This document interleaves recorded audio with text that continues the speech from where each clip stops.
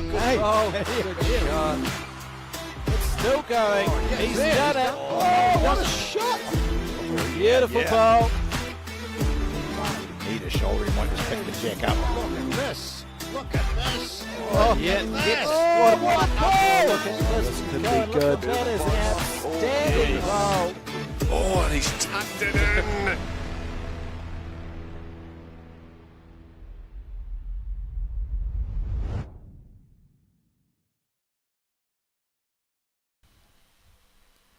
It's finals day at the Summerset National Singles and Pairs Championships here at the Browns Bay Bowling Club in Auckland. The championships, they're run in two parts, the disability singles, the women's singles and the men's pairs in the first few days, and then the disability pairs, the women's pairs and the men's singles. So we've come to the end of the first three disciplines, and today you'll see the final, first of all, of the disability singles, followed up by the two other finals. The players are all ready, so settle back and enjoy the coverage with myself, John Macbeth and Alex Reid. Thanks, John, and yes, certainly looking forward to this one. And as you so eloquently said at the beginning, it is the final of the Open Disability Singles that we start our finals day here with. And you can see there on the left Adam Bailey, and on the right John Lavelle contesting this final. First to 21 shots. Looking forward to it. Yeah, well, John Lavelle has been a very experienced bowler. He, I think, won his first major title back in 1991. Both of these players have, well, pretty much the same disability. John is hearing impaired, and Adam is profoundly deaf. And many of you will have seen Adam Bailey on our coverage over recent years as a young man who's really done so much for disability bowls in New Zealand. And John Lavelle was about to send down the first of his Taylor Redline bowls. We know John, of course, from last year's coverage, John, where we watched John and Linda Bennett win the Open Disability Pairs title. That's right. That was at Burnside, wasn't it, last year? He played exceptionally well. He's the Deaf Nationals champion, but he's also got a gold star in open bowls in the Canterbury region. Comes out of the Sumner Bowling Club. This here, though, is young Adam Bailey from the Auckland Bowling Club. Easy to tell those bowls apart. The good news for those of you who've been watching over the last 4 days is we've got sunshine here. There's not much breeze. I think the players, when they all arrived, and there are other matches on, and we'll show you progress on those other matches and talk about them as we go on, but every player arrived and sort of looked up to the sky and grinned and said, oh well, that wind has dropped away. It's still there, but it's certainly not as prevalent, or is it going to interfere with the bowls as much as what it has done. So this first end, there'll be some nerves out there. It's a national final. And Adam Bailey, good line, just slightly overcooked it. They've played each other before several times. In fact, they played in the final of the Deaf Nationals with John coming out on top. He's a very steady draw player. Adam, on the other hand, while he's a very steady draw player, is very quick to get into fast bowls. He drives very accurately. Very dynamic bowler, isn't he? Yeah. And you see also by his delivery there, that walk out after the bowl every time. Now just follows this one, his last down. Can't be far away. Yeah, good start. I think early on in these games, it's probably just about making sure that you don't get off to a bad start, John. It's not about necessarily getting off to a flyer. You're just thinking, I want to settle down here, be feeling comfortable. Looks like a good start there for John Lavelle. He holds a couple as Adam Bailey goes down to play his last. I thought that was his last, but I couldn't see the other the other three, and I'm thinking, is Surely there's not one up on the bank, is there? No. So here we go. This is his last.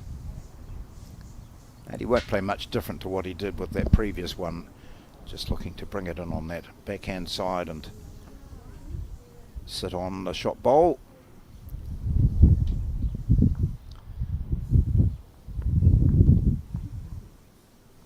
It was just pretty much his weight that time. Yeah. I think he did bring the line in a wee bit, but didn't need to be playing with so much aggression.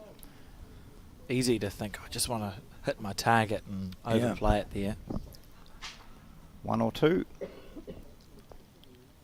2. 2. So first blood goes to John Lavelle in this Open Disability singles final. Now we'll see some activity on the other side. We can see it right there. That's good to show us that wide shot of this A green, the main green here. And the 2 other matches on are the women's semi-finals. So we'll update you with scores periodically for those games, because that will be our next live coverage, will be the women's final. And we probably didn't emphasise yesterday enough, Alex, some of those upset those results. The players who won wouldn't say they were upsets, but we saw the likes of Trish Croop beat Taylor Bruce. Olivia Manser beat Selena Goddard. So this was all prior to during the quarterfinals.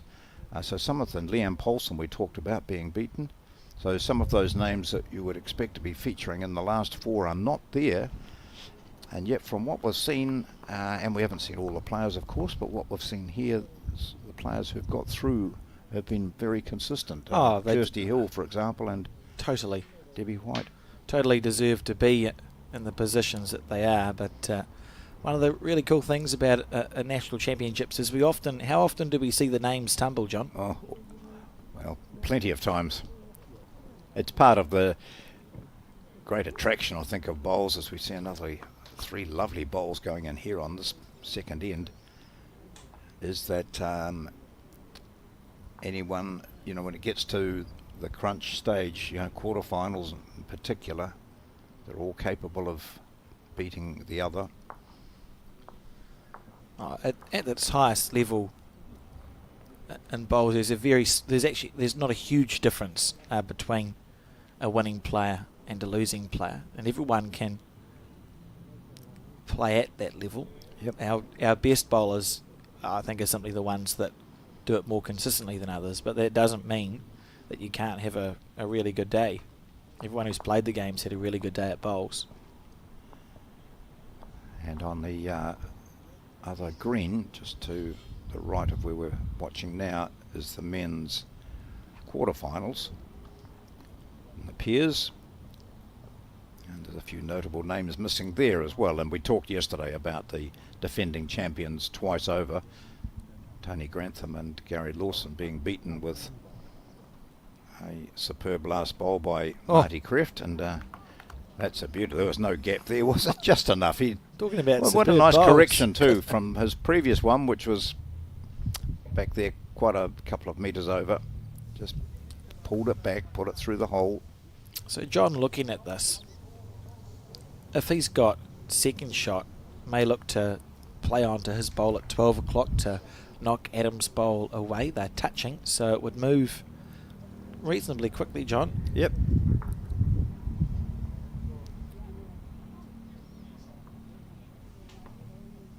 If he sort of makes almost Adam Bailey's bowl at 5 o'clock the jack, that's where I want to my bowl to go to. Brings it in with a couple of metres extra weight. He's close here. He is. He could get them He's both. played it perfectly. Yeah, what a great bowl. bowl. That's it. He came down, had a look at it, saw the possibility, played it to perfection, and from being 1 down in a tight situation, he now finds himself with the shot. So the question is, if Adam hits that shot bowl now, that one that sits at 11, the jack looks like it's going in our 5 o'clock direction. That would be worth one, wouldn't it, John? Yeah, he plays the same shot that his opponent did. Just a touch of weight onto it. Spring the jack back to its right, or our right. It's quite impressive.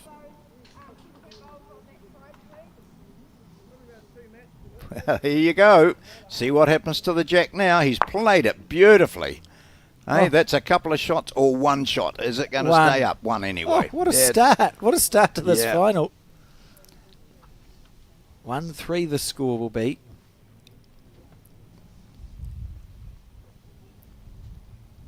Yeah. Well, they were two outstanding bowls.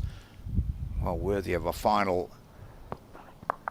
So here's the first one coming in from Lavelle, needing to touch on his own bowl, that blue one, and shoot the shot bowl out, which he did. He stayed with the jack. And here's the one from Adam Bailey. Plays exactly the same line, pops it out. Could easily have stuck on his own and bounced back slightly, and he might have been in for a two. But good calm head, great thinking, and perfect delivery of the bowl. Oh, great start, really.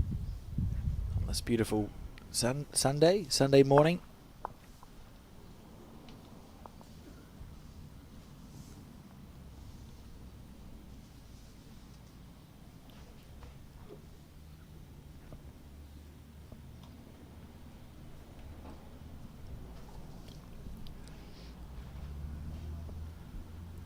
First bowl.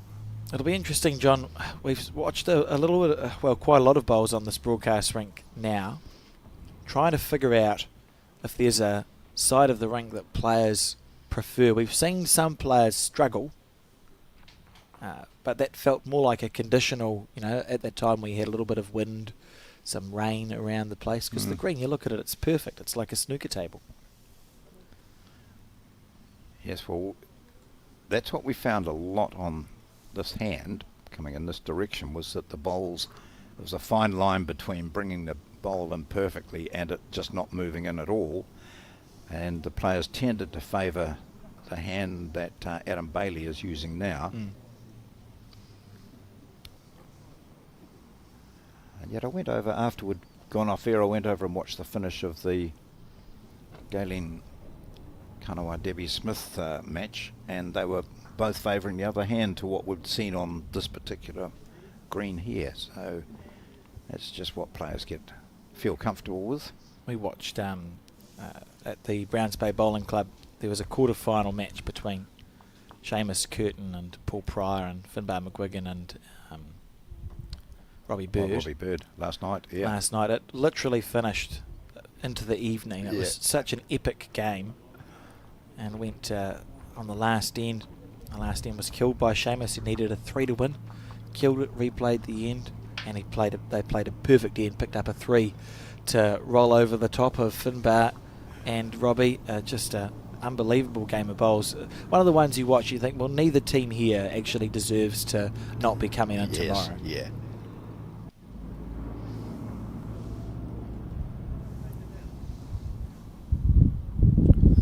Pleased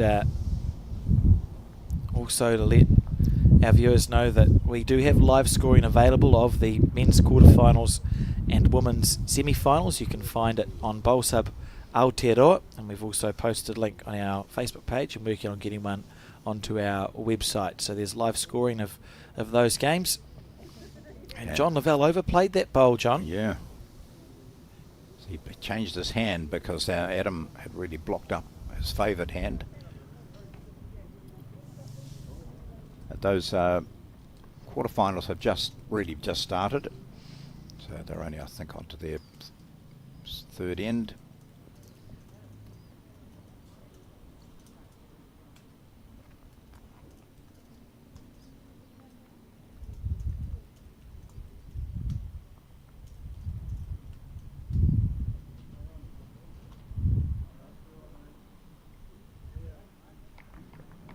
Needs it to hold on. We've seen that a lot too, haven't we, John? The bowls here at Browns Bay, because the greens are so nice. Once they start working, they've got a lot of turn in them at the end, don't they? Yep. We particularly saw, going in the opposite direction to what we are now, great finish. Towards the end of the day, we saw some absolutely delightful draw bowls. Big, wide green. Those sort of greens that you feel, I need to go wide. It's a bit uncomfortable. It doesn't feel natural, but you take that wide green. And to see it finish as it has done, or did yesterday, is a great feeling. Here's John Lavelle. He'll be 3 down here.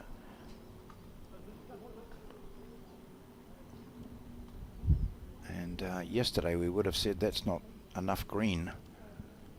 We're saying it again we're saying today. It again. Yeah, yeah.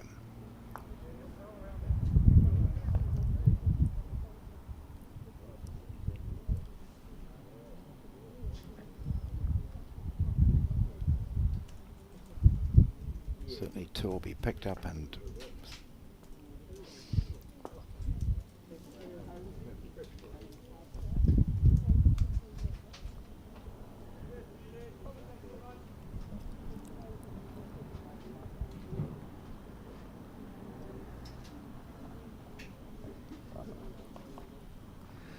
What do you think, John? I think as John eventually moved the measure in a wee bit too. I think they're going to try it again.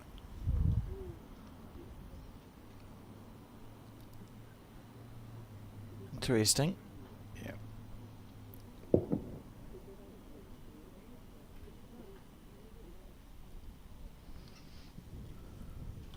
So that's a 2 to Adam Bailey.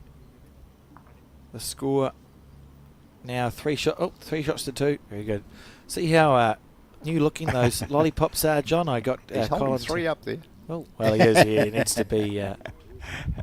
We'll blame that on whoever gave him the lollipops. It wasn't me. So 3-2. So this is the final of the disability singles.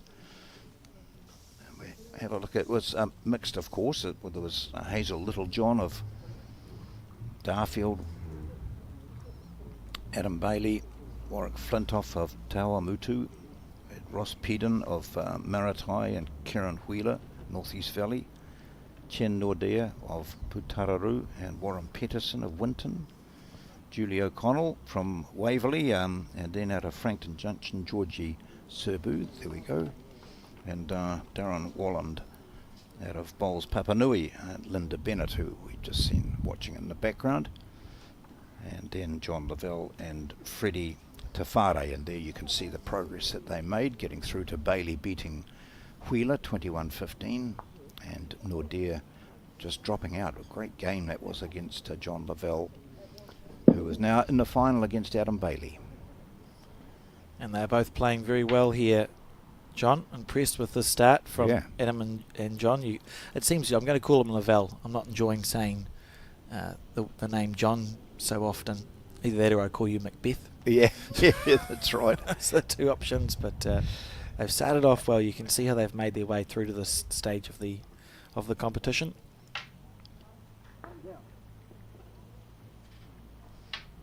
it's important here, and I'm not sure who the marker is. Do you know? I should have checked, normally do, but it's important that you've got someone who is totally empathetic to what the player's situation is, because if you've just joined us, they're both hearing impaired, and John can hear a little bit, not much, and I did manage to get a conversation with him, but in assistance there was the president of New Zealand Deaf Bowls, Hazel. She was assisting as she could, but with Adam profoundly deaf. So I'm getting back to the marker remembering it's more about sign rather than voice.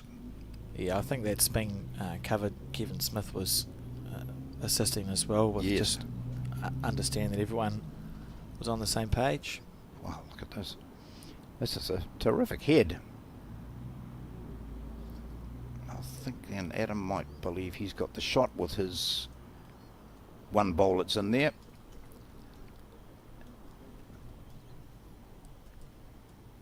Yeah, you might just about try the same shot that he did last time, except that the jack's still going to go back to Adam on the right here, but he might play it on the other hand, I wonder. Let's see what John Lavelle decides to do. Yep, playing on the other hand.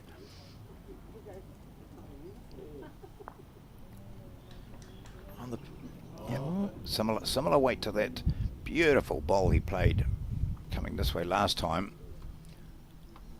Just looking to touch the jackers. Yes. Oh, he's close, John. He is very close. Oh, it's he done did it. enough. He's done enough. That's fantastic. Wasn't looking at anything like that similar weight that I talked about. He was backing himself to play it inch perfectly, and you could see the delight as he clapped his hands. I mean, what a shot! Oh, that you've moved the jack. A millimetre. That's incredible. To deliver a bowl over 35 metres down a green. So now we'll see the same shot that he played to pull the jack back last time. Oh, just going to undercut it this time, but that was it. You could see the intent. He knew the movement of the jack would favour him. Would have been worth a number 2. You can see from this player's point of view the bowls to the far left. John was Well, he's not going to leave this. No. He's going to play it because there's a possibility of adding to that. Just turn his own bowl or just touch his own bowl. Even if it doesn't move forward, he'll put the jack back slightly to give him a couple. So there'll be no weight in this, I shouldn't think. It'll be a similar bowl to what he played.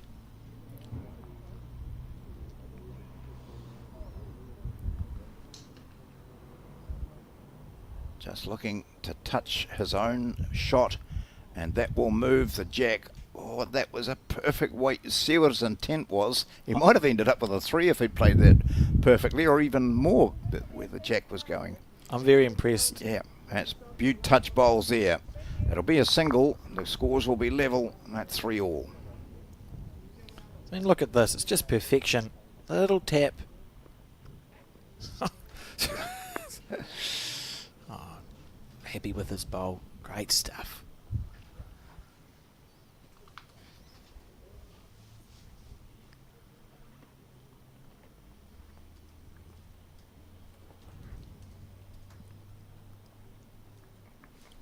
First to 21.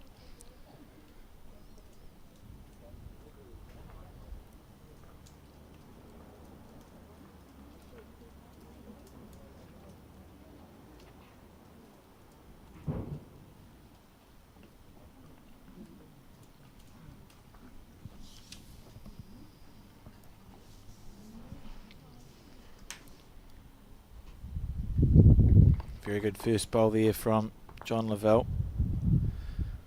He struggled a bit coming in this direction last time. It's warm out there.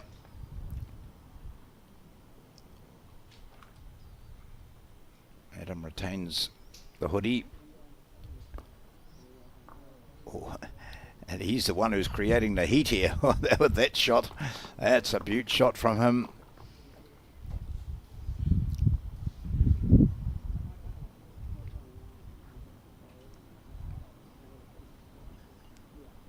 John Lavelle taking his jersey off. Yeah. Fair enough.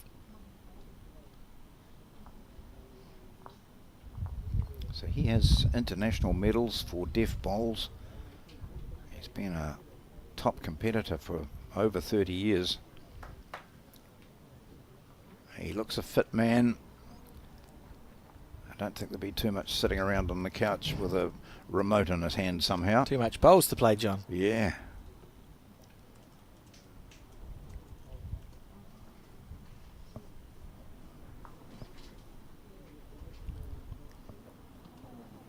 Just a little shake of the head there from Adam Bailey.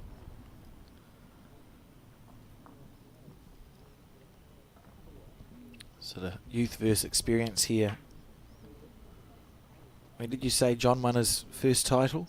It was in the 1991. I think it was his first international title then, I think. Oh, I'd be very surprised if Adam Bailey was walking in 1991. Yeah, that's right. Or breathing. Hands on hips there. And it is one at the stage to Adam Bailey on the head.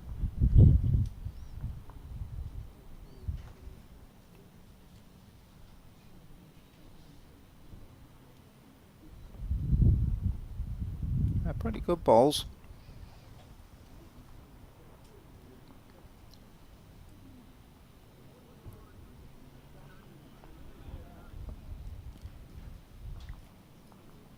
First task for Lavelle is to draw the shot. Second might be, and he's been down on the head, to move that jack back to where he has those 2 blue bowls. Just damaged myself literally reaching across the desk, John. It's probably not a good sign for a commentator. Oh, it's only your voice you have to worry about. Here he goes. Look at this. Move the jack. No, he's going to draw the shot. That's Butte bowls. Might not have. Hard to tell. One to the red, so Yeah. Adam Bailey indicated to be holding the shot here. If it hadn't sat down, that was probably enough there. And if he'd had a half a metre on, it would have just pulled the jack back to him. That's a great line. I'm loving this. These 2 have started off. There's been no taking 3 or 4 ends to warm into their task.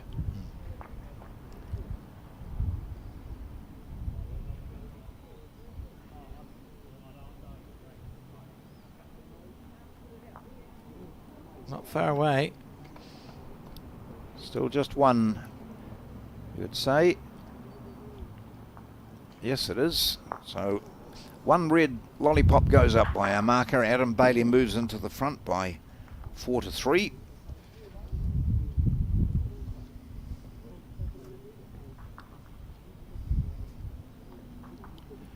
So we've also, on this green, we've got the women's singles semi-finals being played, as you can see in the background.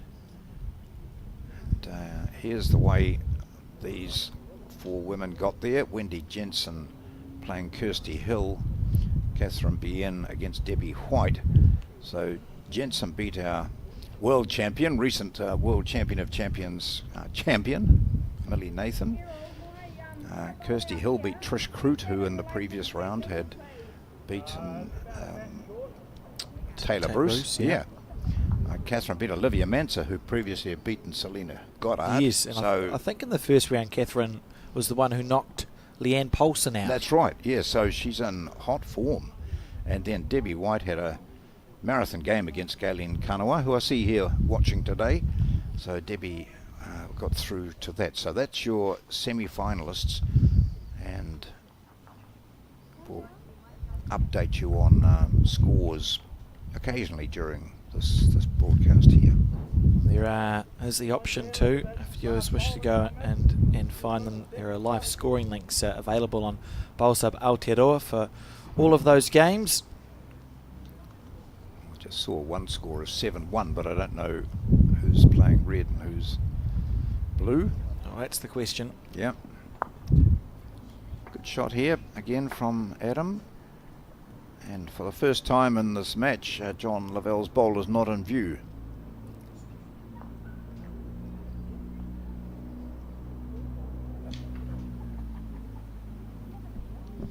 It's been a very impressive, a steady start. I spoke at the top of the show, John. I thought there might be some nerves shown by these players. It's a national final. You're live on Sky Sport.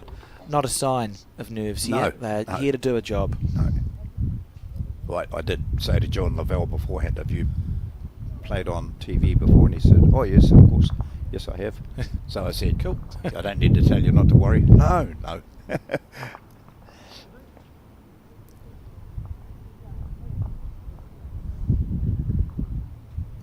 at this lovely bowl. Very steady. Yeah.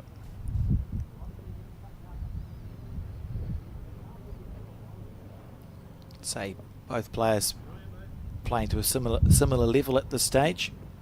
Very early, of course.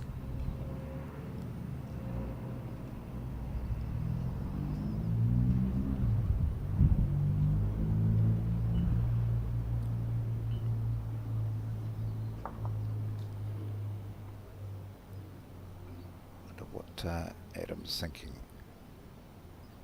Maybe wondering if he's got second shot at it. From here it looks as though he has the shot, but we've been fooled before by our camera angles. He's quite an aggressive bowler, Adam. Yeah. And regardless, that shot of John's, it looks quite lonely. You could just you could rip it out here. You might see some aggression. And he doesn't have the back, so he has to be careful. That would be why he'd be measuring whether he had second shot, because it's not worth it otherwise. There he goes. Checking the weather. Maybe that wind has picked up a little bit. It's evidently blowing a wee bit, as we see from the bush behind him.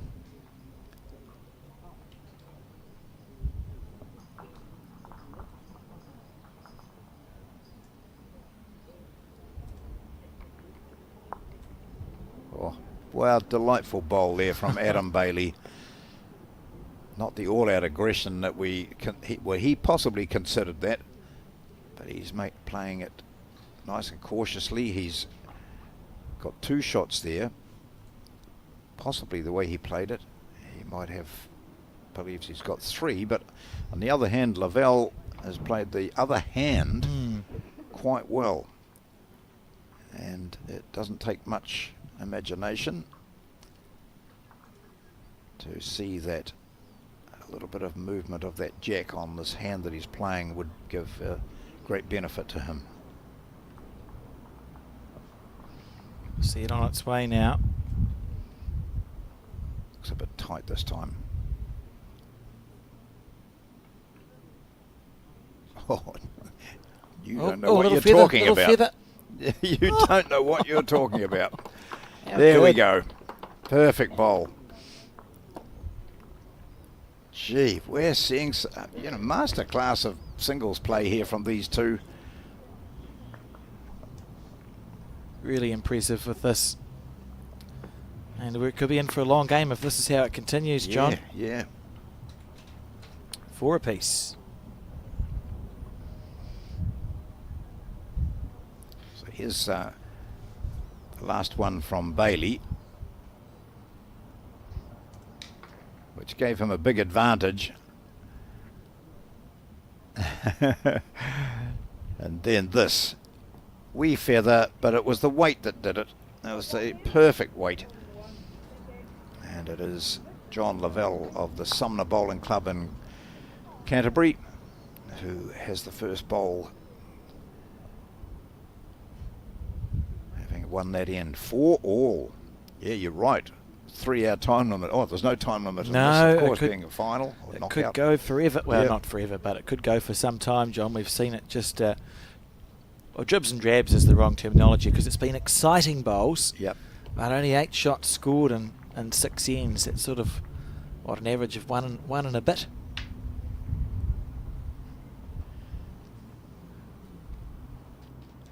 And also, we do have the men's pairs going on in the adjacent green, and we'll show you the progress of those players. Some classic matchups. So here we go. You can just see the progress coming from men's pairs. Up-to-date results on bowl sub Aotearoa.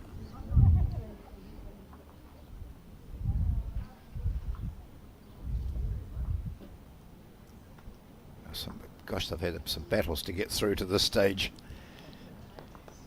Some mighty games. Yeah. Good bowl there from Adam Bailey. Great correction from his first one.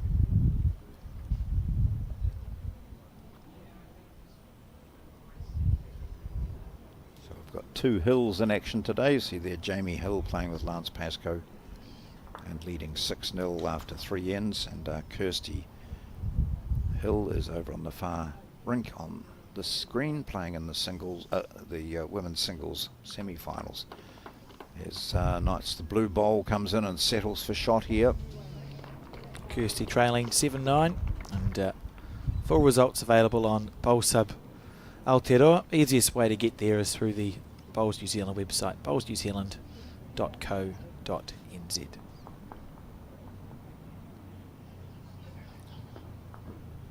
Interesting head developing here, John. A lonely bowl again of John Lavell's. Yes, and I just wonder whether it might be time for Adam to bite the bullet. I mean, it's 4-all. No panic at all, but that's a situation that we've seen him take advantage of many times, or at least attempt to convert.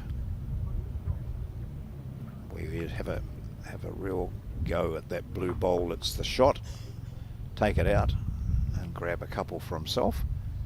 And John Lavelle knows all about Adam Bailey's ability to drive, and he also knows that it's draw bowls that win matches in general. And here he goes. Ooh, close. Yeah, yeah.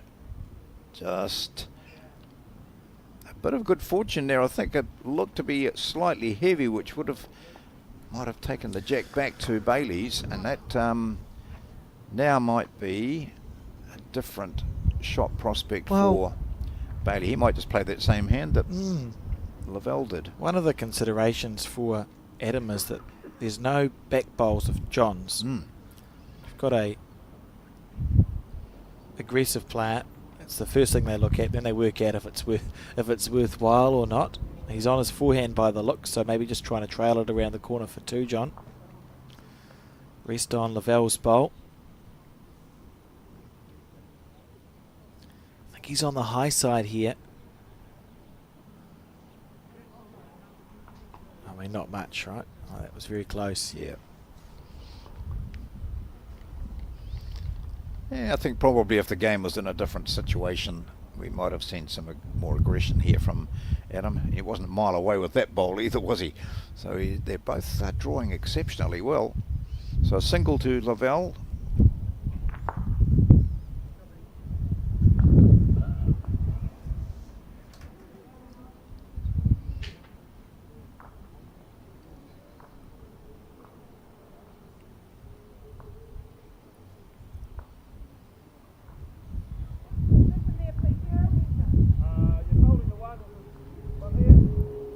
That jack has gone out of the ring, so Lavelle wanting it long. He had the mat up 2 meters maybe. Bailey's taken it back to the 2 meter mark. Not quite to the 2 meter. Looks for something a bit shorter.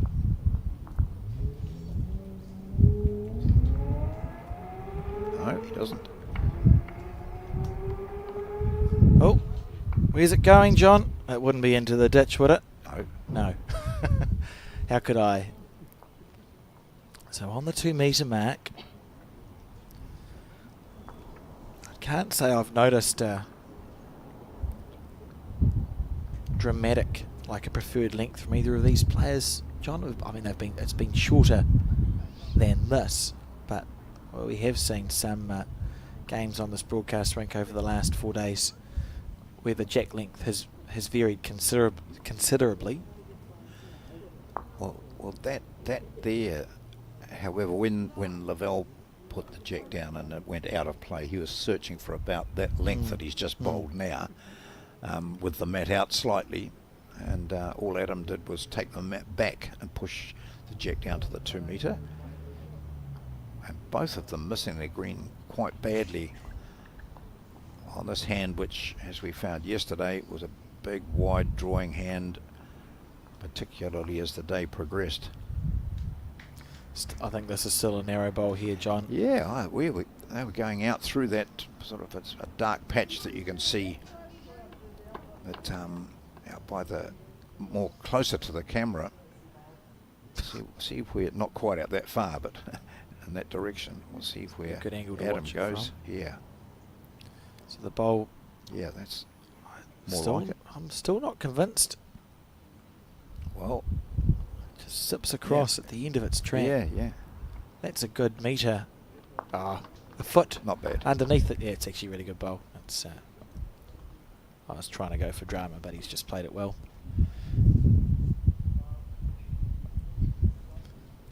See if John can make a similar correction. Just instinctively feels tight again here. Yeah.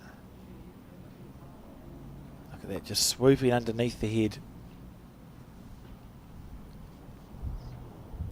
narrower than before, and yet it didn't look like it. From that line was almost the same. I thought there's a mark that I'm just watching out there on the green. That dark patch there that Adam's just gone around, so that might be just a bit wide. I know it's coming in nicely, so that's a. If you're viewing this and you're just watching, you can see this patches on the green, which you can work out whether a bowl has changed, if they've changed their line or not. And then you just test yourself and say, oh, I've got it, I could get it. Yeah. But they probably can't even see that dark, shadowy area. Oh. Hold. Oh, sweet Johnny. Interesting, John persisted for 3 bowls on his backhand, a big swing, and switched. Or was it only 2 bowls he persisted with? He switched anyway to the forehand side. Hmm. And yeah, you can see all 4 of his bowls there. The most scattered head that John Lavelle has played by some margin. And he's got the teapot there, and that's a stance quite often.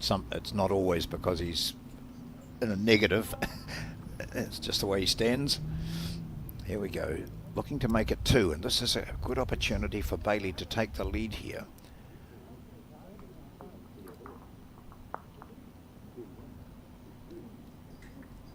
That little dark area there, I reckon, was about the line he wanted, just around that. Oh, and it's his weight that's let him down now. So he'll be disappointed, and John Lavelle, I think, will be quite relaxed, relieved more that he didn't drop another couple of shots out of that. Very loose end from Hib. Yeah. 5 all. A decision to make for Adam, because they both played poorly that end, but I think Adam dealt with the long end better than John.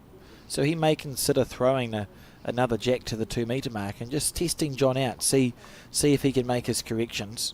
Looks like that's what he's opted to play. And the mat essentially back at the 2 metre mark, so this is pretty much a full length head.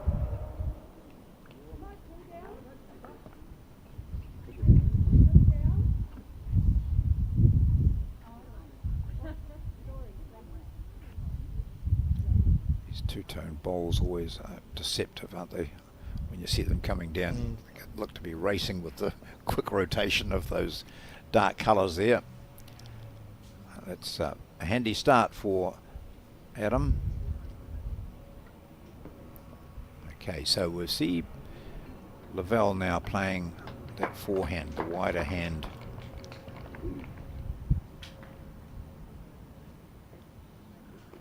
Looks to have mastered this.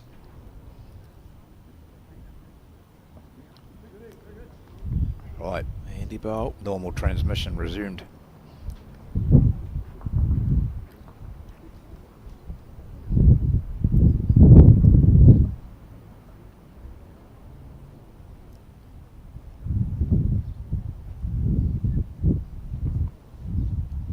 We see Yeah. the switch to the backhand.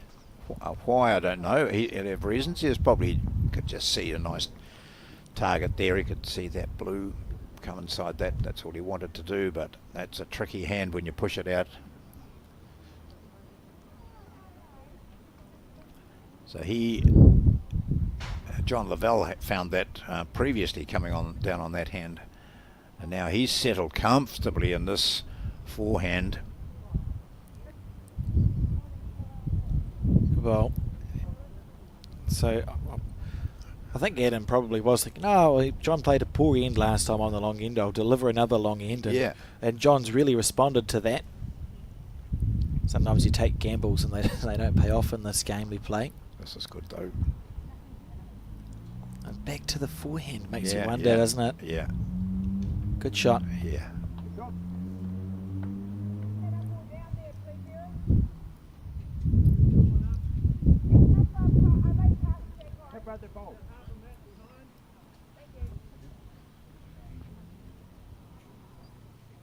John just asking or communicating with the marker about how far away the jack is from the shot bolt.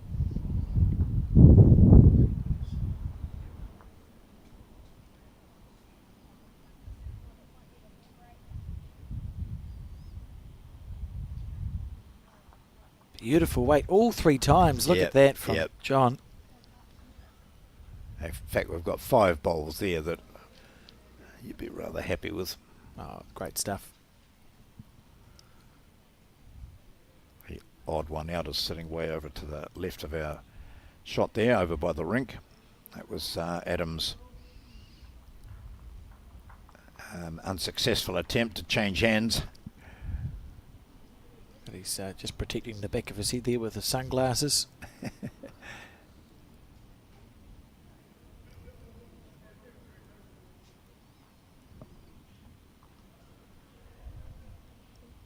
From this angle, looks like he's holding the shot, that bowl at 12. Yeah.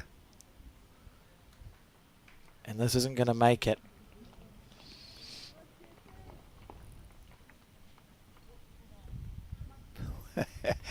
Well, there's no doubt that he's got his green sorted coming down in that direction. He'd love to be able to do the same going the other way, as that really tested the players. Yeah, just trusting the bowl to come back to that centre line. The way John's looking at this, excuse me, goodness, I think he's possibly one down, John, because he's indicating with his foot placement, just what bowlers do, that he might be looking to sit his bowl over on the backhand side, which is to the right of your screen.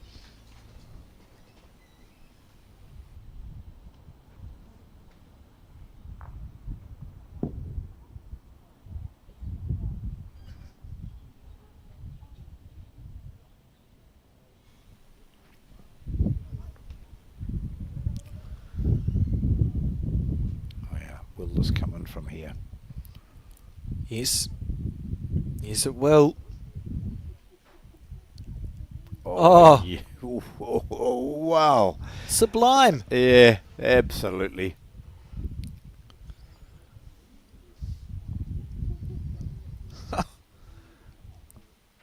Such a good bowl. We've seen John. some remarkable last or second last shots, haven't we? Last bowls from these players.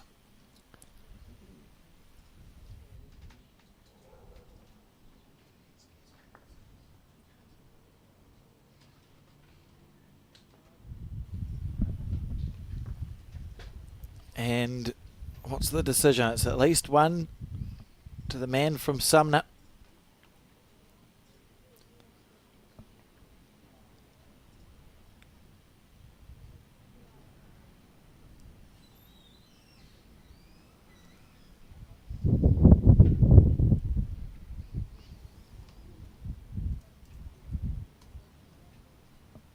Make sure you get the colour right. Yep. Just the one.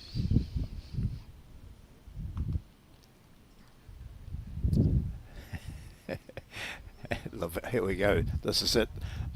Just a bowl, a gap that was big enough to hold a bowl and a half, and he snuck through there nicely with that perfect weight.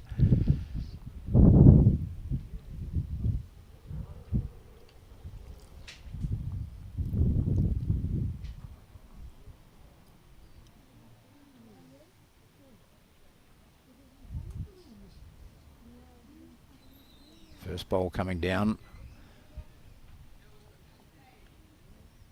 And once again, just trying to work out how wide to go on that hand.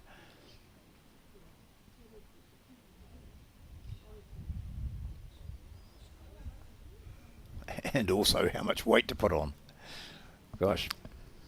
So this Those are the questions. direction is totally the opposite to what we're seeing going the other way. We're seeing scattered heads. This length.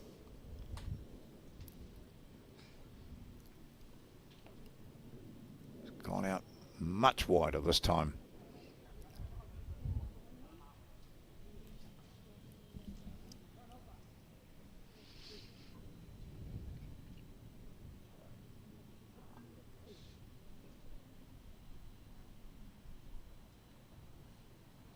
Nice delivery, just lets the ball drip off the fingers. Here it comes.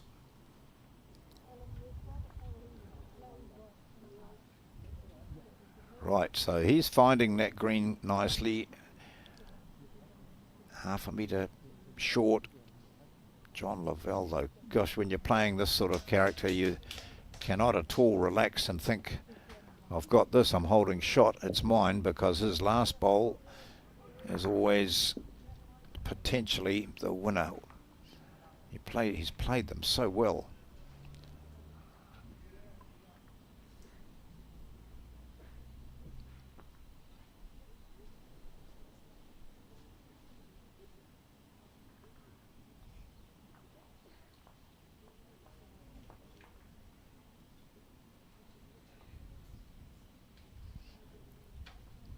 So Adam looked to be a bit annoyed with his green. There it goes, sitting nicely for 2.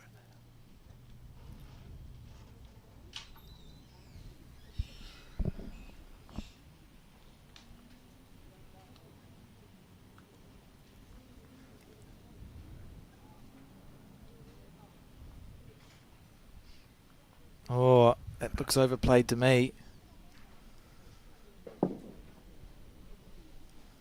So last bowl for Bailey. He's holding, looks like 2 there. He's got them all on a line. So he is having no trouble with the green.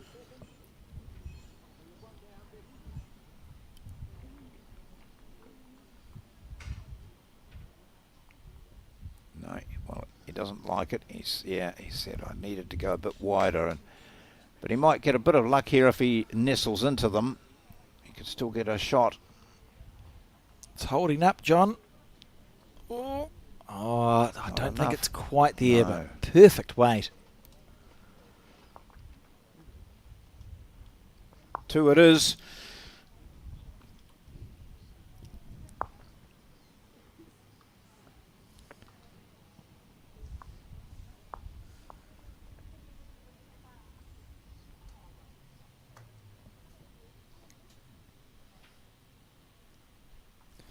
This game still looking for all intents and purposes like it's going to go the full duration, John. Yep. 1s and 2s all the way. That jack delivered, stayed up, and it's going to be placed on the 2 metre mark.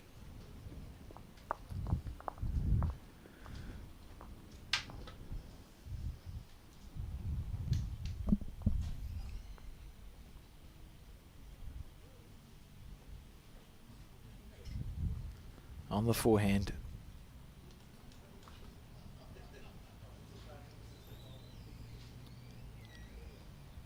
Well, we'll see what we get out of this end, because this direction has been perfect for these bowlers. Look at that, that's a great start. You just need to remember what John Lavelle did with his last coming towards us here. Popped it through a little wee gap with perfect weight to rescue a situation.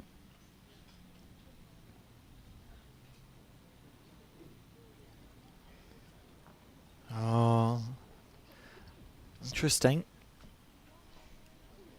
Both have been playing very well, but I think John perhaps has played a few looser bowls than Adam at this stage. And yet he's played those sublime ones as He well. needed to. Yes, yeah. So I suppose, Adam, you had to try that hand at some stage, because the last time you did, your ball just about stayed out of the rink.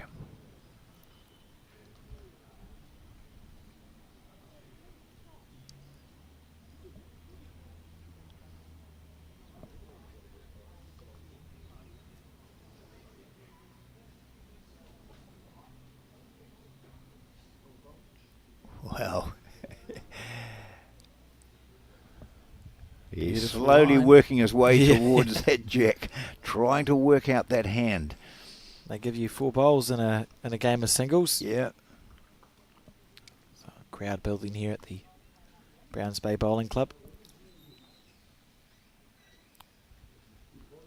Well, that's interesting. That's really good that he's also persevered a wee bit. Can't let a hand beat me. And this is my best bowl. Well, my best hand. I'd be going through that blue bowl of John's out there on the left as we view it, if I stayed on that hand. So let's try the other, and he's made the adjustment nicely.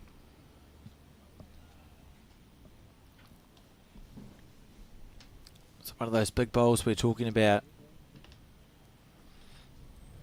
It's not going to manage it.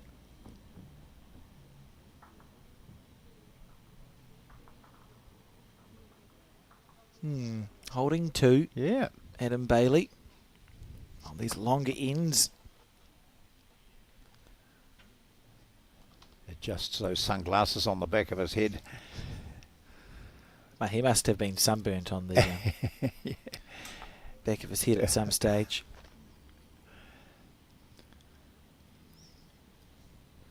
It looks like from Adam's point of view. So that far right bowl of John Lavell's is almost a target, or you could switch to your backhand.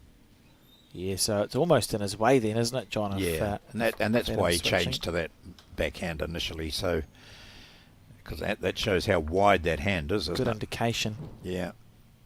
He's got this nutted now, hasn't he? What's That's his weight like? Oh, might not be enough.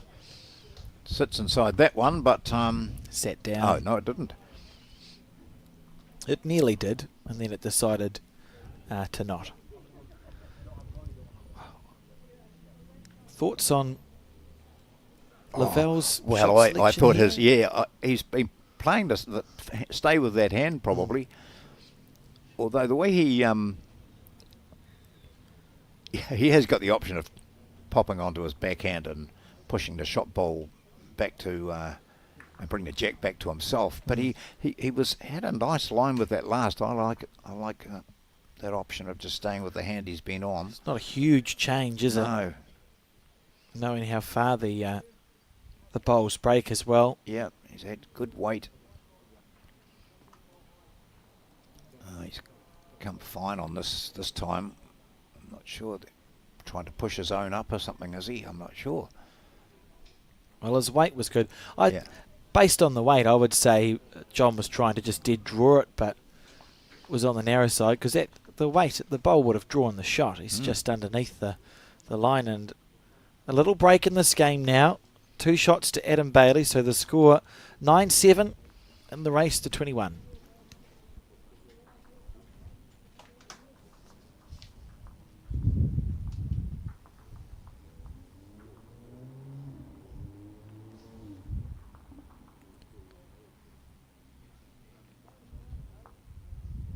Jack delivered.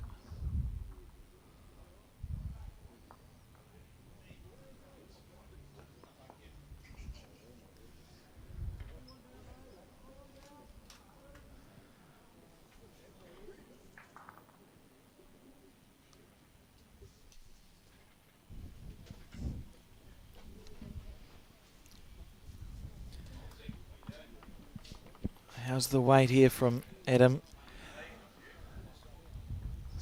Chopping and changing a bit on the sides of the rink these players are playing. Hasn't really had an impact on the standard, John. I think it's is it the length of the end that's determining which hand Adam's playing, because he played that wide hand so well last time.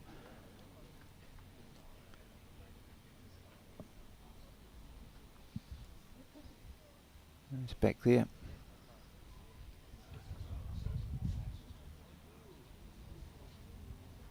Good line. Yeah. Yeah, good bowl. Well played. This is the first to 21. It's been nip and tuck throughout it. A 2 by Lavelle on the first. And then it was 3-all after 4 ends. It was 3-all, it was 4-all, it's been 5-all.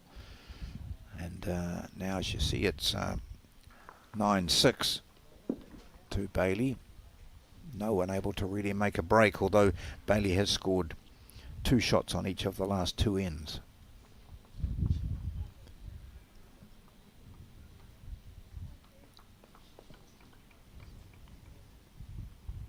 How fast is this ball going to break back? And we expect it to... Yeah, it'll be pretty good. All the way. That's a nice bowl. Yeah.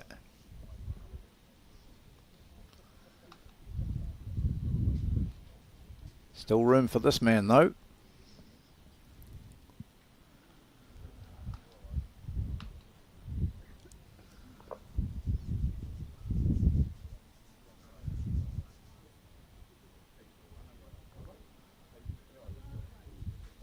Oh, good try.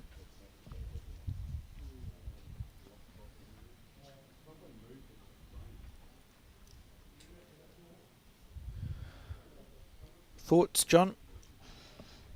Yeah, I think we're getting to a stage where this game might just turn a wee bit. I'm not saying turn against Bailey. I'm thinking turning for Bailey. I just have that feeling he's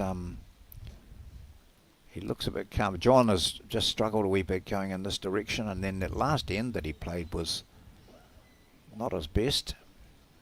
So I'm not sure what he's got there, but oh gosh, no, there you go. So that's stop talking now. Well, you didn't need to know sign language to No. understand how Adam felt about that bowl. And I wonder if John, is it his turn for a bit of aggression here? Well, even Or a I big mean, trail? just about his green is pretty good there for the shot that he would love to play now, and that is to move the jack slightly across to the right. And I think that could be a maximum there if he moves the jack. And that we've seen he's certainly capable of that. Let's see what he manages. Weight needs to be perfect again.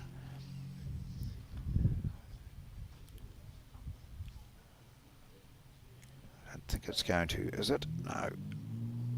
I mean, that was close, wasn't Gee, yeah. it? Just on the outside of the line. Well, Adam's got the mat. Will he have the jacket? One. Just one it is. Yeah, so our marker today is Alan Bright. He'll turn around. Well, he won't turn around. He'll see the jack whistle past him probably before he gets down the far end. He hasn't checked to see, because certainly when John Lavelle's got the jack, there's no messing around. Entirely fair.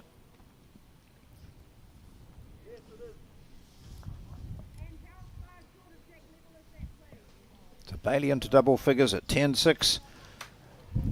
Long way to go to that 21.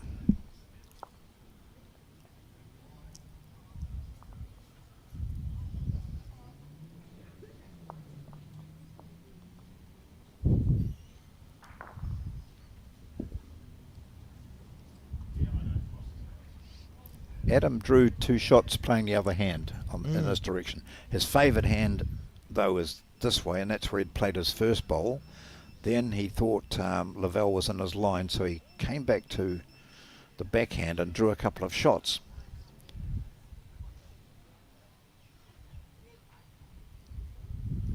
Lavelle, on the other hand, played all his bowls on the forehand coming in this direction last time. So that just sort of tends to suggest there's a bit of uncertainty.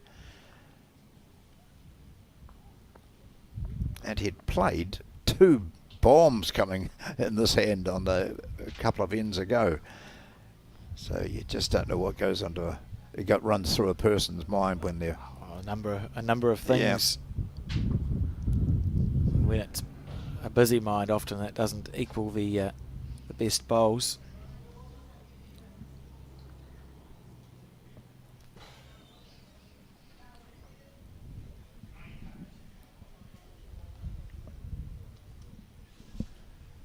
On the forehand. Yep, so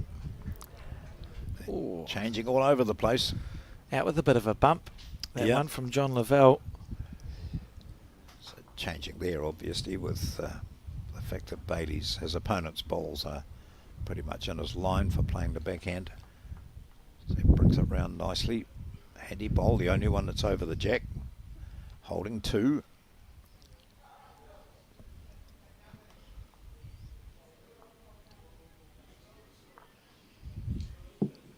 Looks to be well pointed, this. Yeah, just waiting for it to turn. That's a good bowl. Yeah. Yeah, well played.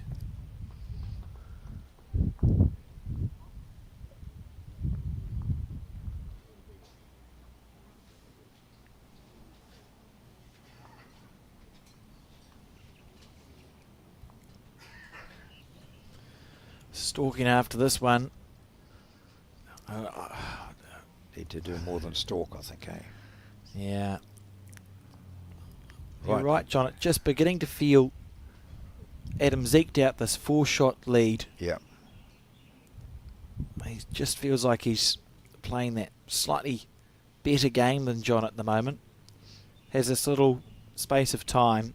It goes in ebbs and flows and bowls where there's an opportunity to build a solid lead here in this national final.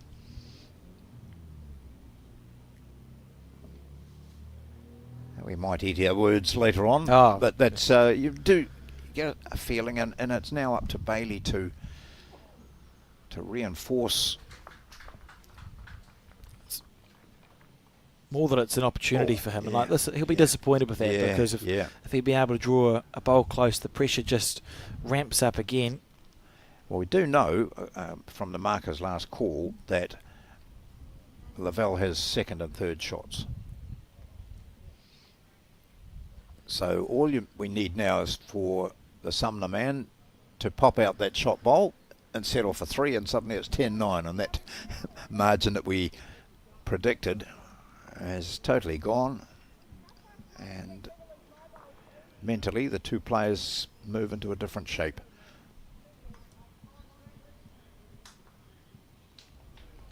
Here we go.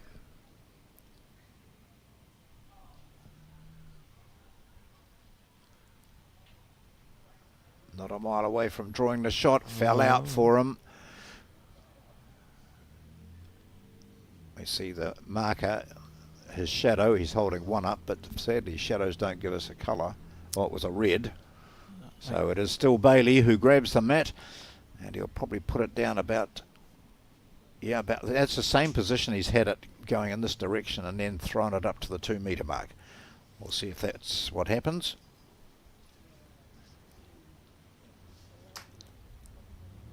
So 11-6 now.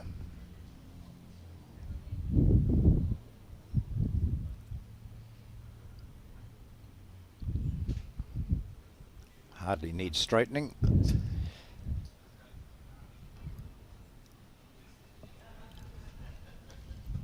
An absorbing match. Yeah, he's giving that forehand a go on this hand again. So here we have some more updates for you. That was a nice line for him.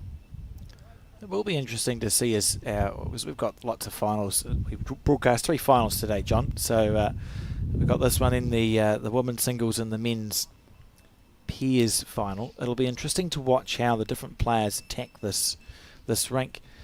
It's been very 50-50 on hand selection in this final. I don't think either player's favoured it. The hand to our right, the side to our right, as we see it, certainly the more turning hand, I would say.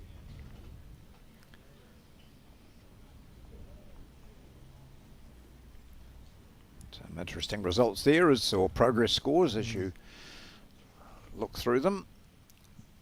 Singles post section.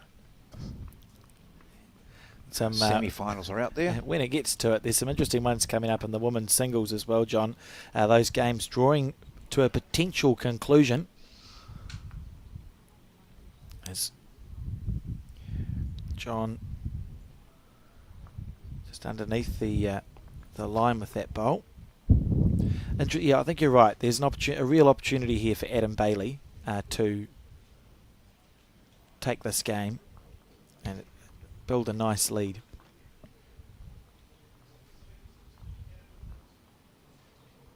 Well, that's not the line he was taking for that hand.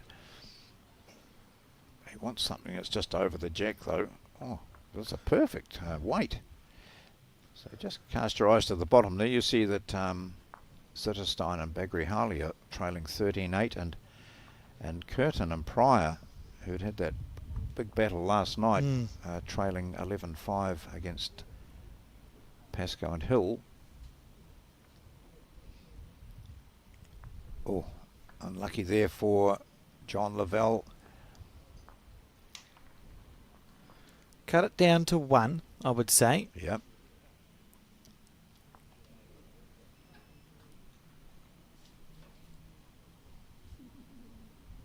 Right. What can you do here, Adam? On the backhand.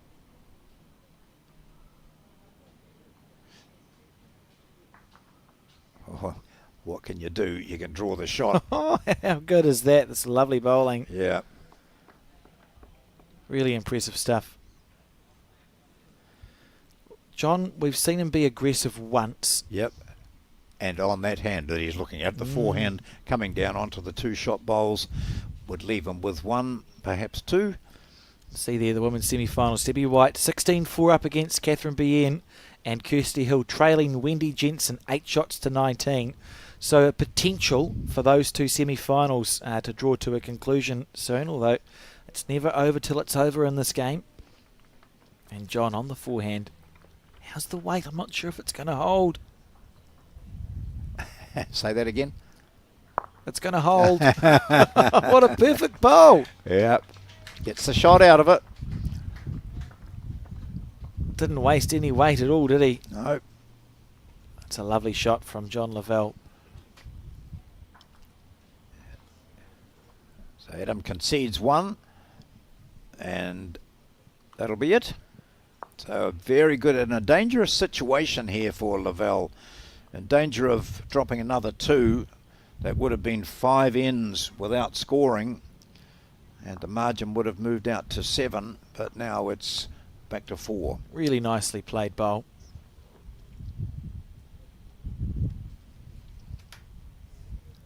Oh. It's a quick throw. And he's got to be disappointed with that, because the gives Adam that advantage of playing to the length that he likes and to the mat distance that he wants.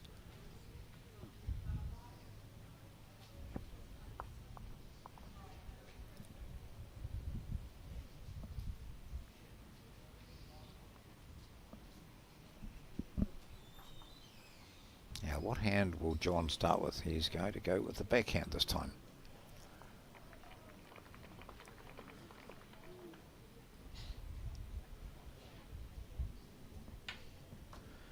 The line's good here. That's a well played bowl, John. Yep.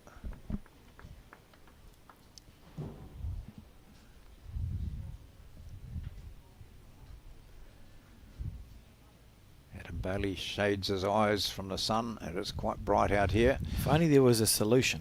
Yeah.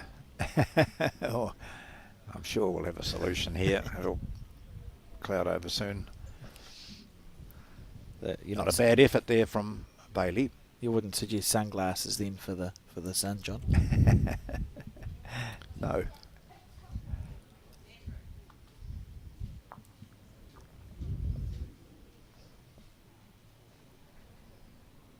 In the groove now. Lovely bowling.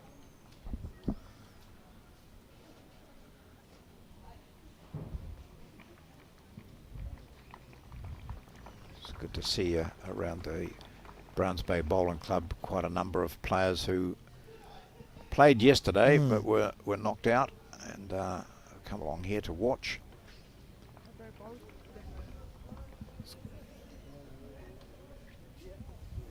And it'll continue to build as the day goes on.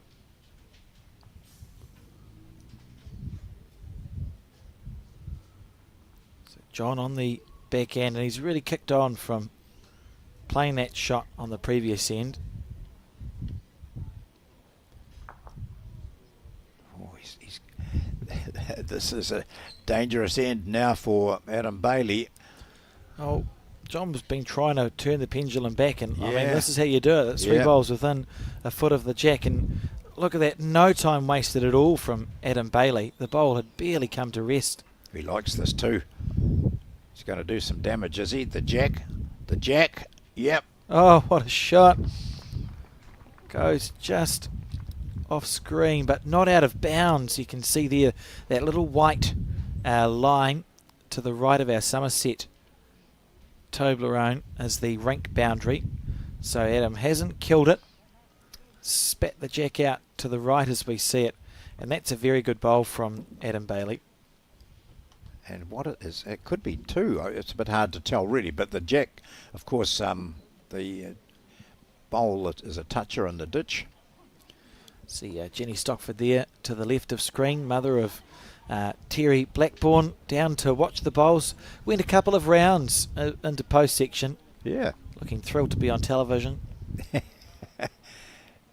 And for those who don't know, she played with Alex Reid and won the Auckland Mixed Pairs. Carried me well, John. I think she'd disagree. Right, here we go. Watch this from the bowler's point of view. So the bowl will enter from the right, the bottom right of your screen. He just has to beat this black and white one here. Oh gosh. That one. Yeah. And look at where he's placed the 4 bowls. If the jack hadn't been moved, he's holding 4. And it's 2. 2 at the moment, so an opportunity for a third here for Adam Bailey. Can also report hot off the press that Wendy Jensen is our first women's singles finalist to be played at the completion of this broadcast game, John. She's beaten Kirsty Hill. Mm-hmm. There we are. That's 3 for Adam Bailey on this end. To be confirmed, of course, with the players when they come forward. 1, 2, and then it's whether that one in the ditch is a third or not. What's a measure? Umpire. Good, all right. So that's Jensen through, beating Kirsty Hill. We'll get the confirmed score for you. And we did know that Debbie White was quite well up in her game against Catherine Ian. 18-4 at the moment, and Okay. Wendy Jensen defeating Kirsty Hill 21 shots to 9 ultimately. A resurgence from Wendy Jensen, who's been a name that's always bubbled to the top of bowls in New Zealand since the late 90s, John. Yeah. She played for New Zealand in the late 90s, and then again 5 or 6 years ago where she won a gold, I think, at what was the last Asia Pacific Fours Championship. Always one to watch out for. Holds a New Zealand Silver Star for 5 Silver Star titles. And look at this bowl from Adam Bailey. This is what changed this head around. Snick the jack out to the left. And ultimately it's been worth 3 shots. And yesterday we saw a man I can just see through in the room at the moment, Adam Blucher, have about 7 shot goes at whacking the jack and missed, as he said afterwards. He said, I can't believe how close I got without hitting it. And then Adam Bailey steps up and does it perfectly there. It's a cruel game sometimes. Yeah. Just waiting for the umpires to complete their measure. We'll know if it is a 3 shots or 2 to Adam Bailey. Notice they chocked the jack. You see it over there to the right with chocks around it. A long string measure.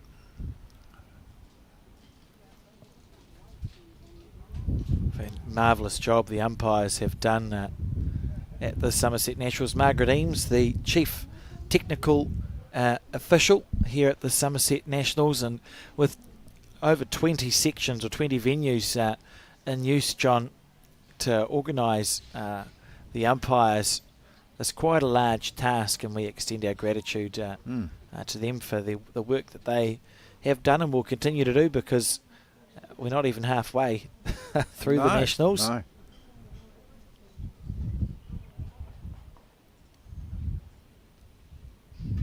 It's easy to get down to measure. It's not so easy to get up I do from the measure. And finding the ground seems like it's getting further away. Yeah.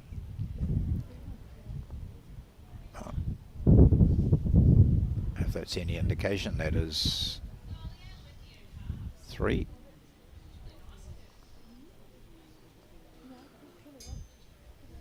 All right, it's okay. I can see that it's a long way off, says John Lavelle, and he'll be conceding 3 shots here on this 15th end. 7 shots clear now goes Adam Bailey. Yeah, that was a really telling blow, because John Lavelle was on song. He had 3 shots very, very close to the jack. Just a little gap there, which Adam Bailey took advantage of, ran the jack through, and managed to score a third with his last bowl. Oh, we're going shortish this time.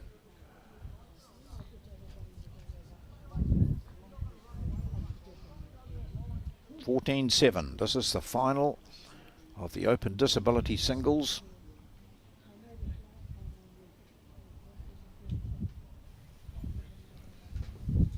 A shorter end than what we've seen. Yeah.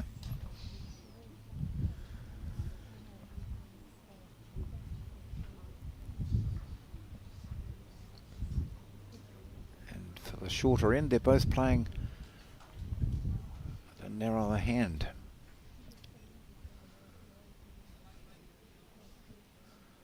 Interesting. Yeah. Although I wonder if Adam might now change. Yeah.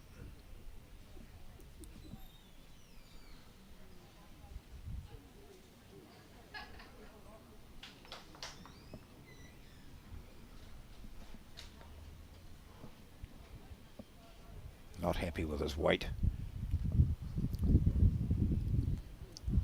Oh, a change of hands too for John Lavelle.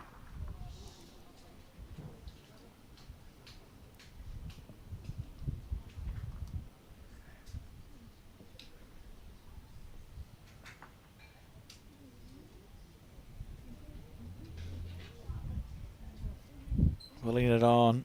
Had the right green. So what comes into play here, Alex? Do you think that with the building at this end, where the camera is at the moment, the wind is coming off there at various times?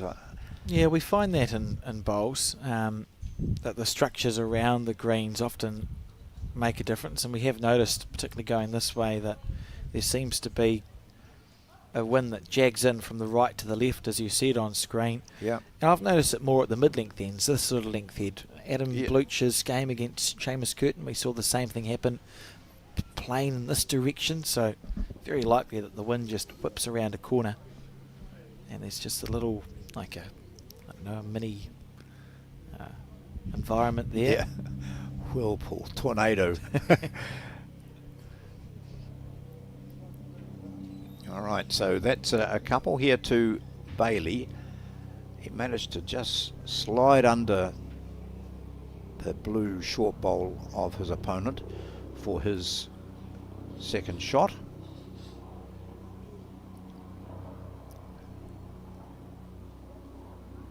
Does he go back to the forehand this time? Or is he? Yep, stays there.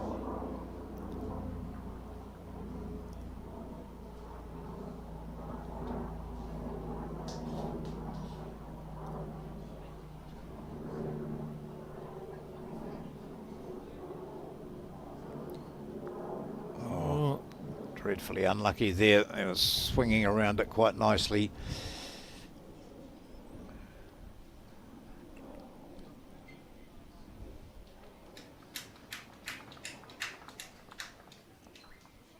Well, John's got an obvious correction to make here. He wants to come in between his blue bowl, short bowl, and the last one of Adams. It's just drifting. Yeah, it's hanging too. Oh, good fortuitous, yeah. So one, you would imagine, to Bailey.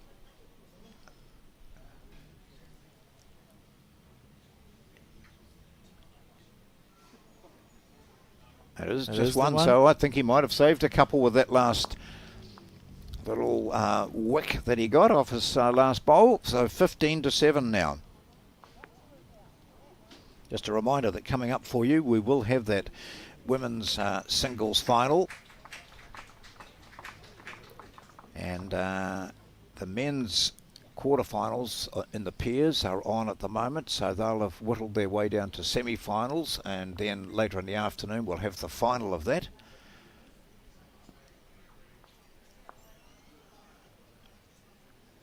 See what John Lavelle does. Not convinced that he'll do anything short. I think they quite like he's to. pulled the mat up a little bit. Yeah, still go down to the 2 metre, I think, will it? Or would he try something really different? 2 metre.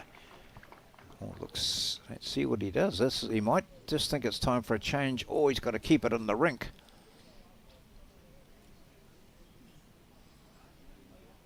Oh, no. He hasn't. Oh, that's so disappointing as a bowler when that happens. Yeah. So you've had the opportunity to set the length that you want, and he's been unable to do so. Yeah, that's a really bad mistake.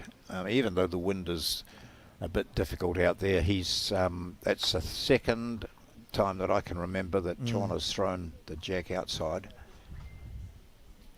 And it just hands the advantage back to his opponent.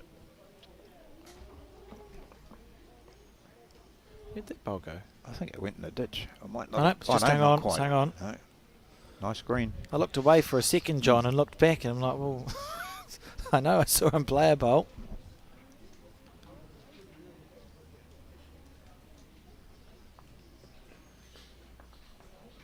I think John Lavelle would have been feeling really comfortable playing in this direction. Last time, of course, he had those 3 sitting around the jack, but didn't win the end. But he clearly was on song. He loved that line he had. It was perfect weight. Had the opportunity to set it up for himself, the length that he wanted, and threw the jack out. And so that just hands it back to Adam, who draws beautifully with his second.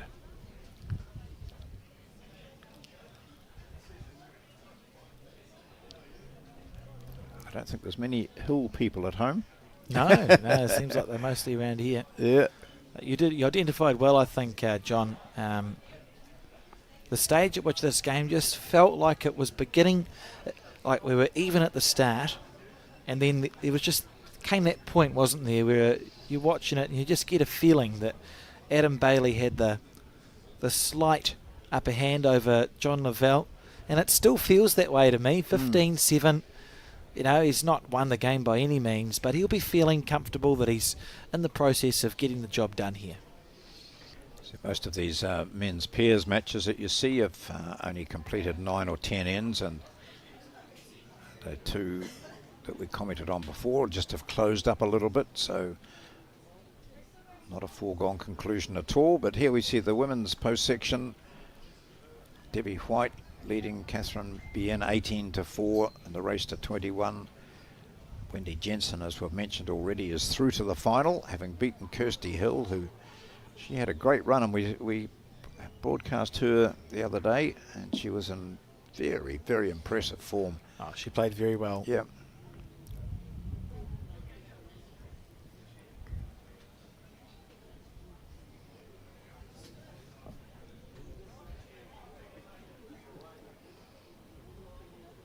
Adam Bailey in no hurry, not at all rushed in this. He's got a sizable advantage now at 15-7, holding a couple of shots.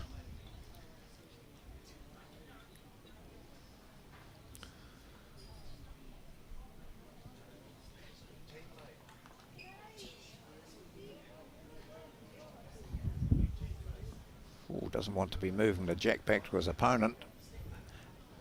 Sits there, that's all right. There's another one. Lovely weight, Adam. Very good. After the first one was almost in the ditch, his next 3 have been in that effective area.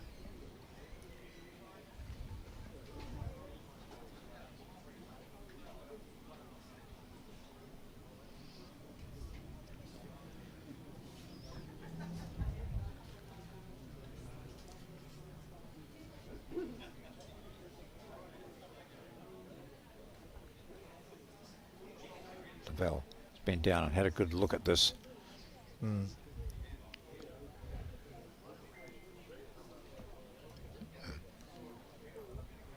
Well, so die shot here, playing down on this forehand.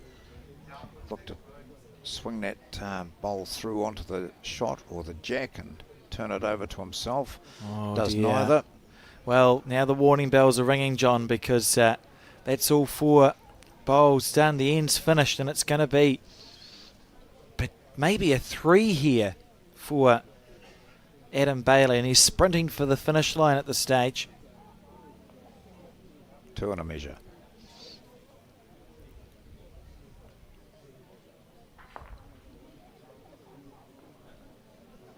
Yeah, it's pretty much, I think the marker, John Bright is saying, Alan Bright is saying, look, I'm the marker. You need an umpire if you want to measure. Happy to.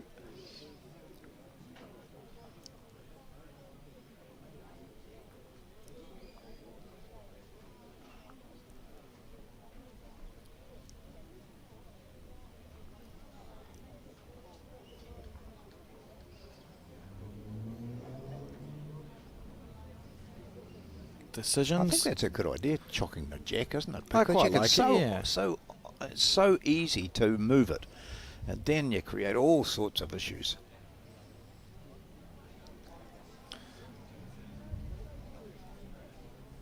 Some of the shots of the day here on this end. That was the one. There's 2 in there. Here's the 3rd.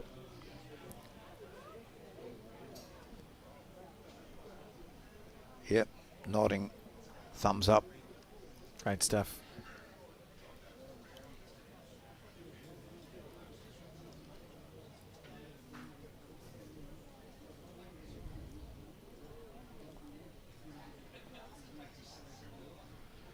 I can tell you hot off the press, John, that Debbie White is our other Open Women's Singles finalist. Wow. It's going to be Debbie White playing Wendy Jensen shortly after this game is concluded.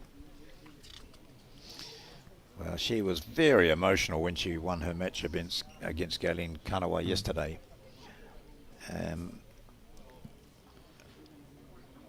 Took time out to herself before going down to the end where her supporters were.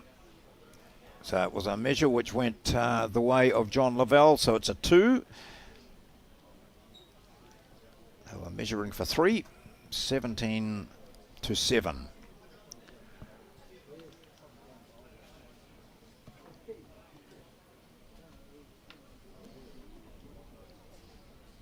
Debbie White from Hinawera won this title in Auckland in 2019. The outstanding names that have won it since her or before her was Joe Edwards and Selena Goddard prior to that, but after that there was Caitlin Inch, who's just become probably our most consistently high-class player. Great bowler. Yeah, really outstanding. Nicole Toomey, then Taylor Bruce, and Selena Goddard, and then Leanne Paulson. So those are the players who've won it since Debbie White, and Debbie White into the final against Wendy Jensen. So we'll have that live for you. Round about, I have no idea what the time is now, but about 2:30 we were looking at, so it might be earlier than that, but we'll keep you informed. And remember, you can still get those live scores. Oh, not 2:30, must be 11:30. You can get those live scores on the Bowls New Zealand website. In the meantime, that's with regards to the men's pairs. Just getting a bit of chalk sprayed onto his bowl again. Look like a pink chalk too, which you'd need a colour for those white bowls. It's John Lavelle still intent, and we know he's a real fighter. So he hasn't given this away. Of course he hasn't. He's a champion bowler, and he's going to make Adam Bailey work hard for these last 4, if in fact he gets them. But Bailey looks to be nicely composed. You're doing everything right. And it's just been incrementally, slightly better than John to get to this stage. Yeah. They've both played very well in this game. Well, look at this. Is this going to touch the jack and give him a sure 3? Oh, what a shot. Yeah. So it's 2 touches there.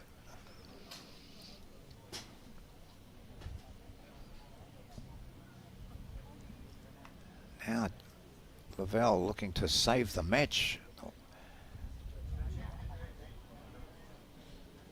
Good track for him. Has he got the weight to get up for the shot? Yes, he has. He's played a beaut bowl. We've got 3 touches there. Saying I'm still here.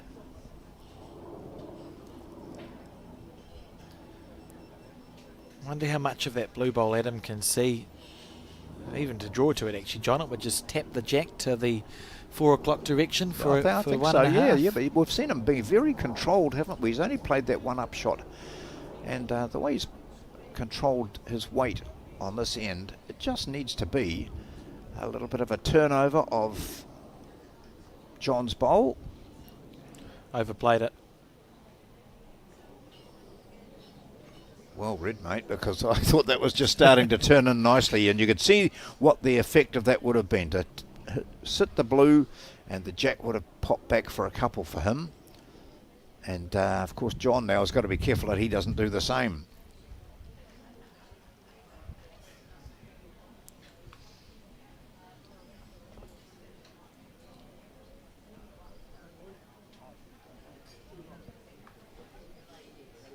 What's the betting? He could turn it just underneath his shot bowl for a second.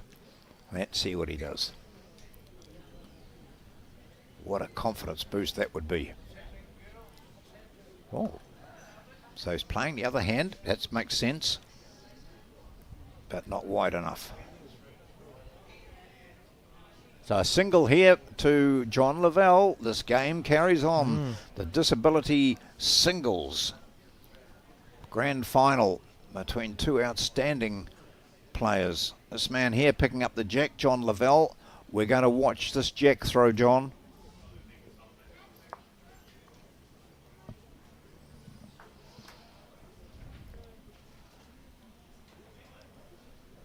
Oh, there you go.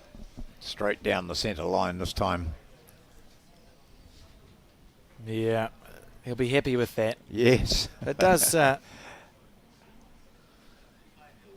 does stick with you when you're a player and you lose a few jacks. And you go, ugh, what's going on? So what he's done here is change it up, hasn't he? Different length. Gets his first one in nicely. Slides past. It's impressive bowling. Yep.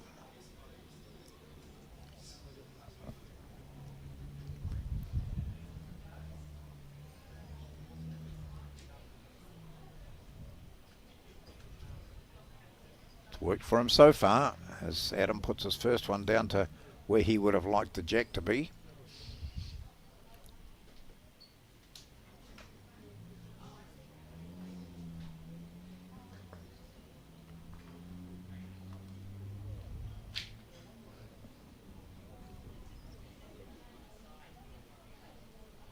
Okay, now it's getting interesting. Well, that's 2 great bowls when Yep. you're trailing 8 shots to 17.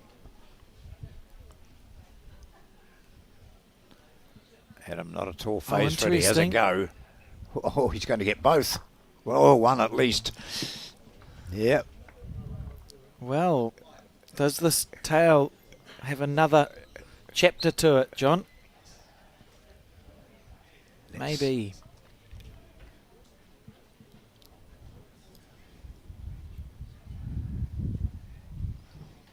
Not going to give Adam a big target, or is he? That comes round again. That's 2 again.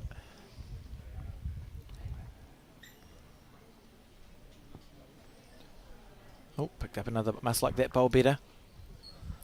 Yeah.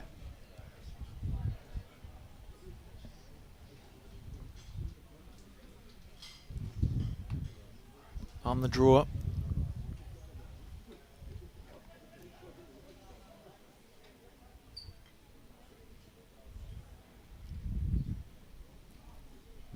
Okay, Lavelle marches back, feeling a little bit more comfortable.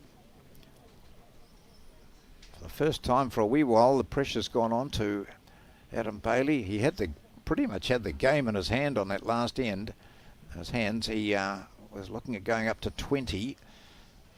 But a superb bowl from Lavelle turned that against him. And it's now 17-8 and Lavelle holding 3. Well, I mean, this is great bowling from John, and we can't forget his bowl on the previous end. He was looking at just essentially dead and buried. You know, Adam had trailed the jack back to sit with 2, was looking to have an easy shot for 3 to put himself on to 20, and John drew a side toucher. It's the mark of a champion.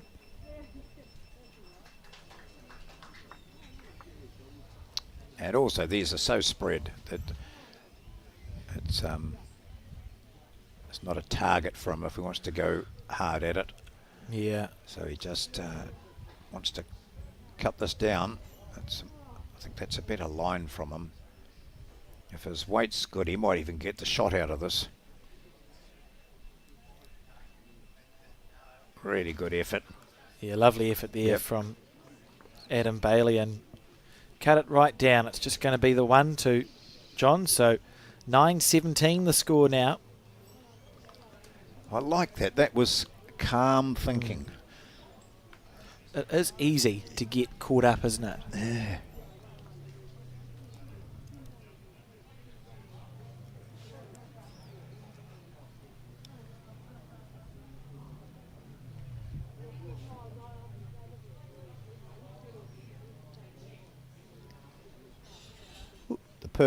The near perfect throw.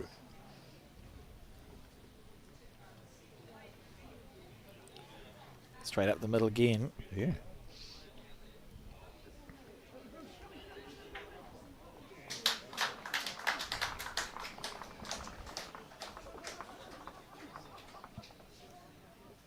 I think there's some pretty good bowls being played in the men's pairs as they get towards that 18 ends situation. We'll update those scores for you again soon, but remember there is live scoring available on the Bowls New Zealand website.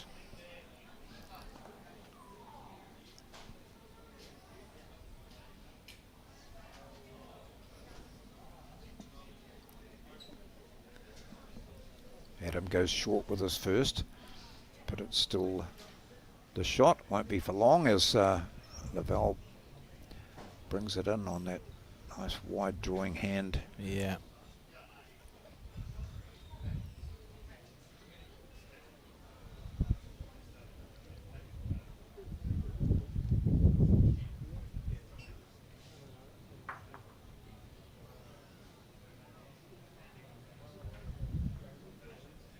Well, you don't want to leave it till the last bowl every end, Adam. Can become dangerous. Look at that, the flag waving in the breeze. Yeah, and where's that? That's over by the gate, so that's belting across from our right, which means that it should pick this bowl up and whisk it through to the left of the jack.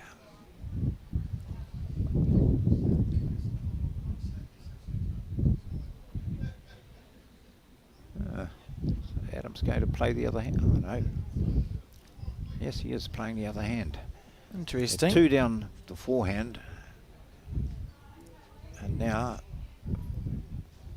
for an obvious reason, he changes hands because he gets the shot out of it.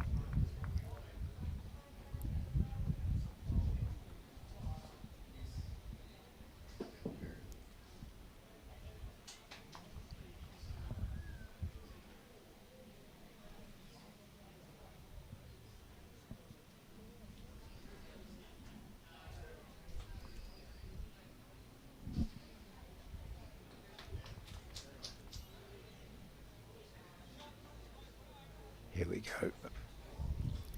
Lavelle now. He saw what happened to that last bowl of his.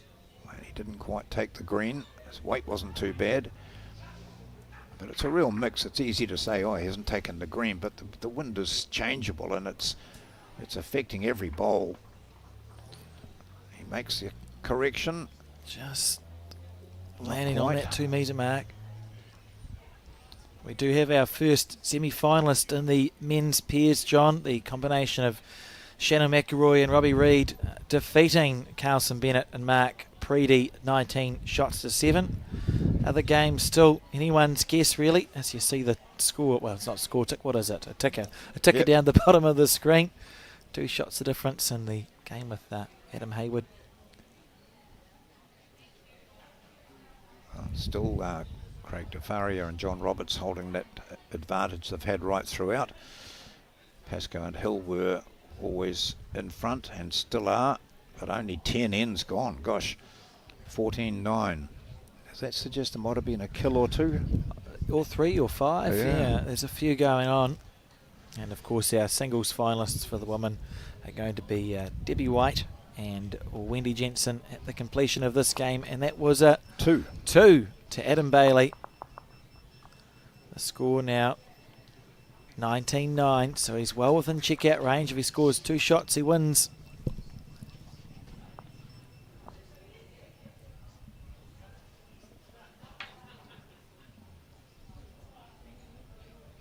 Is that going to pull up? I don't think so. No.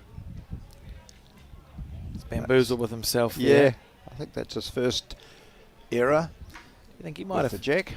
Is he thinking, oh, I'm only 2 shots away from winning a national title here? And then suddenly you've let go of the jack while you're still thinking about how close you are. Yeah.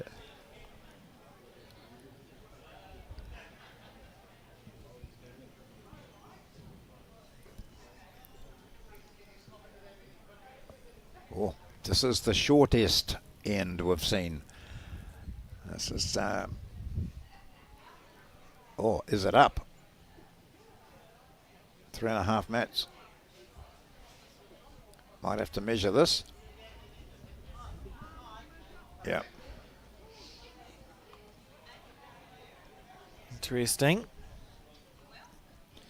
I would say it's very marginal as to whether that's up or not, to be honest, John. It looks close to me. They'll measure it. Yeah, and clearly it's close to everyone. Here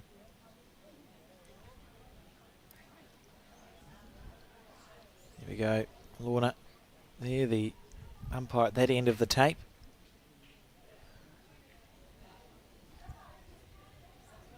It's not up, do you think? Nope. Her thumb would be where the minimum length was, and 2 metre mark. Yeah. Right, so it's worked out for Adam Bailey so far, because that's where he wanted the jack, and he can put the mat where he wants. So we're back to square one. Disappointment there for John Lavelle. He's very studious. He's watching, getting it into his mind there, how far back that jack is, right on the 2 metre mark. He's handled this length all right. He's just hasn't been scoring of late. When we look at the way the game has gone, he started with a 2 on that first. He's played some butte bowls, as has Adam Bailey with that one. But he's only managed to pick up singles. So a 2 on the first end they played, and then it became 3 all, and then it was 4 all. Then he took the lead at 6-5. That's the only time, that's the last time he was in front, as Bailey picked up shots on 4 consecutive ends, and then 3 consecutive ends, and then dropped a couple, but now leads by 19-9. So the picture really is that Adam Bailey has had the upper hand throughout, and yet people watching it would probably be thinking, no, this guy Lavelle he's played some bombs. He really has. John has played very well. Yeah. It's just been one less effective bowl and end for the last half of this game. You're right, we were sort of 7-6 after 10 and it was anybody's. Yes. Adam's just been able to I've been most increase impressed his with him, level. really. His composure throughout this game has been quite remarkable. He's pulled out the big shots twice, I think 2 run shots. Both of them have worked. So he's... And there was to be fair, there was a small hiccup. John's beginning to stage a bit of a comeback here on that 18th end when John scored the one. I think Adam had a couple of flies flies at the head and was unable to make it count. Look at this though. He's thinking, I want my national title, please and thank you. Yeah. Accept that. You've got an opponent here. It's not just about you. It's what John looked to be playing with a little bit of weight here. And he's deadly. Inside edge will do him. He'll get both. He gets the shot. Oh, it's a very good result from John.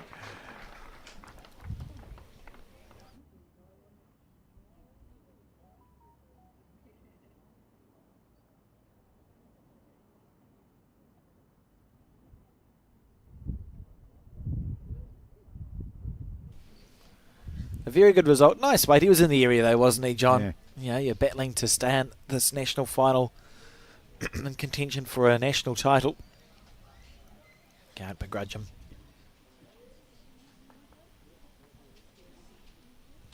Playing something similar, is he?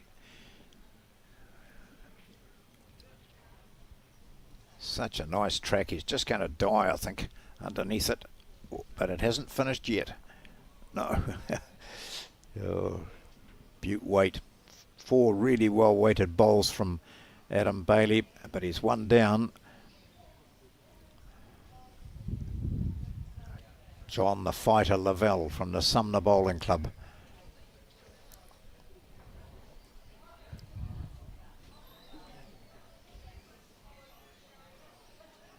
The women's singles final will be our next live telecast. Be a match between two veterans of the sport, Wendy Jensen and Debbie White, and that bowl, I mean, he's been good at that one shot, hasn't he? Yeah. We saw it again, 1 out of 4.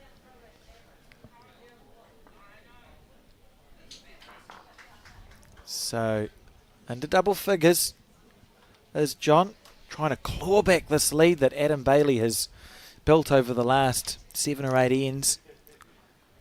Race to 21 shots. He's 19-9 down. Successfully delivered the jack to that mid-length.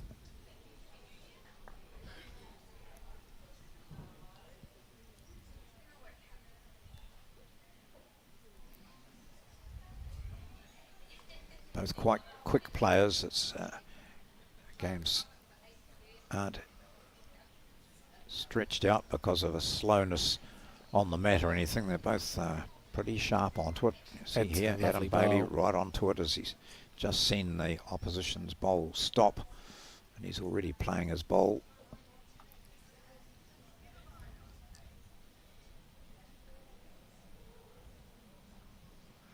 Satisfying to watch, isn't it? The bowls Yes. break back to the centre line. Yep.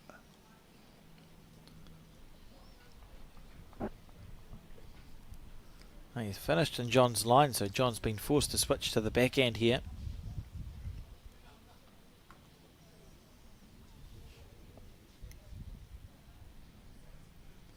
Don't think he'll mind the green. Probably doesn't mind the weight either, actually. They've both gone okay. Yeah.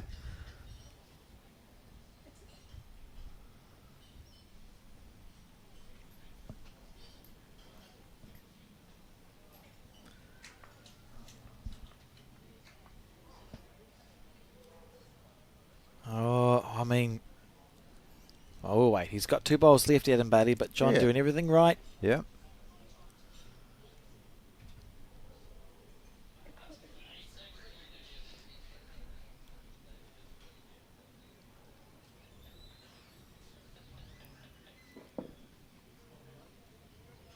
Yep, that's 3.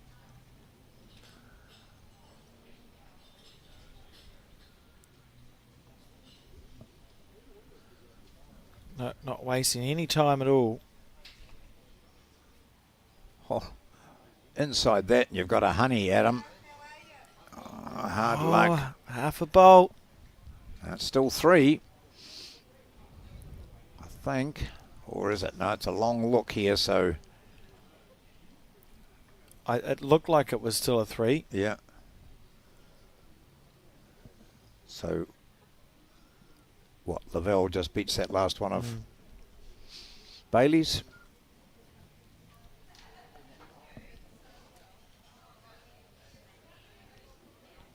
$19.14 feels quite good.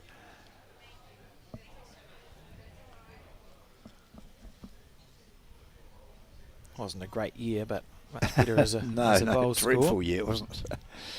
Yeah, as with the next 4. Here it is. This is number 4 coming in. Look, there's more twists and turns in this game to go. That's 4 beautiful bowls from John Lavelle. Yeah. And it's such a narrow target for Adam. Like there's if he's 4 down, there'll be a temptation to attack here, John, but it's actually, you can't really afford to miss by more than a bowl. You could go underneath the head or around it and still drop your number. So it's draw or drive. Yeah. Just had to look at the scoreboard, I think, just to reassure himself. But, yeah, so what do you do? He's drawing so well. He's drawn previously to save.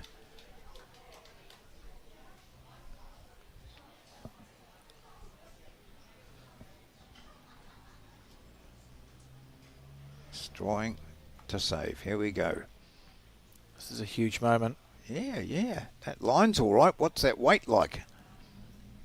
What's the weight like? My word. Hey, under pressure. That is a superb bowl. That is absolutely, that's amazing. That's the best bowl you'll see all day, John. That's as good as it gets. And he has drawn the shot. That's as good as it gets. I've watched a lot of bowls. We'll be looking at, yes, and you've that takes a lot, doesn't it? You just don't get much better, eh?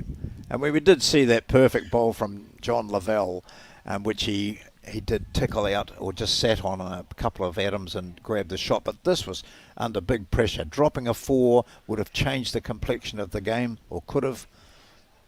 And here we go. Can you imagine drawing, you're 4 down, you've just drawn an inch perfect bowl, and a jack which doesn't have a bias. Yep. He's just missed his target by metres into the ditch. And he's on 20, one away. Well, we'll be showing you some highlights of this game, and there have been plenty of them at the completion, and that will be in there without doubt. That's one of the great highlights of this match, which has produced plenty.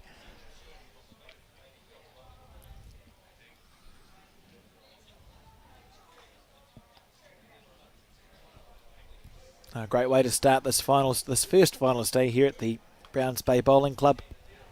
If you are in the Auckland region, there's still 2 more rounds of play to be completed here. The sun is shining, the bar is open, there's food available and good seating all around.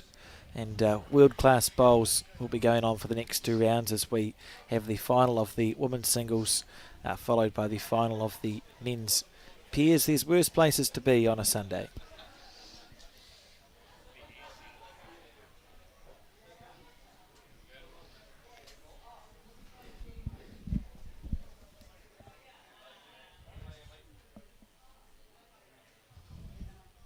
It's quite nice that Adam's showing his shirt towards the end of this match.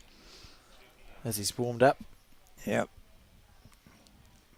Out of the Auckland Bowling Club. John from Sumner. The Auckland Bowling Club, the oldest bowling club in the Southern Hemisphere, founded in 1861 by a group of Scottish settlers on what was apparently a very poor green for about 20 years, John, but they got there. Yeah.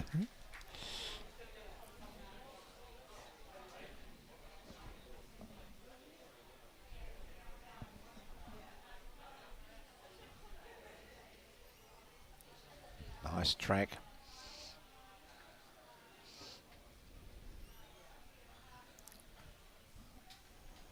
So it is Lavelle holding 1. This match might still have some life left in it.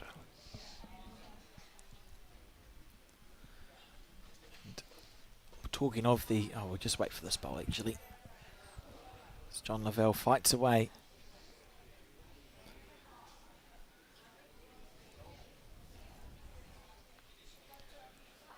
So we found a newspaper clipping, John, of the Auckland Bowling Club's opening in 1871.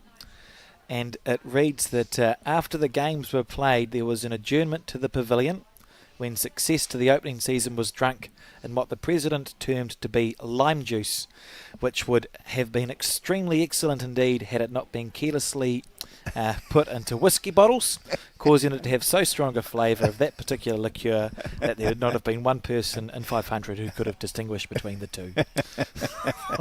How good is that for a newspaper article from 1871 as we see the man? And how good is this for a winning shot? Beautiful. Tremendous. Well, he's got the championship in one hand. Can't do anything more than what he's done today, Adam Bailey, this young man from the Auckland Bowling Club, who's been prominent within the deaf bowls fraternity for quite a number of years and has made a big impact.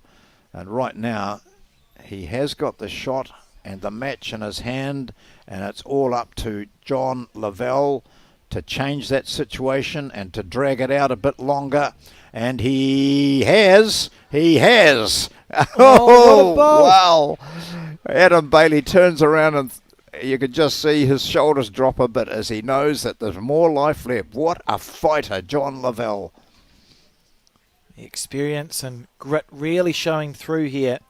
11-20 in the race to 21. John really keeping himself in it. Look at this bowl. It's perfect from Adam. He could do no more.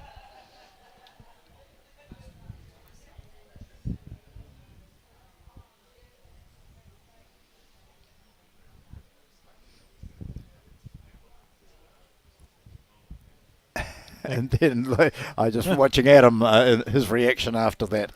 I mean, he slapped his thigh. It was two things. One, damn, and the other was, what a great shot. Yeah, you have to acknowledge the grit that John has shown. A lot of players, if they were in a similar situation, I would suggest this game would have been over 15-20 minutes ago.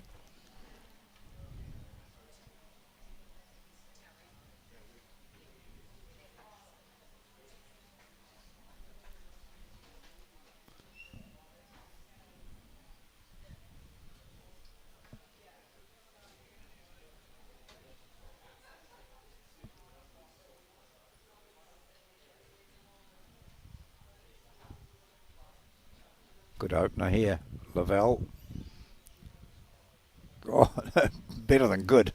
That's exceptional stuff.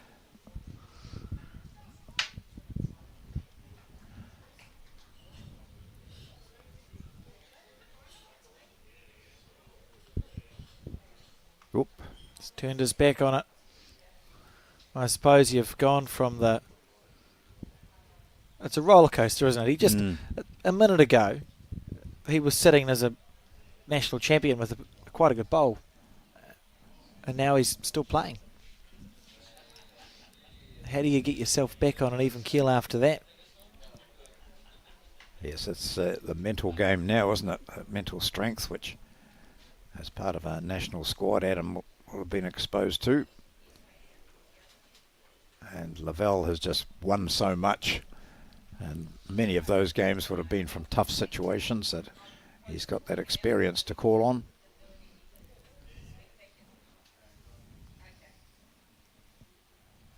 Oh, I like this. Oh. Well,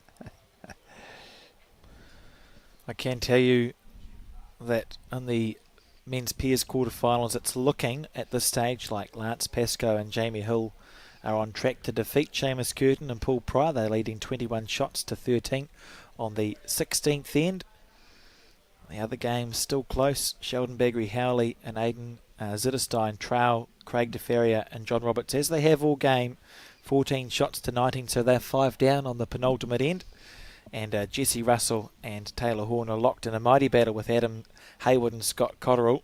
They lead 13 shots to 12, and it's the 15th end in that game. So plenty of life left in the men's pairs quarterfinals. Those live score updates available on Bowl Sub Aotearoa.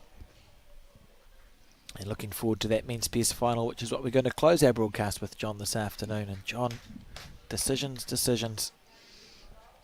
Well, particularly for Adam, I think. He's only, if he can just restrict this to one, but I think that's all it is at the moment, unless this one comes in for a second, and it looks like it will. Well, I mean, how good is this? Oh. That's just, wow. Oh, unlucky. He set it into the open. Now I think we'll see a change of hands here from Adam. He'll come down that forehand side. He can see it clearly now. That's not fair. No. He executed that shot to perfection. Had it stayed standing, Adam had almost nothing, but his bowl sat down, and you can see now, might as well have flashing lights around it. Mind you, his one bowl looks a bit lonely there. So, he's missed it by a long way. The game carries on. Adam Bailey stays on 20. One shot away, but his opponent moves to 13. Beginning to feel like it's getting quite dramatic, John. Well, with you have a 19-10, 19-9 it was at, a few ends ago, and then 19-10, and then 20-10, then 20-11, 20-13. And the odds are still with Adam Bailey, obviously, but you don't know what these situations can do to a player. And so often, bowlers watching will be saying, oh, I've been through that, or I've seen that, where someone's on 20 and it can take them forever to get it. And sometimes they don't, to get that final one shot. And their opponent is plonking them on close like this. He'll be really wanting to just draw that winning shot, because if Adam can draw the shot at any point in an end, both players know that's enough to win, and that creates pressure. But he has to be drawing the winning shot first, as early as possible in the end, so that John is thinking about it.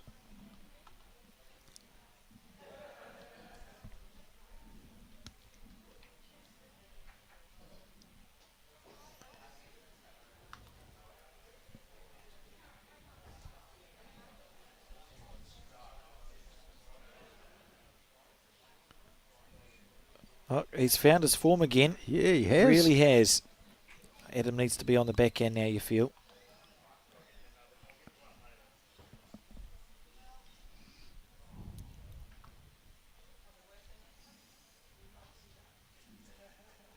Quite likes it, as he should. Yes, good bowl, Adam Bailey. And no celebration this time. Oh, he's been through it, hasn't he? He thought he had the match, and he didn't. So he can't celebrate too early.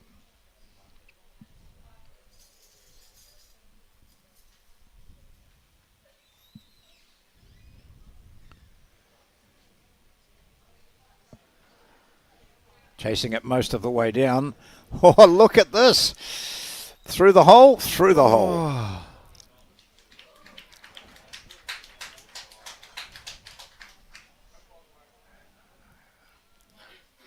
It's a bit hard to play that forehand, I would have thought, because you've got to go a long way out into unknown territory. But I suppose he's got the shot so he can just cover a bit. Yeah, out there, that might not even come in. No, it's not. No, gosh.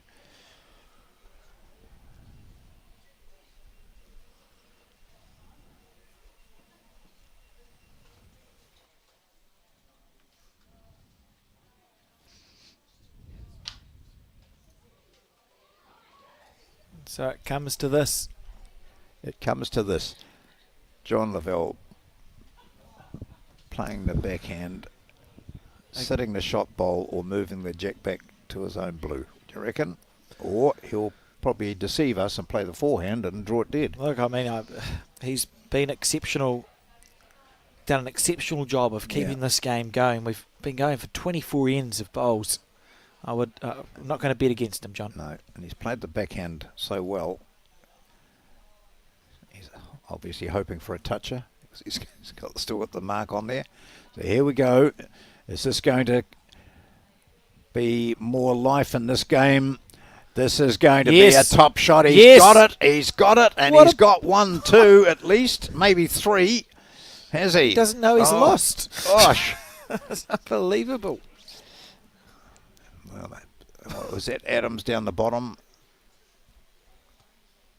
Okay, no, that is Adams. So that's... Adam will be looking to see if he's got second shot, because if he's got second shot, he can just rip out the shot bowl. Is that a toucher? It is a toucher. He's saying it is a toucher. It is a toucher, yep. Yeah. Oh, no. Maybe it isn't. Huh. Yeah, and he's saying it was a toucher. Oh, no. All happy? Well, I'm sure the marker would have squirted something on it if it had been the toucher. The toucher might be the one that's still on the green. Right. That's got to be backhand this time, as he saw how tricky it was playing that forehand out there. That's too wide for Adam. And so this game continues. Oh, I mean, gee, I opened my mouth far too soon. I thought it was going to go straight onto that bowl there out where the marker is standing. You called it immediately, John, and whilst you were correct, I think it was it was pretty close. Yeah. So one more to John. 14 shots to 20 now the score. What a fight from the man from the Sumner Bowling Club. This is what we thought might be a game-winning shot again from Adam Bailey. But John Lavelle had other ideas. Yes, and the bowl in the ditch was not the toucher. Just keep an eye on that, because the toucher was the bowl at the back of the screen. Oh, he hasn't thrown the jack up far enough. It's not there. Right. That's been his only sort of flaw today, hasn't it? Even though he was down by 20-10, his only real flaw had been throwing the jack. So I see Shannon McElroy wandering round. As you've mentioned, they've won. He and Robbie Reid have won their way through to the semi-finals. And the men's pair, a reminder if you haven't heard, that Debbie White is looking to win her second national singles title. She's through to the final against Wendy Jensen. Two very experienced players getting through today. Jensen beating Kirsty Hill and Catherine Bien going down to Debbie. Good bowl. He's playing well. Yep.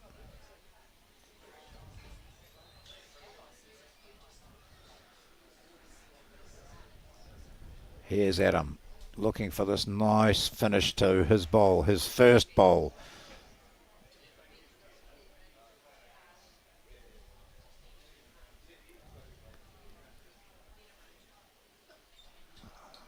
I think that was a blue lollipop went up, so that suggests or tells us that John Lavelle's bowl is the shot.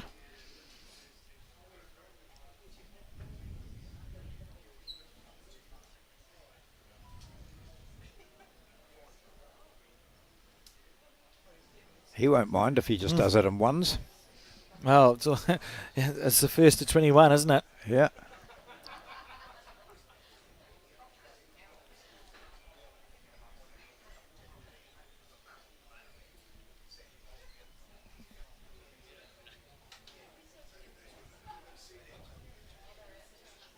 Same weight as his previous. Interesting.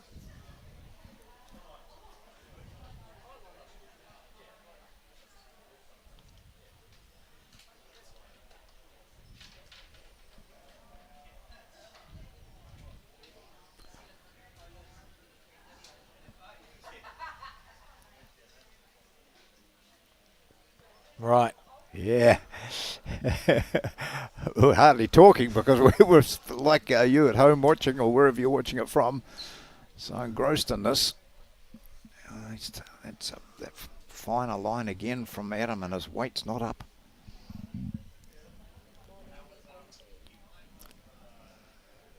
Oh, well, he's going to have a game-winning opportunity with his last bolt. It's actually fraught with danger here for John because you miss narrow on either hand and you could sell the farm. Slightly safer on the forehand side, John, but just to the left of your screen. Yeah. Well, he's going to have to, it'd have to hit one of Adam's reasonably solidly, and he's not needing that way. His weight in this situation, his weight control has been superb.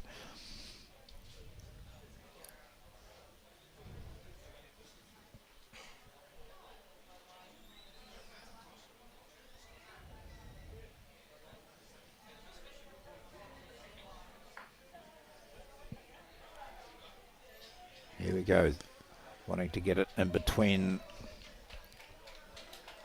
Oh, I don't know Careful, if he is. be careful. Yeah. Oh, when I said he has to hit it really hard, has he hit it hard enough for Adam? That was the safer hand. Yeah.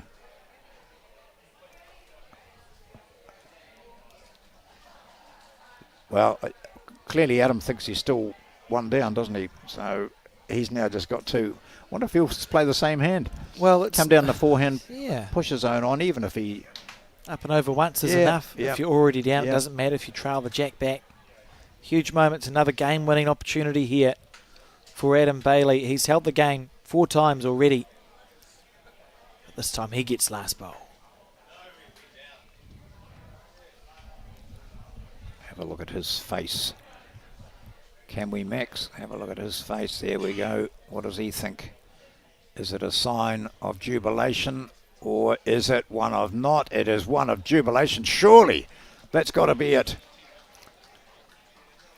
It is indeed. So again, a marvellous last bowl by one of these players. In this case, it's the man who's led pretty much throughout, Adam Bailey of the Auckland Bowling Club, and he is our Open Disability Singles Champion for the 2024-25 season in a classic match against John Lavelle of Sumner. The final score 21-14 to Adam Bailey. We're going to have a few highlights, and don't forget our next live coverage will be the women's singles final between Wendy Jensen and Debbie White.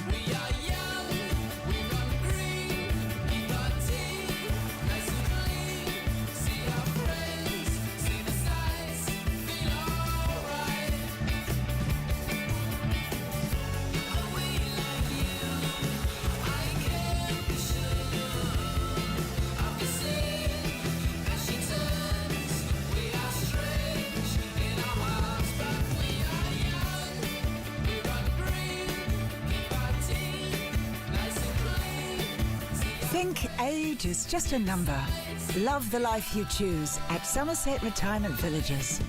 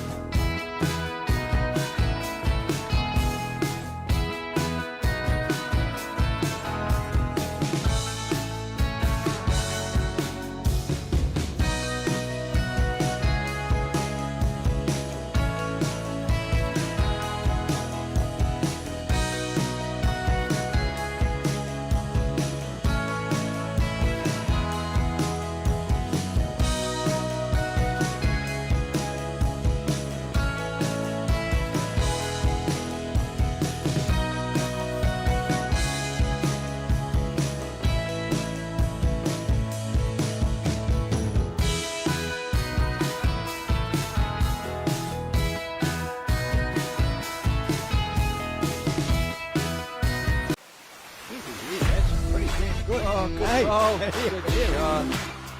It's still going. He's done it. Oh, what a shot! Beautiful ball. Need a shoulder, he might just pick the jack up. Look at this! Look at this! Oh, Yeah, this! what a goal! Look at this. Could be good. That is an outstanding ball. Oh, and he's tucked it in.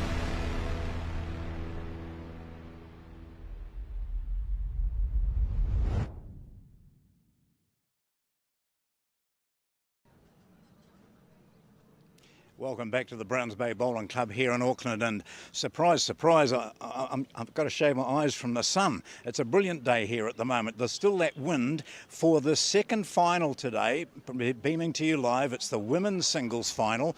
Our two competitors are here, Debbie White and Wendy Jensen. They're ready to go. They really want to start this game, but I'm holding them up, and I enjoy doing that. Welcome and congratulations, both of you, on getting to the final.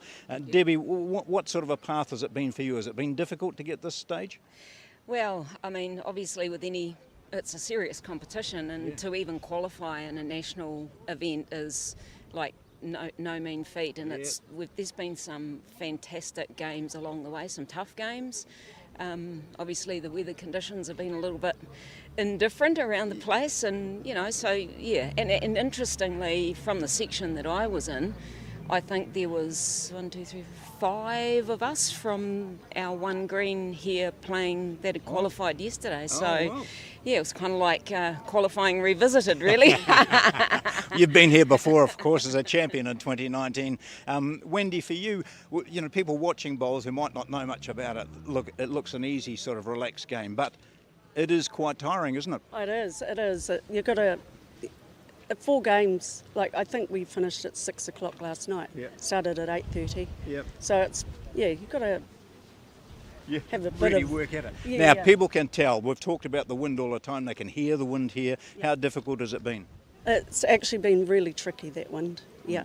The greens have been good, but the wind's quite tricky. All Yeah, right. yeah. Well, go well. These two have never played against each other in anything, a singles match at all. Have played together in a team occasionally, but this is a first up for you. Go well. We're going to watch and love talking about you. And just remember those white lines. Okay, so you don't get your backsides in the camera. All right, Alex, it's up to you now to look at them as they play the first jack and the first bowl of this women's singles final here at the Summerset National Championships at Browns Bay Bowling Club in Auckland. Thanks, John. Ka tuku mihi mātou a Bowls New Zealand Aotearoa kia koutou katoa kua tai mai ki tēnei kaupapa hui huinga. Welcome to the Bowls New Zealand broadcast, as John said, of the final of the Open Women's Singles between Debbie and Wendy. It's 2 experienced campaigners here playing this final at the Browns Bay Bowling Club, and looking forward to a good game in this race to 21 shots. We'll see who plays the first bowl, and it's going to be Wendy Jensen delivering the jack.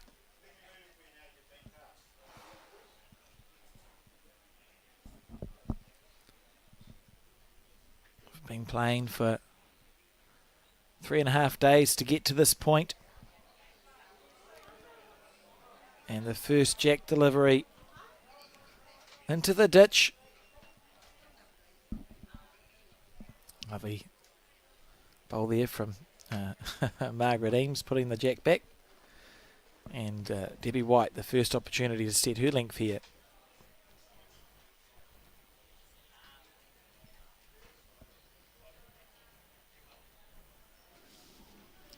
They're both nice and relaxed. Hey, you get that feeling that they're slightly uptight because they know how much this means, but they're both very experienced players. We've just seen the jack go in the ditch. Both the start, they're just cheering and a laugh there, Debbie and Wendy. As you say, John, I mean, this is by no means the first time either Wendy or Debbie have found themselves in a high-pressure situation at the pointy end of a big bowling tournament. Both featured prominently for the best part of the last 20 years at a variety of lawn bowling competitions around New Zealand, and Wendy in Australia. Good first bowl. Yeah, so we have a look at those their semi-finals today. Debbie won hers quite convincingly, but as she said, it was never easy.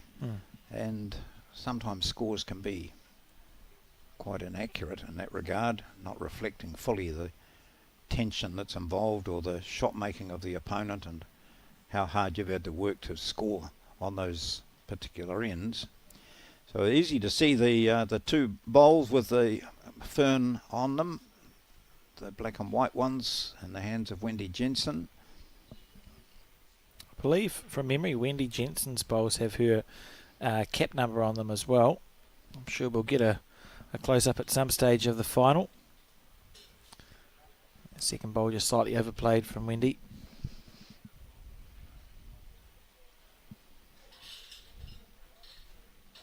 So they didn't worry about trial ends, did they? They just got straight into it. Yeah, they. I mean, I had a chat to them before the final started, and they said, "Oh, we played on the screen, so yeah, happy just to get straight into it."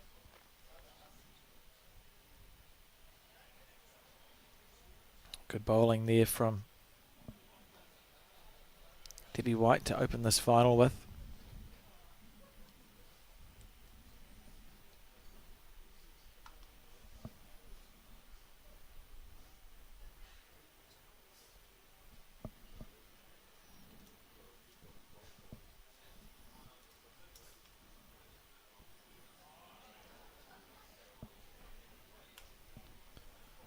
Debbie on the backhand. Quite like this early on. John just trying out the different hands early in the game. It's it's an intelligent thing to do, isn't it? Because it's slightly less important early on. And they're so experienced that they this bowl here of Debbie's, I mean, she won't take that line again. She knows that that's probably close to the line she was playing that hand on rink 4, where she was playing her semi-final. And people who've been around here quite a while will tell all of the players who want to listen that this rink is different because of its situation with the building, how the wind affects it off the centre of the building there rather than off the seated area down below.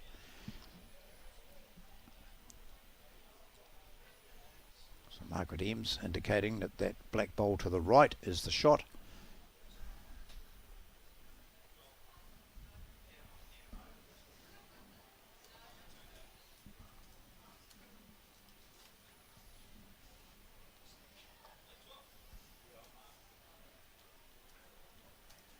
So it's just that slightly tighter line that she was looking for after that previous bowl, and unfortunately for her, an opposition bowl was in the road.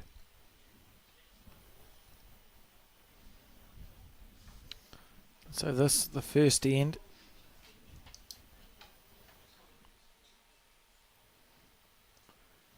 And one to Debbie White on the first end of this Summerset Women's Singles Final. 20 shots to go. Summer sport, and look at that woman in the background there with a windbreaker on and a hoodie up, and not at all summer conditions. And yet when you're down the other end and in the shelter, it's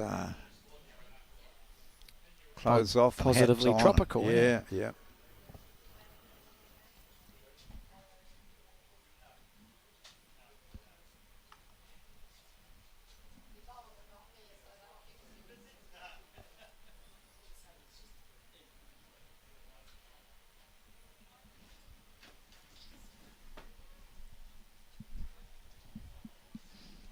Very good first bowl there from Debbie White.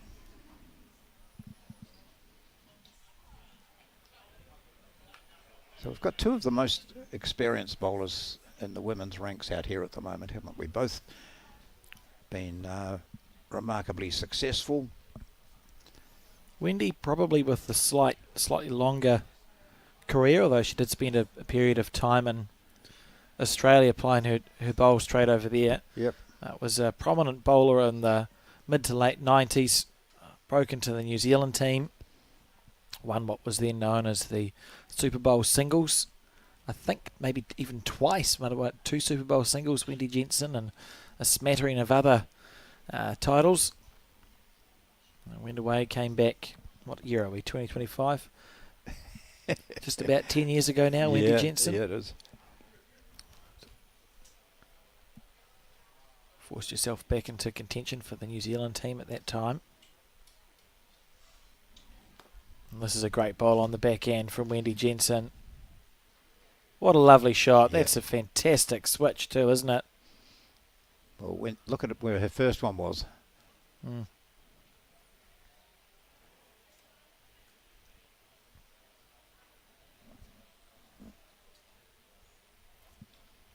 Both Debbie and Wendy had mothers who played the sport to a high level. And I'm sure both doing them proud with their performances on the greens.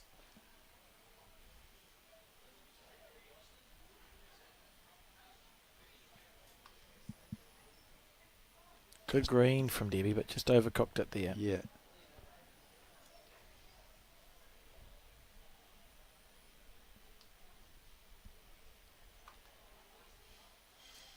She's got that.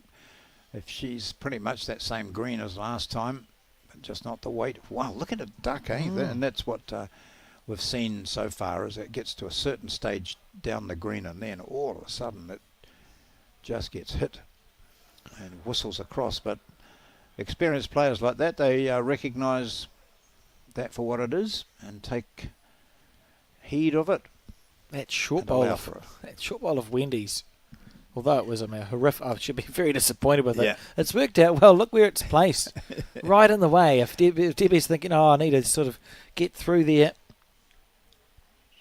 She's sort of got, it's around it, isn't it? And but then your weight's got to be perfect, because anything overweight's going to hit the left hand black and white as well. So it's a fine line here. Perfect weight required if she's to get up and dislodge the shot.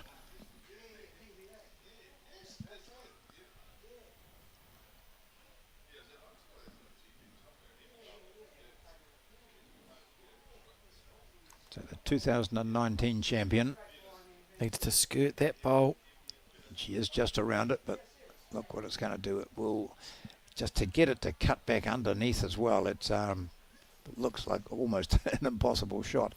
It's a near perfect block from Wendy Jensen. Yeah. Not an intentional block, but a near perfect one nonetheless.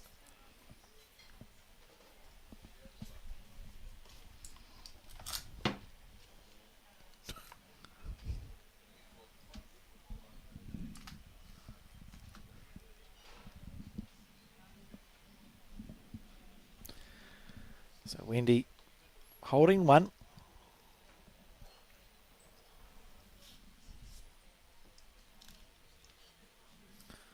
I think someone just sent her a text message.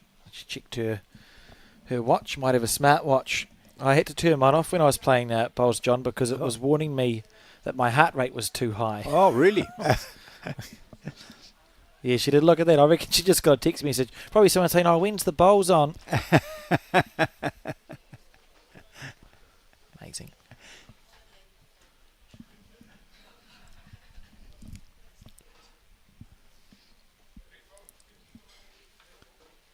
Yeah, so keep up with the world in action while you're playing bowls. Have your smartwatch on. So one each. Now after the two ends.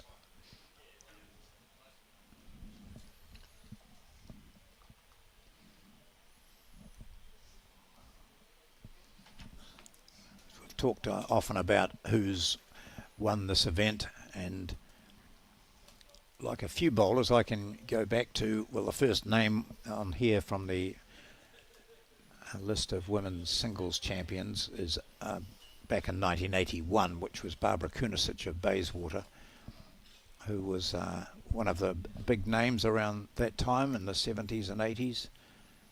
Verna Devlin of Herne Bay, Joyce Osborne, gosh, one of the greats of the period, and Daphne Le Breton of won it out of Upper Hutt, but we're always proud to claim her as a Kapiti bowler.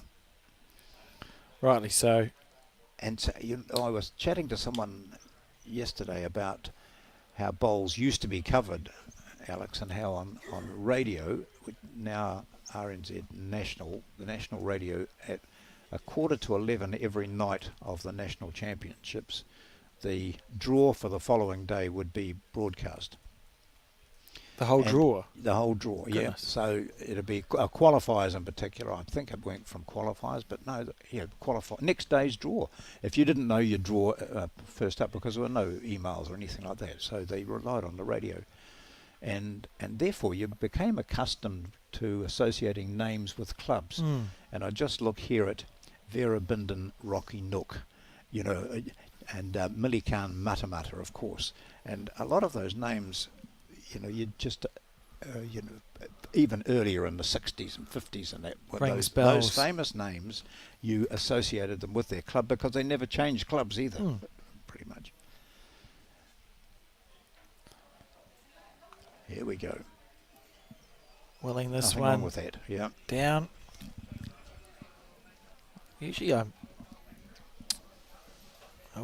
so we've got Wendy Jensen on the forehand, whose previous bowl was overplayed. It went into the ditch, John, so a big correction to make here. Oh, look at this, though. And she's made it. Oh, not quite enough, but in there, that second shot, as the saying goes throughout most matches, second shot's a good shot.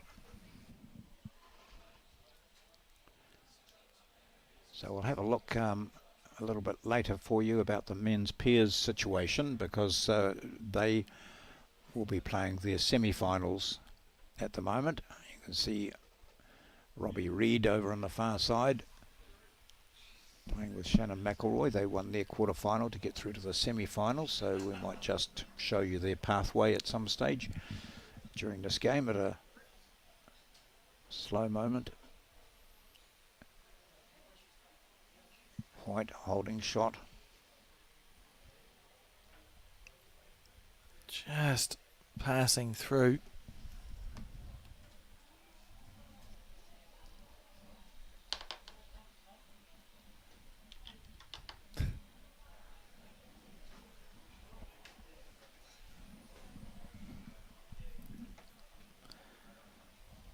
Look at that, just ducking across the head.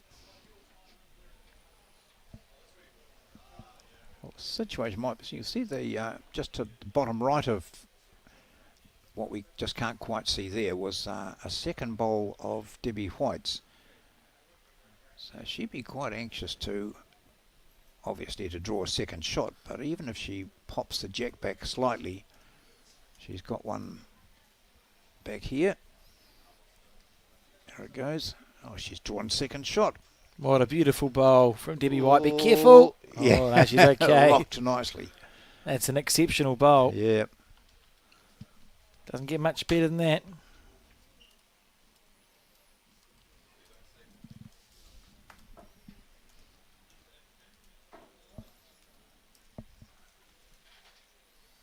Here we go. A couple of the top shots out of this end. There's the first one that drew the shot. Had Wendy Jensen put that one that you can see close to it in to get second, but the last bowl of that end, gives Debbie White the advantage of 3-1.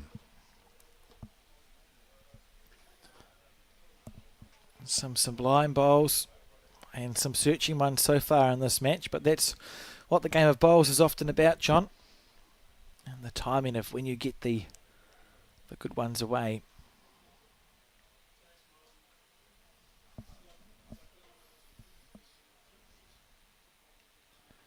Lovely line.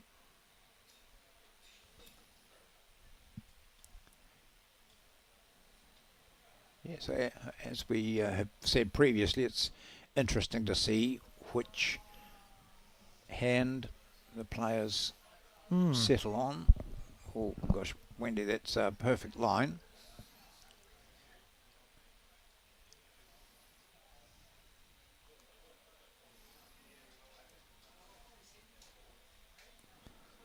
Debbie just asking how far past her back bowl is.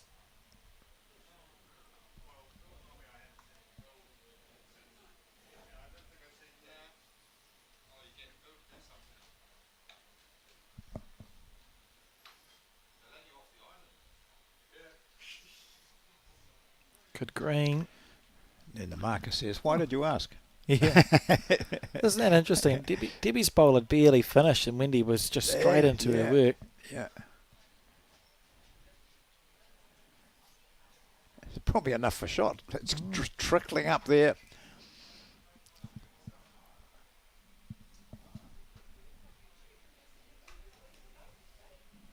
Just watching Margaret. She's got 2 lollipops. Measure. Okay, so it almost got up for shot. And it could have.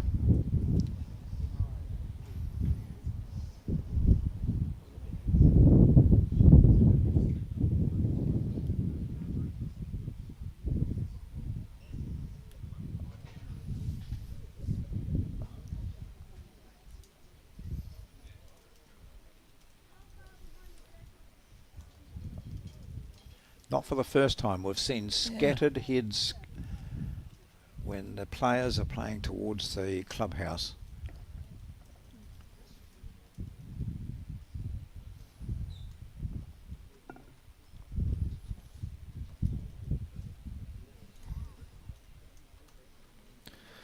It's just, the wind that just hooks across and you see, watch this bowl, it'll pull up very quickly. Oh, okay. Well, we have, okay. I'm sure they have been pulling up very quickly, John. Well, who's holding the shot? That's the question. That last one looks as though it would be the shot.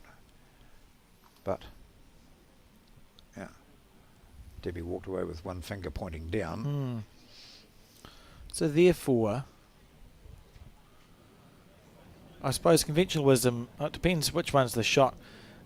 Debbie will be wary of playing the backhand, which is to the right as we see it, because you'd not want to promote a second shot in. So it's probably a forehand shot here for Debbie. Go near your own short bowl, do you think, John? Underneath it? I think that's quite safe. Just underneath it. You know, it might take her into cutting under the jack and sitting on the bowl of Wendy's, which may well be in the measure.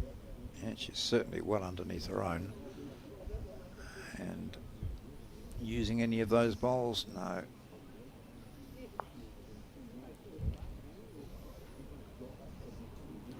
Wendy now will be forced to take her green with that short bowl.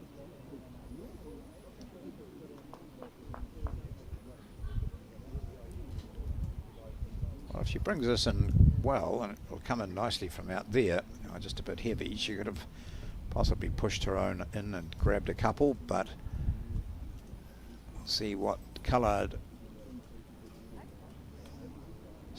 lollipop we get up. But Debbie hasn't handed the mat over. She will now. There we are. So a single there to Wendy Jensen. Measure for second.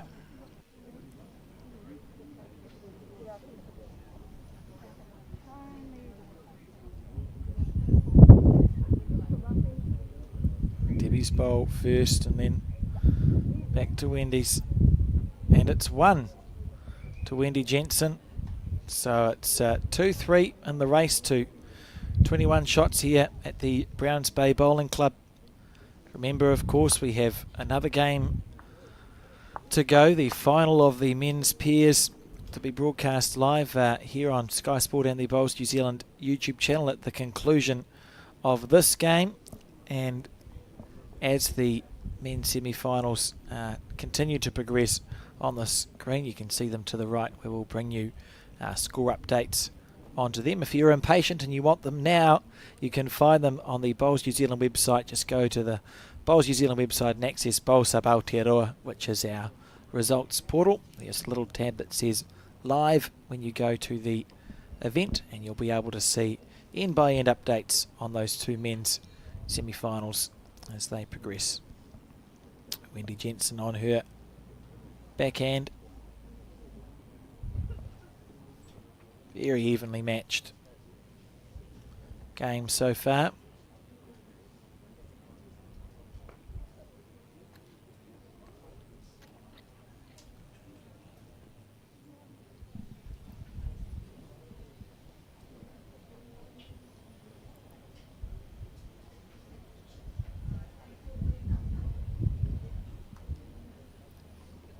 following it down. And both opting for what looks to be the narrower hand.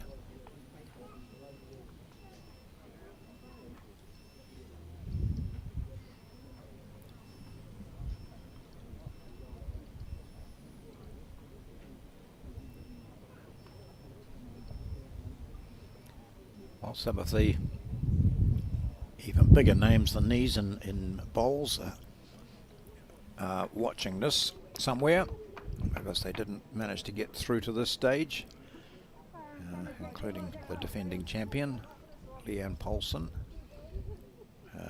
former champions, Selena Goddard and Taylor Bruce, have both qualified comfortably and then met their matches in various stages of post-section. Such is the nature of our game. Yeah. And sometimes too it's a luck of the draw thing, isn't it? You can get a long way in a competition just through being put into or getting a draw which finds you up against players who are not quite as good as the ones I've just mentioned. But obviously there were some who would have probably felt, or not quite as good as the ones I've just mentioned, who were better than them on the day.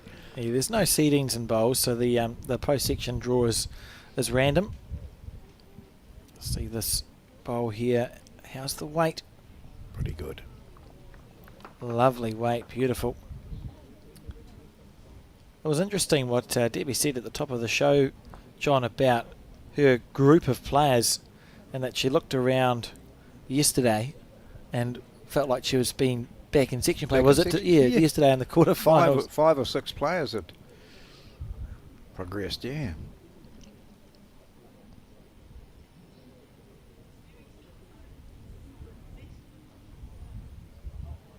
Well, this is finishing nicely, just slightly heavy, not much.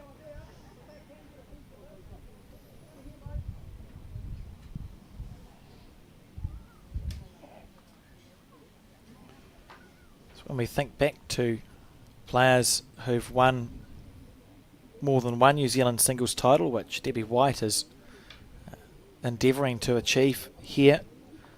Obviously Siswin Stanley, who still stands alone as the most successful women's player on 17 Open national titles, is one of those, but names like Mari Watson, Millie Khan are able to put two together.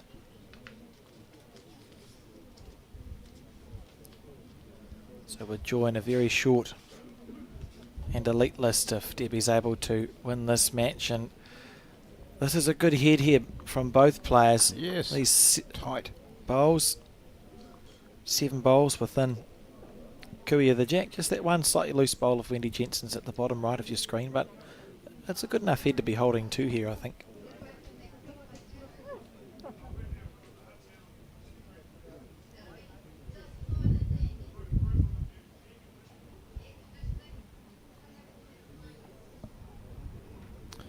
What do we think is going through Debbie White's mind here? Well, does she look at continuing on coming down on the right hand side as we look at it? It seems to be the one that's going to give her an advantage, or pull the jack back, draw it dead. I mean, she's done it before. Gets another view of it. Oh no, she's going forehand.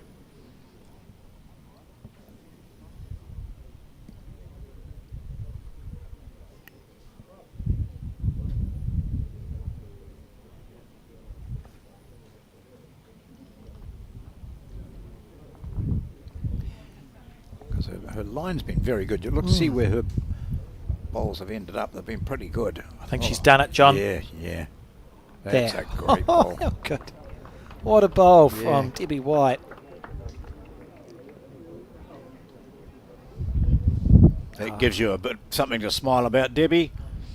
I love bowls. Of course, I pointed out the men's pairs were playing. They're playing their trial ends because they started off on the other rink. So if you're desperately looking at Bowls of Aotearoa and going, well, it says they're not started, and Bowls New Zealand said they had started.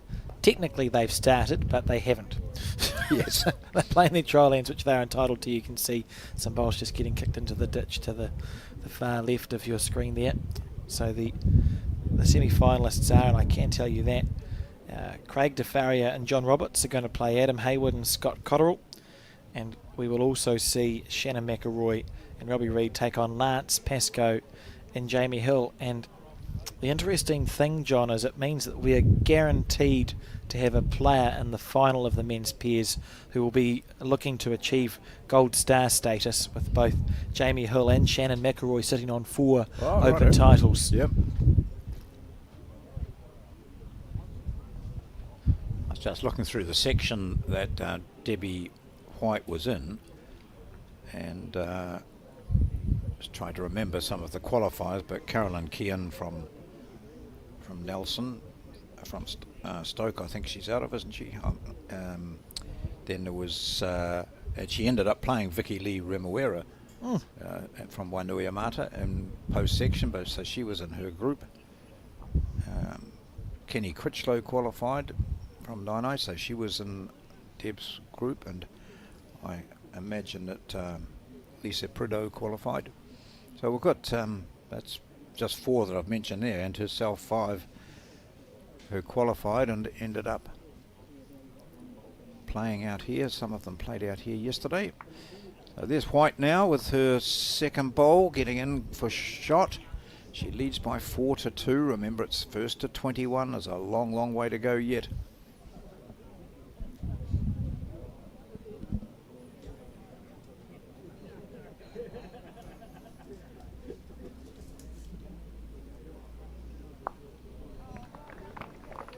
There's a very good bowl there from Wendy Jensen.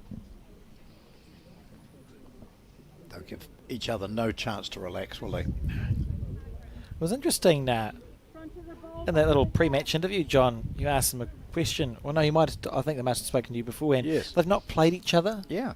That seems Extraordinary, yeah. Imagine the first time you do play each other, you're meeting in a national singles final.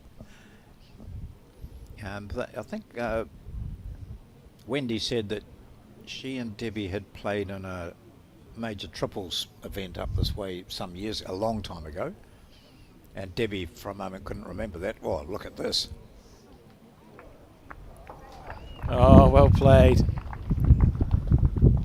So they played together, but certainly never in a singles competition. Okay, have they played against each other? 1 on a measure.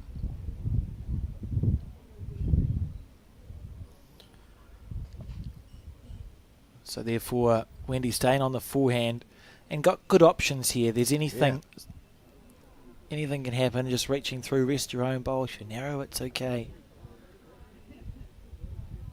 Oh, didn't he? Top shot. Yeah, good bowl.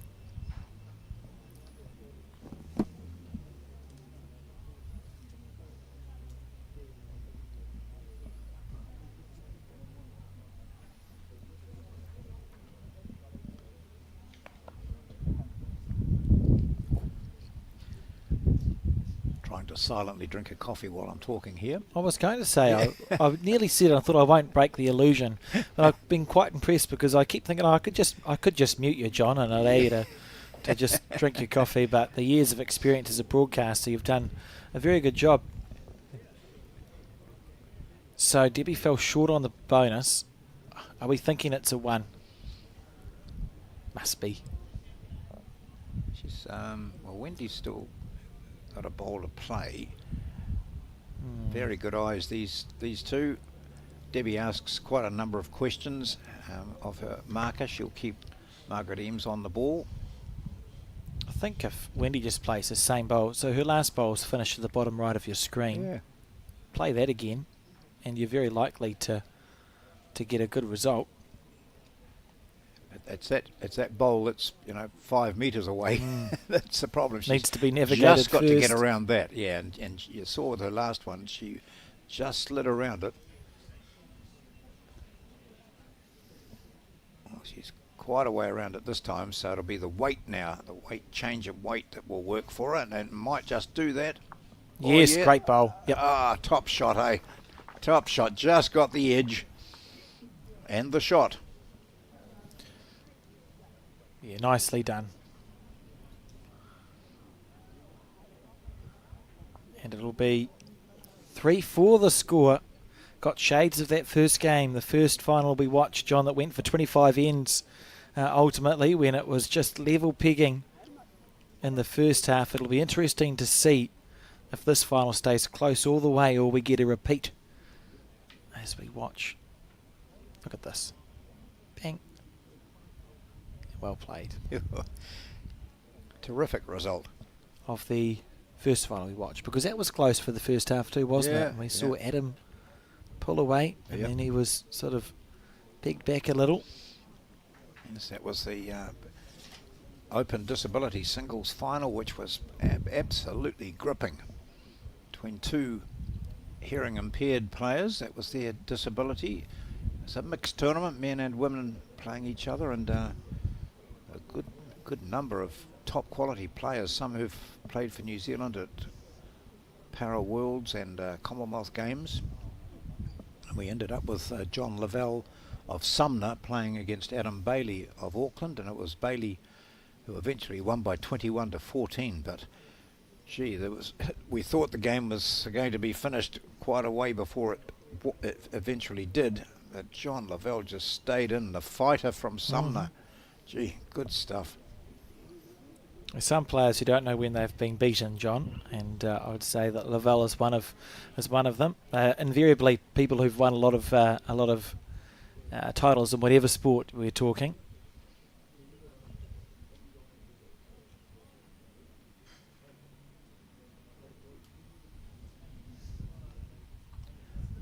I think the players will find it quite a bit more consistent, bowling away from the clubhouse, as we see already with these two opening bowls, matching what we've seen in the previous couple of ends coming this way.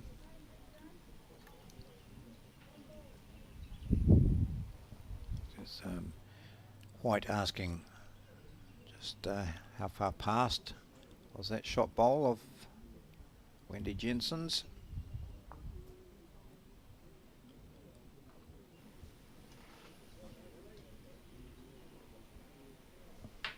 One thing we have talked about previously has been, the footwear. And I was just having a look there. What great bowl. Oh, there. beautiful shot. And it'll fall in? No, not quite. You see the shoes of Debbie White. They look extremely comfortable when we next see her on the mat. I haven't taken much notice yet of Wendy's. But you can't afford to be playing bowls without comfortable shoes. What are your shoes like, John? Oh, I vary. Honestly, I've got two pairs now that are favourite. None of them red. I've got a pair that I was given when I went to World University's summer games somewhere overseas, and part of the uniform was this pair of white, sort of a mesh type top, yes, similar to the ones that Debbie's got on. Can we have a look at her shoes? Yeah, good. There we go. Yeah, about that shape. With a nice firm heel, good deep heel. Don't run, Debbie. And I've been using those, and even though now the shoelace, the eyes are, one of them's broken, and I've got it taped up. They're the ones that I prefer to play with. Yeah. I was accused of consistently wearing the same shoes by a couple of people, actually. Don't you have any other pairs of shoes? And it's like, well, I do, but they're all pretty colour. much the same colour. Yeah. Oh, she's disappointed. She's walked away in disgust at that bowl. That's that. That hand there is one that is just not taking any green, really. Well, it's not taking that much green. So Yeah, she knew the last time we see her do that, I'd say. The moment she'd let it go. So Debbie White holding one. She drew that shot on her backhand. There'll be a temptation to switch to the forehand here. Yeah. Because I think when we have a look at the head again, all she needs to do is reach that opponent's bowl, and she could pick up would pick up two, maybe get three. Here it is. So perfect bowl required. She chucks it out wide on that hand, It starts to work now. She's seeking that black and white bowl or the jack, and she's going to get that black and white bowl. Oh, gosh. Well, outstanding effort and deserved better.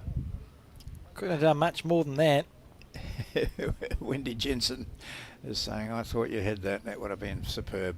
And she gets one shot out of it. Debbie White moves to 5. It's 5-3. We'll just have a look at the players' path through to this final here. You can see for Wendy Jensen, who's at the top of our draw in the quarterfinals, defeated Millie Nathan, the reigning world champion of champion singles champion, 21 shots to 18, and then Kirsty Hill 21-9 to make it through to this final.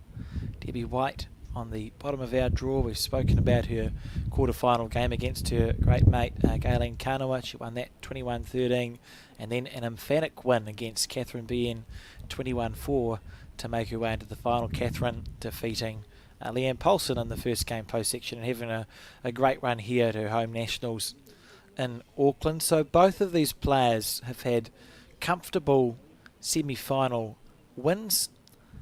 Because of that, they had a reasonable break before they reached their final, but both clearly in good form here in this final day of the Summerset Nationals. And it is Debbie White who holds the shot on this end.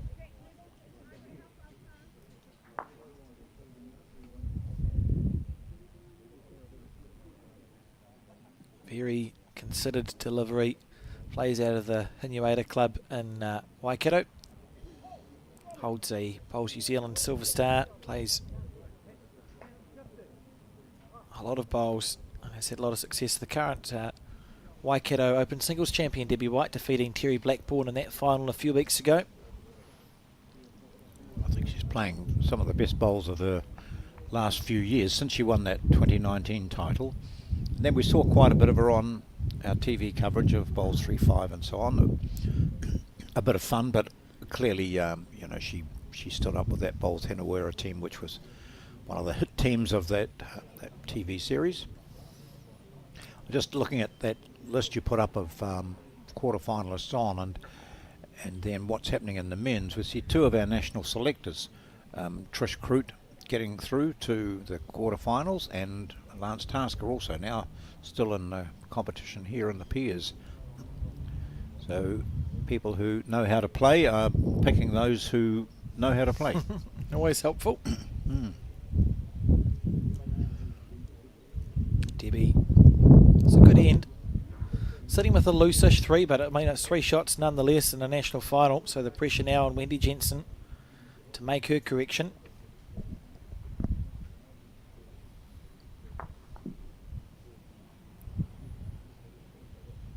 Hard to look at, aren't they? Yep.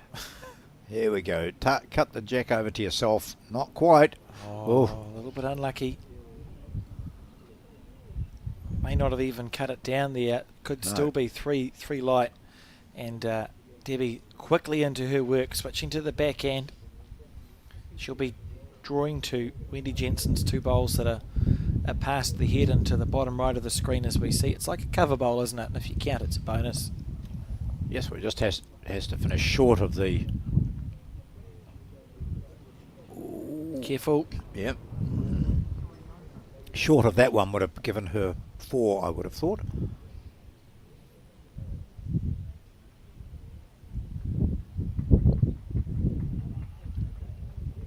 A bit wider, but with not so much weight, and it might work for her. Jensen in the zone here. Avoid that one and you're okay. Oh, unlucky. She turns away with a grin on her face, and she knows that she was within millimetres of making that a most telling shot.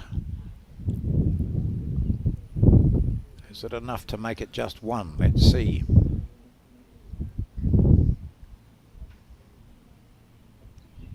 Wendy will take out the closest one. There she goes now.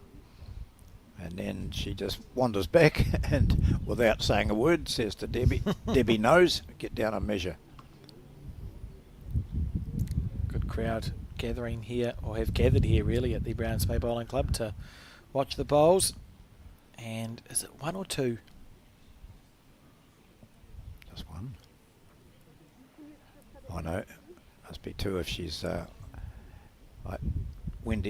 Debbie's words will be ringing in my ears. I said, now be aware of that white mark, and for goodness sake, don't bend over in front of the camera. It's okay, we were nice with the camera. But we're switching. more sensitive than some people might be. And it's 2 there, so 7-3 the score now, and a 4-shot lead. Debbie White has manufactured here. Also a winner of the 2023 New Zealand Fours, where she played 3 for Val Smith, and off the front Ashley Jeffcoat and Kimberly Hemingway. So Debbie holds 2 New Zealand Open titles, 2 Gold Star titles.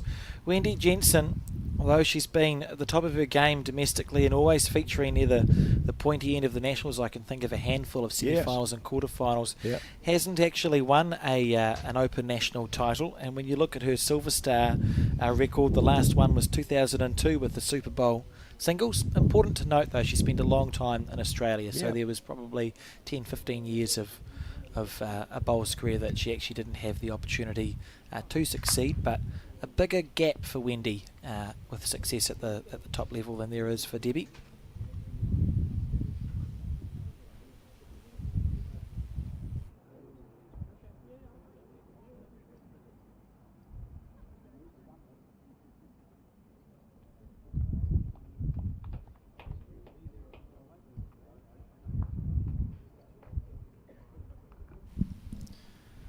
On the forehand, Wendy Jensen. Debbie White really seeming to hone in here.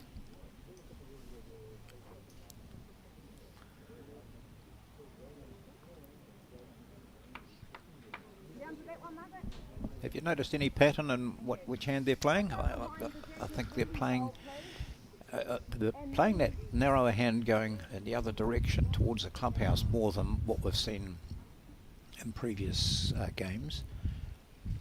But it ends up being whichever hand is suitable for the occasion. The first bowl,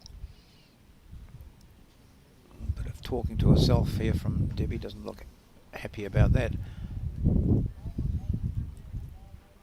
now it begins to swing in, just a bit too wide. Wouldn't want to do anything about that weight. That's good. She's holding the shot. The black bowls belong to White. Oh, I hadn't even thought about that. Yeah, I thought about it just now. Yeah.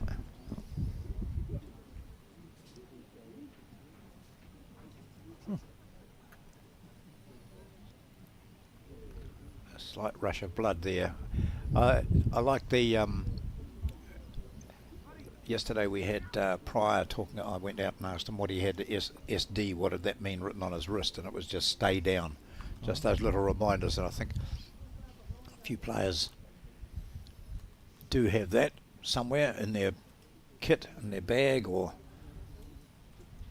somewhere handy, just a little reminder of what they've been doing wrong lately or what their coach might have picked up on. Just remind them to stay down, and in some cases it's just, you know, TT, take time, think about it. Here we go. This is a better looking bowl from Jensen. So she's got some good shots around here. That will fall in for shot. Yes, it does. Nice bounce back. Debbie White just applauding, and also probably silently swearing. It was a nice shot from Wendy. Here for a battle. Neither player into double figures yet.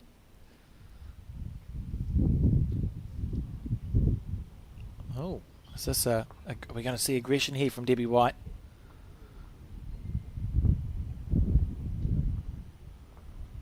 It is. Attacking bowl on the forehand. Or her own.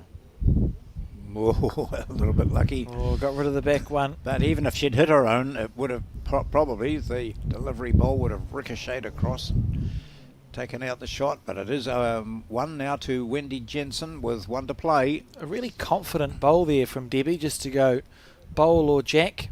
Backed herself not to miss wide onto her second shot. A lot of players would have played the backhand as you see it to the left, so that you missed to your left, not your right. But Debbie, I mean, she played it well. She was just a bowl away.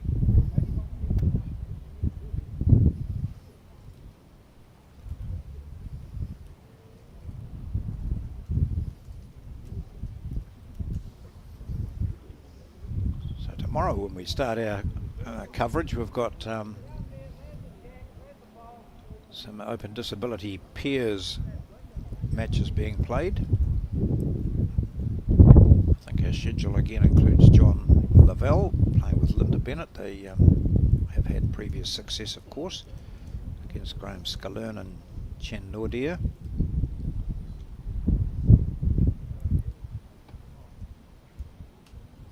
So that's the first game, and then we'll move to our coverage of the Open men's singles. Yep. I think. No, women's peers, I think. That's what I said, the women's yep. peers, yes. Yep. I had a 50-50 chance there, John, and I chose the wrong half. The second of those women's peers matches tomorrow will feature the combination of Olivia Manser and Taylor Bruce playing Mary Campbell and Gail Melrose. Well, that's full of prospect.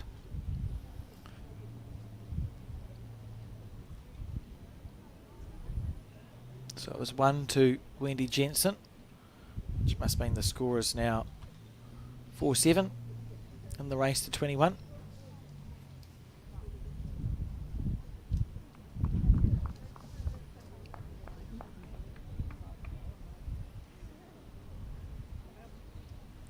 Quite a few people inside the clubhouse watching.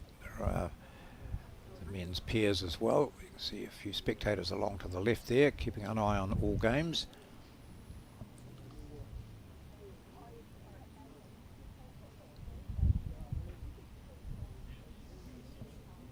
Nice ball here from Debbie.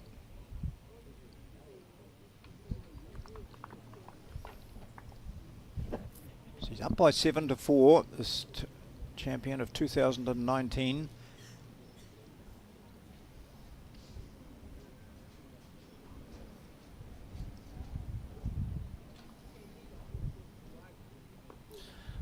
She'll be disappointed with that one.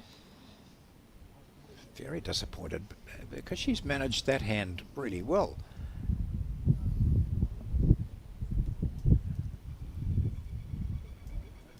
It's not taking much green, as you can see here from Debbie White. It's taking a bit more than that, does she think? She finishes up in a similar spot to her opposition, but still within range. Just a little speck of rain. You're joking. Getting pretty grumpy with the rain this week. Oh, that's a poor bowl, Wendy. Needs it to hold. I think mate just can't let it go quite as she would have liked to, and walking away. Not happy with that one.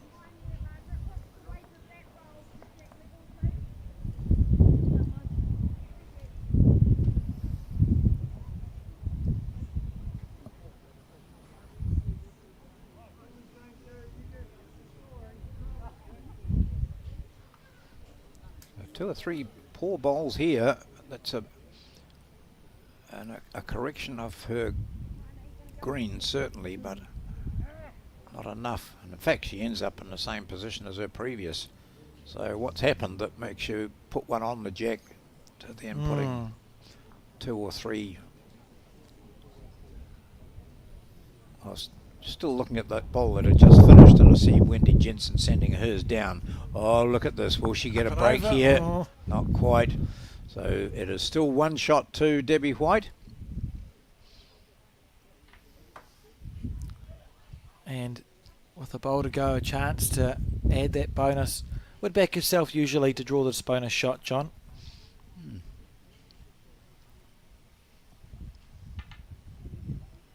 I think heading back there to the mat and having viewed the head, she thinks, well, nothing much can go wrong here. I've got to be positive.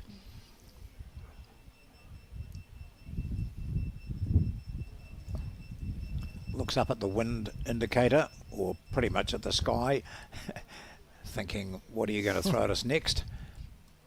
Here we go. Is this a chance for a couple here and to extend this lead? So she's tossed it out a bit further than they have previously, and she's tossed it out well. And even Close. if she runs a jack, she's in great shape. Oh, that would have been good. So a single here to White, and she now leads by 8-4 in this race to 21. Still feels like anyone's game for my money, John. Yeah.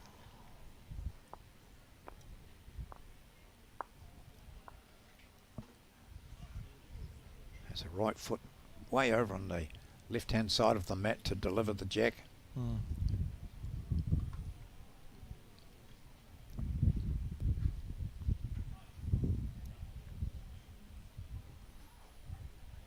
Just have a quick look at the semi-final lineup. I'm going to find the right button for the men's pairs. And so we have reached that semi-final stage, and I can tell you the winners. So Adam Hayward and Scott Cotterill had a mighty match.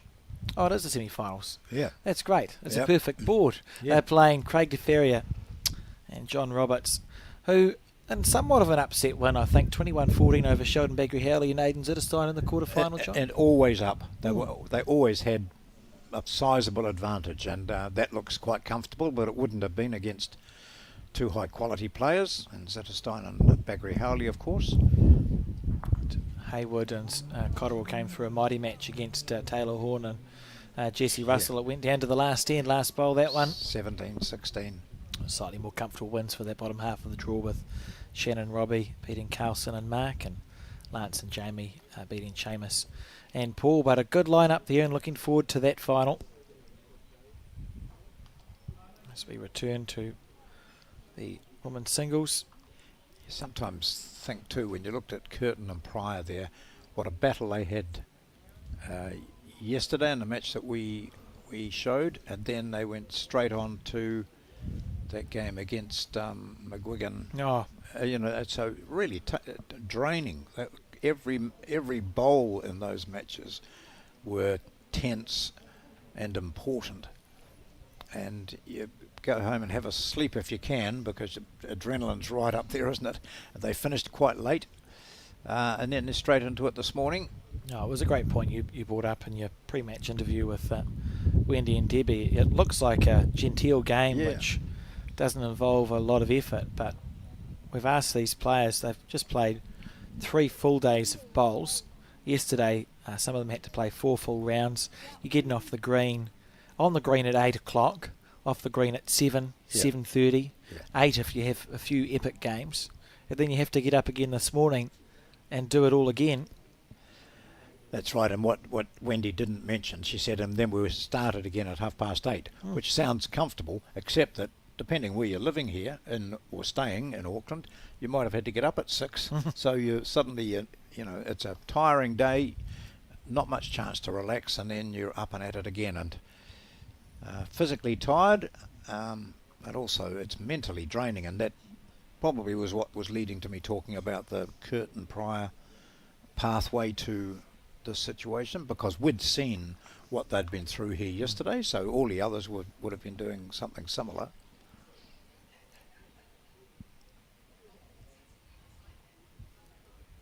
These we've had two twos scored in the first 8. All the rest have been singles, so it is a classic sort of singles final where neither player is getting a sizable break, and it may well be that potentially we've seen 4s or 3s or 4s available to players, but they haven't been able to capitalise, or the opposition have nullified that. As we see another good bowl coming in here from White, but neither of them have managed to make any sort of break.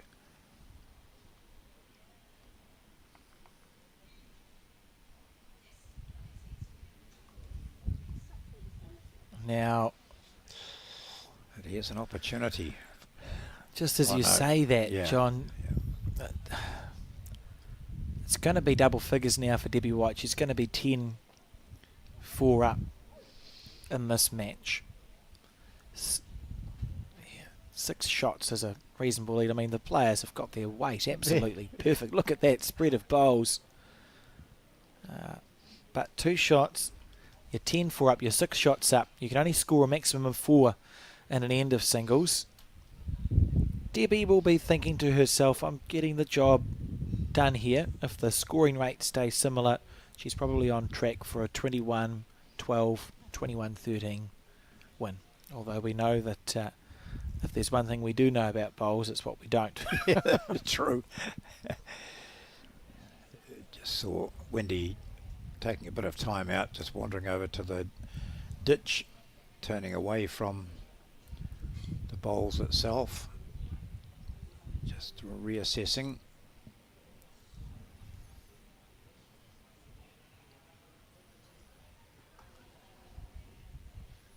Notice the support taping that Debbie has on that right knee.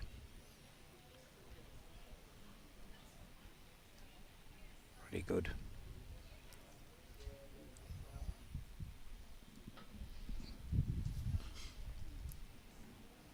This is where Jensen just needs to slot one in here to haul the game back a wee bit. She undercut her green going in this direction previously. That's much better green from her. Not a bad bowl. I spoke about the fact that both Debbie and Wendy had parents who played the sport of bowls to a high level. Debbie White's mother's name was Jenny Simpson, and she played for New Zealand at 2 Commonwealth Games and came away with a silver medal in the 1982 Brisbane Commonwealth Games, John, playing 2 in that triples team with Pearl Diamond and Joyce Osborne. Debbie White continuing that family success on the bowling green.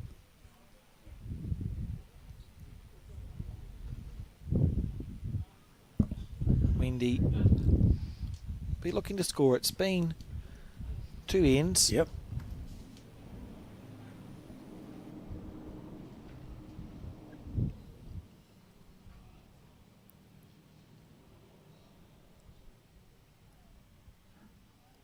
Yes, I have been corrected too when I was talking about Lance, saying the national selectors.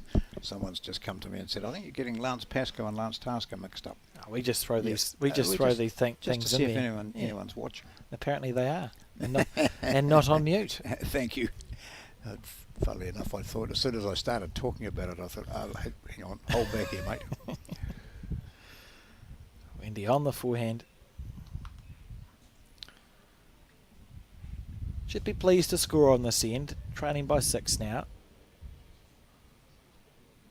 Inside out off the black bowl. Yep. Good result, positive result from her. Done enough.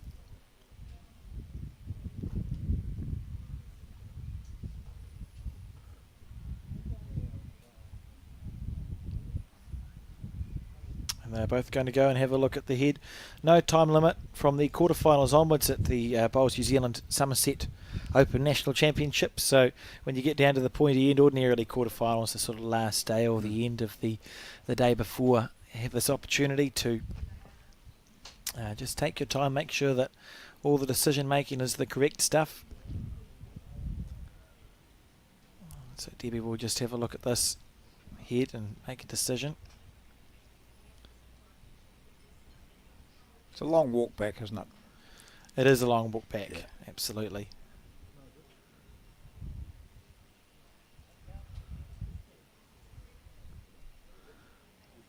And back she goes. For some, by the time you get back there, you've forgotten what you saw down.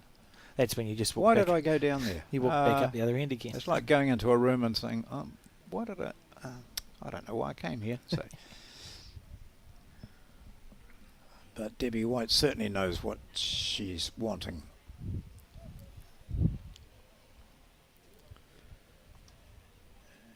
If she was to move that shot bowl out, she could end up with 3 here if she can play on to.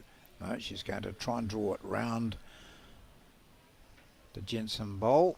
Yeah, it's often the fear of what happens if the short bowl that I hit does something weird. Maybe she's holding 2 already, John. I mean, look, that weight is outstanding from Debbie White. Yep. All 3 bowls. Yep.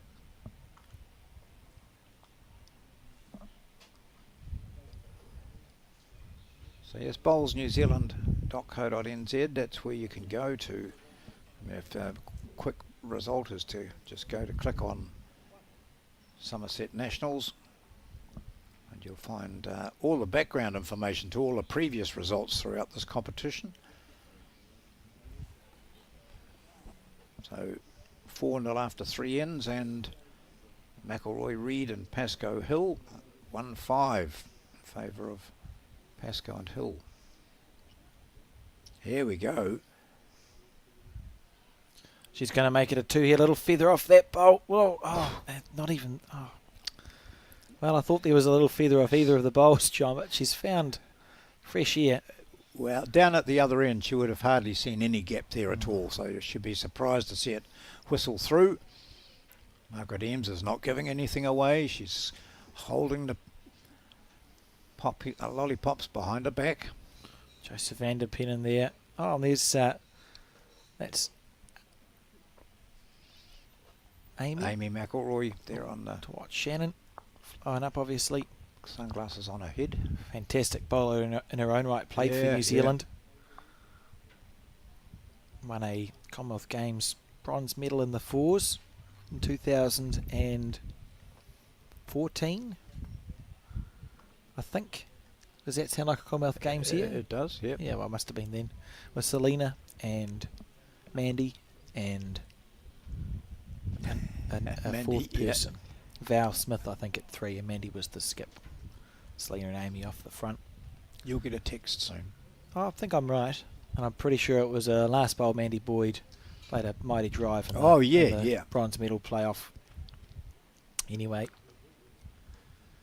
I should write some of the stuff down. Be a lot easier. Put it in a file and then I can use it. Right, on the back end. There was a time when my memory was really good.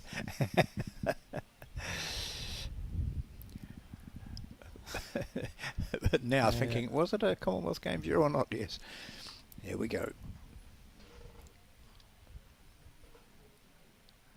That's about as wide as she'd want to go out here. Mm.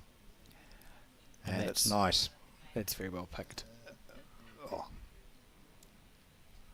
What a lovely bowl. Yeah, she's looking really smooth. Her weight control has been quite remarkable. What you'd expect.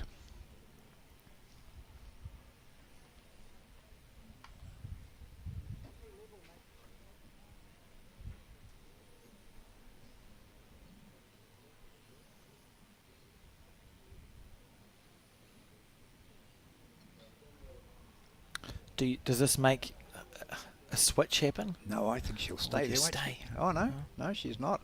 She does ask. She did ask. It looks to me from here. It looks about 2 balls low, but possibly looks more in the way as a player. Yeah. Well, this is what Debbie saw from her point of view. Yeah. You can see how it looked like it was in the way on the back end.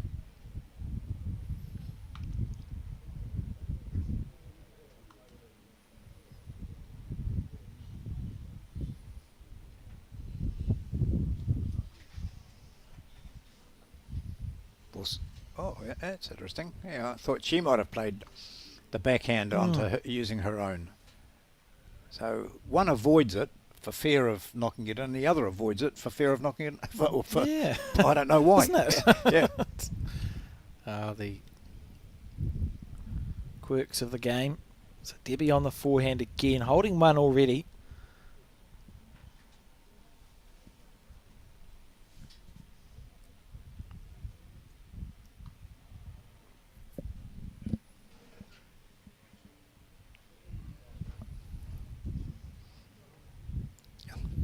This is why she's playing this hand.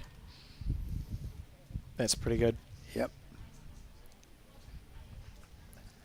Right. Now Wendy. She still knows that left-hand bowl is the shot. She wants to get to that.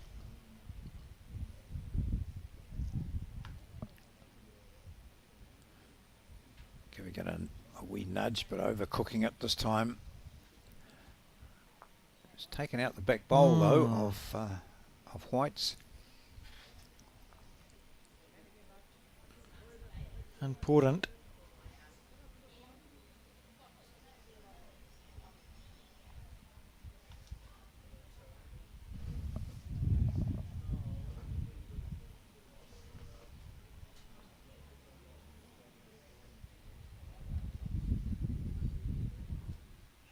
The score 10-5, sorry viewers. There's something in the back of my mind. I was thinking, Yeah, have we not moved it? I'm sure that I said. And you're working off my card, and I hadn't filled it in. I'm sure I said there was a 6 shots difference, and Wendy's just scored, and I said there's a 6-shot difference again.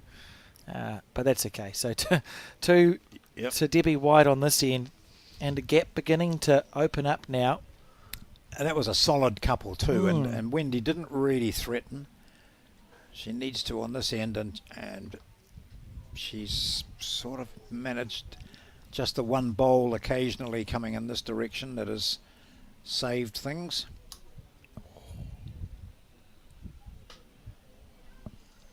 Needs to get something close, and that first bowl effectiveness has got to come into Wendy's play.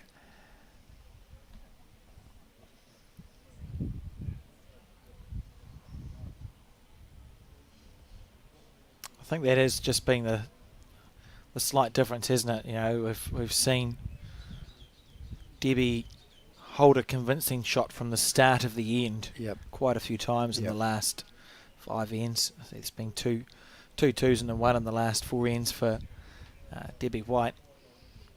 Just that little bit more effective at the moment.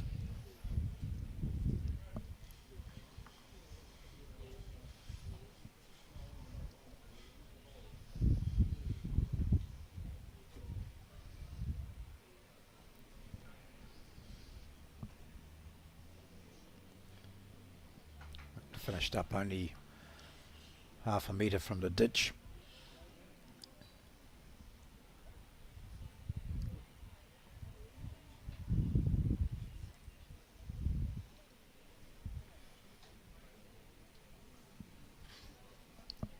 Here's the weight. Yeah, it's not enough. I mean, there's people watching here thinking it's pretty. You know, some of the bowls are fairly ordinary, and they do look like that.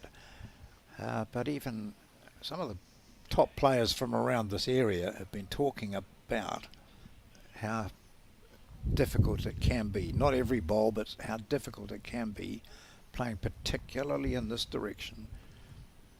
And here, that's nice. A great bowl. Well done, Wendy Jensen. See, I was just talking up excuses for them, and what do they do?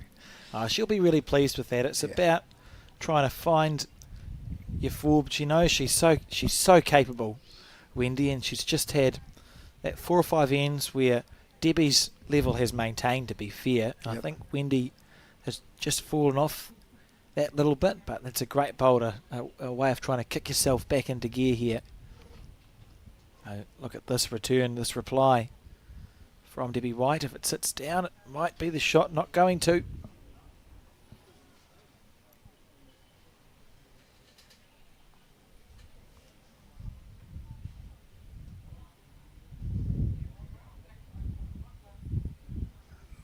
The weight, I don't think, has it? No. Perfect line for you, Wendy, but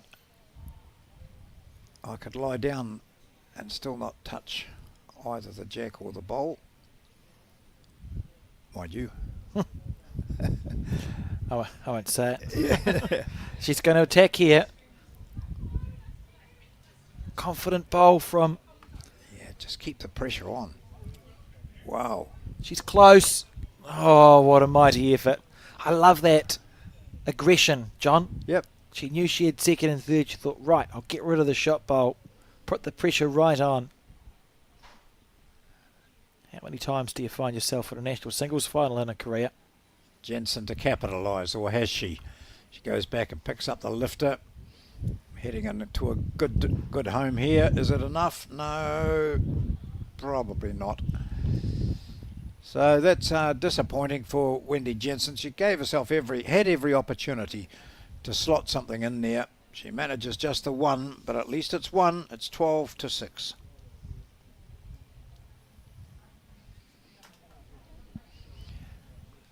Right.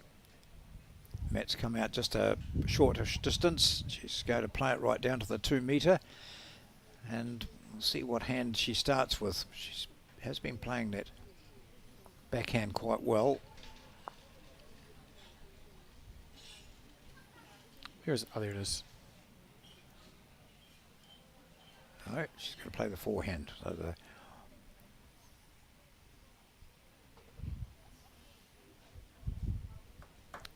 we haven't seen a consistent side picked. No. I mean, the difference is this side to the left is a straight, a swingy hand, sorry. So that means you can deliver your ball out wider and it comes back to the centre line. The side of the ring that Debbie White's about to play, which is to the right on your screen, we've observed is a tighter hand, isn't it? It's about, you'd call it a half green. So the players have to put their bowl maybe 3 feet less out for it to come back into the centre line. Both very consistent. And thus, I couldn't really say if we've seen a side picked. I think you're right that in previous games we've seen the swinging hand more often, but these two players are playing both hands really well. Yep.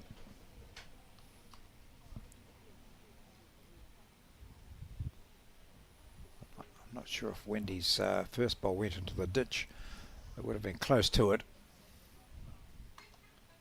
Not quite. Yeah.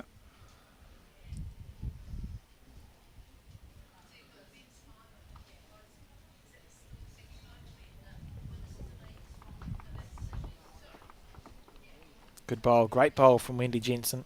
Goodness, the crowd's hard to please, aren't they? Yeah, yeah, that's right. I'd be clapping. That's a great shot she just played. Everyone just watches on and goes, oh, yep. Some bowls. Well, I think their eyes are on 3 different games. They're watching the men's semi-finals and the pairs. Oh, we'll forgive them then, but And, I think... but there's plenty still watching this. I think maybe they are hard to please here. I wouldn't mind. Yeah, the crowd could clap once in a while. Maybe we need to send someone out there, Harry out there, to get them to start a Mexican wave, and we can go from there, John, get a bit of enthusiasm injected into the crowd here at Browns Bay Bowling Club.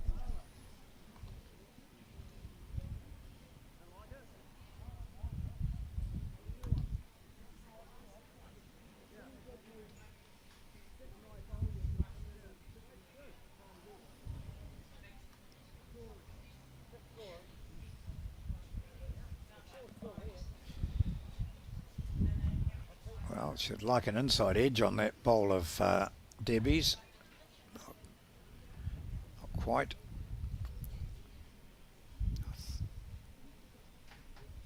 I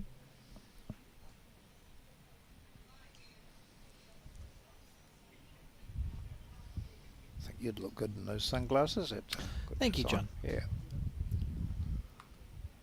Attacking again. She's pushed it wide on this occasion. That's the most we've seen Debbie White miss by. She's been very close with her previous 2 bowls. That one slightly less convincing, and she's got a bowl to go, John, so it'll be interesting to see if her shot selection changes here. Well, it will depend on where this one finishes. Intriguing too that Wendy has that bowl past the head, although I suppose it's to the right. Look at this from Wendy Jensen. That's beautiful bowling. Taking a chance and holding 2. What's Debbie White going to play here? Well, when you view it there, she's just got that one bowl. Chip it out. Yeah, chip it out and you're kicking yourself. It's a brave bowl.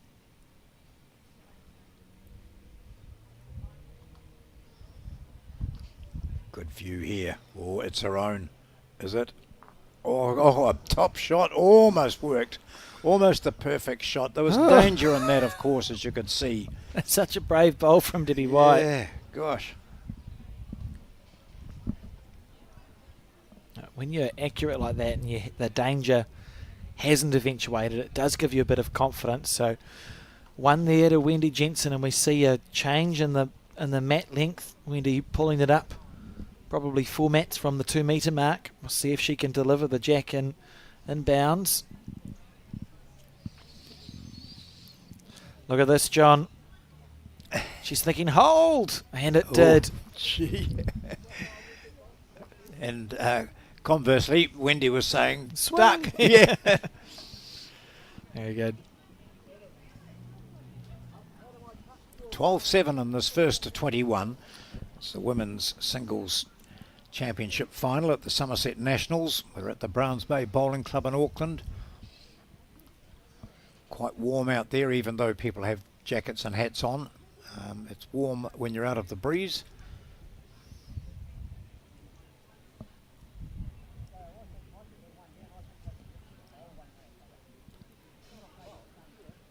So Wendy Jensen opting for her backhand, wider side of the rink. White doesn't look happy with that. She missed a line. Doesn't look too bad. Nothing wrong with that one. No. Most of us would be happy with that. I'd be happy, yeah. No complaints.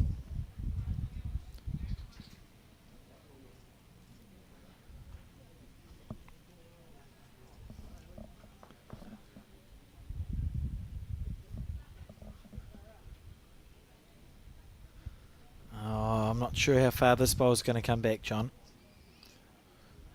It'll come back a fair way, but not quite that much, I don't think. In fact, she needed to take a slightly less green, didn't she? And she's ended up wider. So those are 2 bowls gone. They won't come into the count. Particularly after she's just played a brilliant end. She'll be... Yeah, and it was an end which would give her some relief. Yeah. And I think there'll be frustration there from Yeah. Wendy. You know, you've gone bang, bang, thought I can draw the jack. And it's just missed it wide on both occasions, but 2 to go.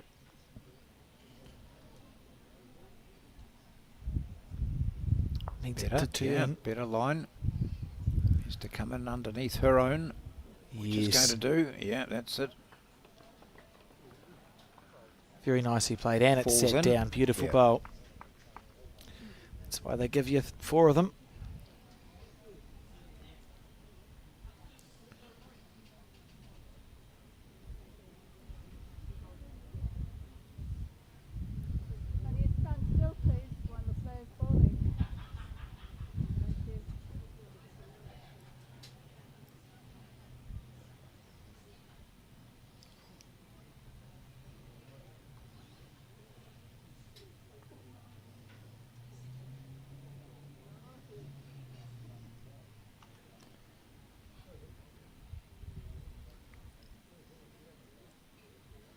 Needs it to hold.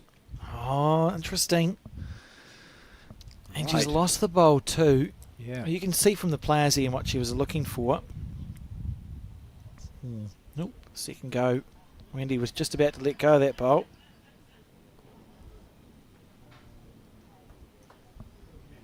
Two shots here is what she would dearly love to end up with. She's gone much narrower, but it might work for her, and that she might sit that shot of Debbie's out, but no, she turns away, and yeah, you can see she's angry with herself there, really frustrated. It was an ideal opportunity. I'm not sure if Debbie will be aggressive again, John, because again, it looks like we're in a situation where she's got a very lonely second shot bowl there. And I know there's a reward of a 3 if you get the jack to the bottom right of your screen. What happens if you chip your own bowl out? Be a calamity. Yep. But so far she's shown such confidence. Well, in she it. hasn't missed. Yeah. Yeah, I don't know. Yeah. I don't know. She's got the back bowl. Meanwhile, Wendy just waiting there for Yeah. Debbie to make a decision. Yeah, big call, isn't it? 12-7 up. She had one down on the head. Yeah, do you need Do you to? need it? Yeah. Risk and reward at this stage of the game. It might. I suppose that's the See whole... what she's made of. Come on, Debbie. What is it? It's going to be a draw. Drawing on a backhand. Yep. I think it's a very good decision from Debbie White. They are wonderful sunglasses, aren't they? Yeah. Smooth.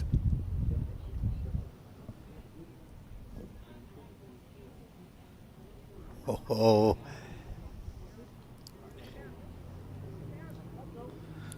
So she Yeah. played she played a reaching ball on the safe hand, didn't she? She's thinking, well, what are the chances I'm going to miss by 4 feet on the backhand and chip my own bowl out? Low. Forehand much tighter, so still an intent there, but probably your logic is almost you're thinking, well, I'm actually okay with dropping a 1 here, and I'll give myself a chance of picking up a number. Yep. And the mat again, John, has moved up a little, and the difference now only 4 shots, 8-12. We've had 4 twos scored, and they've all been scored by White. So Jensen closing the gap, but doing it in singles. She won't worry about that. There's no time limit. Here we go with the men's pairs semi-finals, which are on at the moment. Hayward and Cotterill trailing 1-5 after 5 ends. And McElroy and Reid spelt correctly. 2-8 down after 6. Be amazing how many different ways there is to spell for a 4-letter last name, John. Yeah.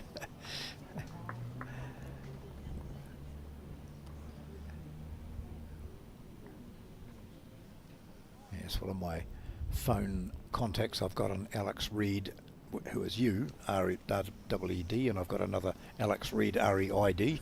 So every time I message, I have to think very carefully. Could be very confusing. Yeah. For all involved.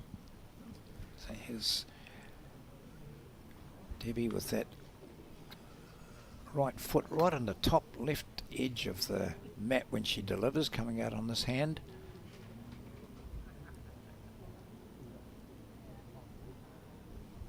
Great weight. I think we commented last time in this direction. There were 6 of the 8 bowls were all in a line. They weren't over or under. They were pretty much in a line. Just like this. Here's the shot, just beating the one of White.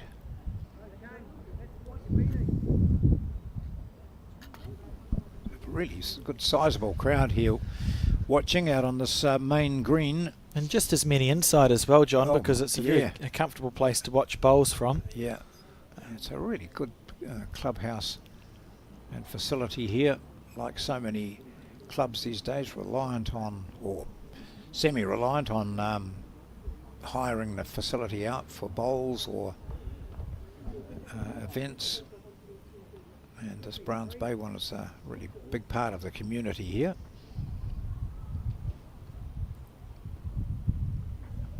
Great stuff.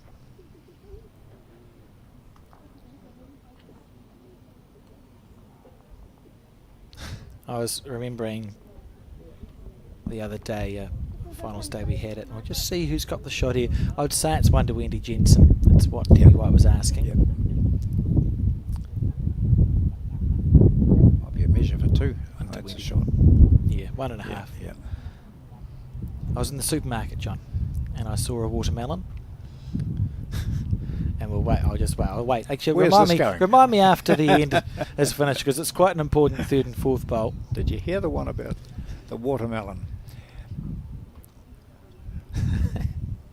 Yeah, I'll wait until the end's finished. It's a good story, and this bowl has been given a lot of breathing space, which is what they require on that hand.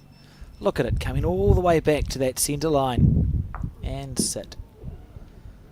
Great effort.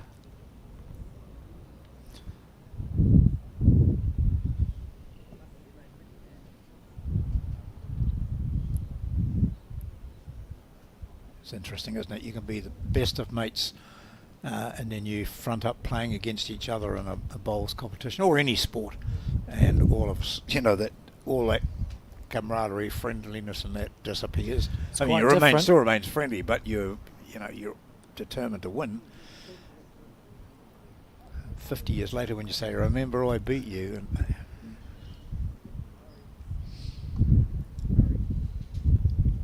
do you like this one, Wendy? Oh, she should.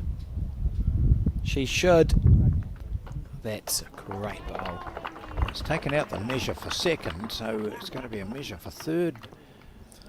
And White was down there watching that. See, hers aren't that far away either, so it won't take much for her to get into them. I wonder if she might consider coming down this right-hand side. Underneath that short bowl Yeah. at 2 o'clock. She will have made up her mind as to whether it's 2 or 3. Indicated 2 there. Thank you, Debbie. It's interesting. It'll be interesting to see because, as you say, there's 2 options. You either get a little bit rakey on the backhand where you're playing with weight to rest either of the 2 shot bowls, or if you're narrow, you're sinking the jack back, or you just trust the forehand, throw it right out, pray it comes back in. The backhand feels like an easier shot to play here. Yeah. It'll be the instinctive one. But And the forehand it is. also fine. Can be easy to get pulled into raking. Well, when you see what her weight's been like, it's just that managing the green, isn't it? I think backhand raking shot would have been the one. Well, she's got the weight for it. Yeah.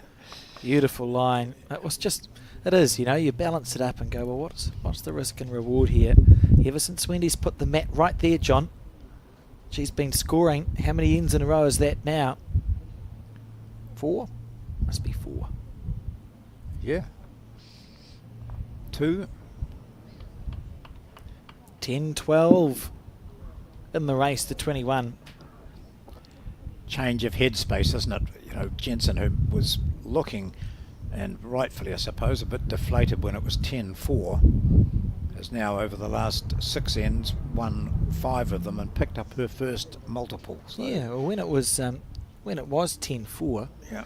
we were thinking about just the flow of play. It was feeling like a 21-12, 21-13 win to Debbie White, but it's shifted around, such as the nature of the game.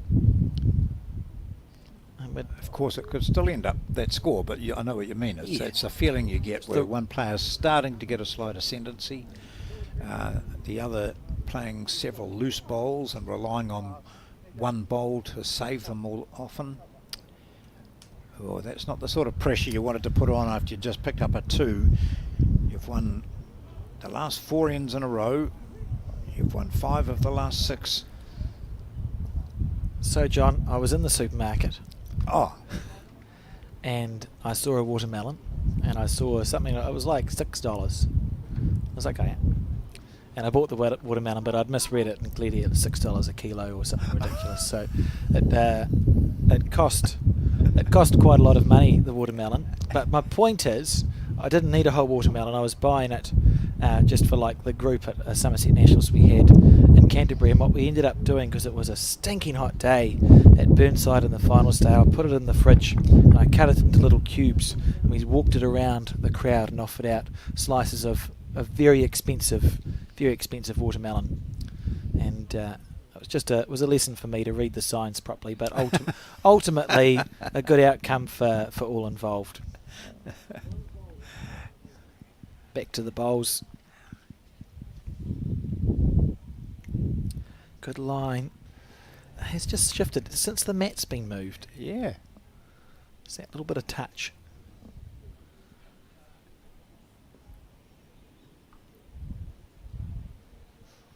Ooh, this is just gingerly put your foot on the throat, Wendy. That's what you're trying to do, and you're not able to do it. This is a difficult direction.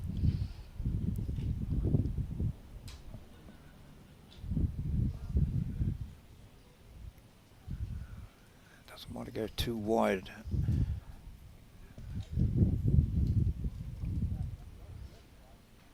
All right, so look at that. If you've just tuned in and you're saying, what? This is the final of the women's national singles at the Summerset Championships.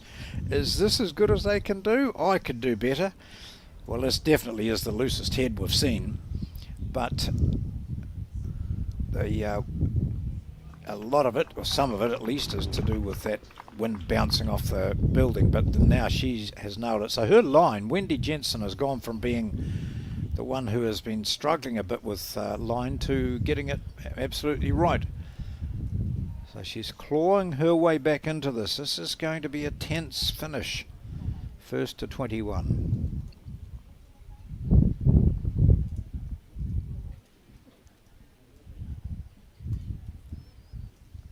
That's more like it from White.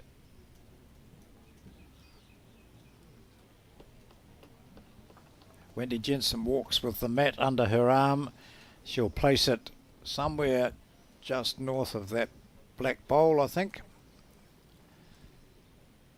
And it is. Yep, just north of that black bowl. That's where she wants it. Puts it down again. So the change of mat placement has worked in her favour so far. Now it's that nice big deep breath to just remind herself that the jack needs to stay here. I want it to get up to the 2 metre but not beyond. Well, it can go beyond so long as it doesn't go beyond and plonk. Oh, that might have gone beyond the...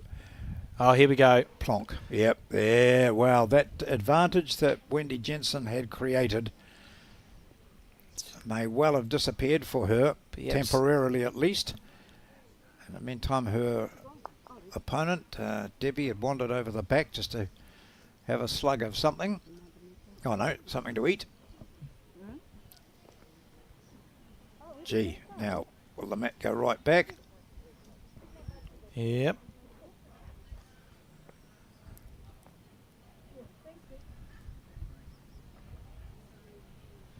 And where's it being delivered to? We saw this in that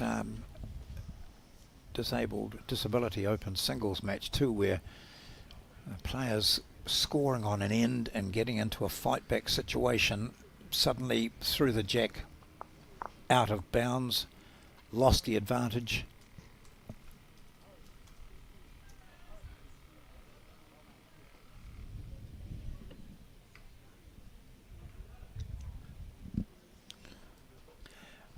Jensen will probably be thinking to herself, I don't care. Why should I be worried about where the jack is? I've played a million bowls in my life. I can just put one straight on this.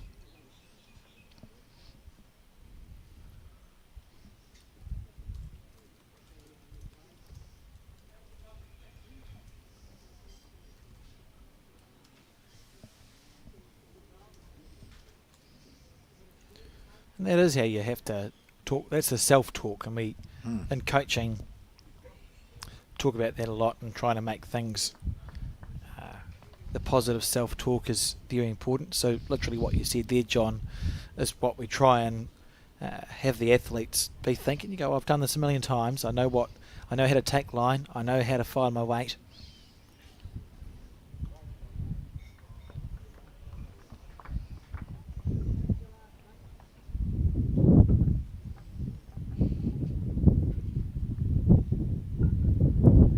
Steering it down. Yeah, there is a short bowl there, but it's one that she would be aiming to get around anyway, with the line required just a bit too wide.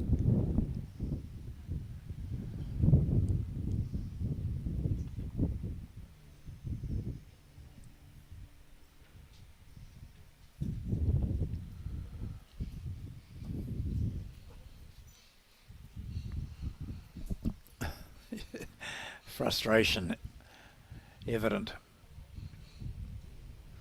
That's good. It means they're invested, doesn't it? Yeah.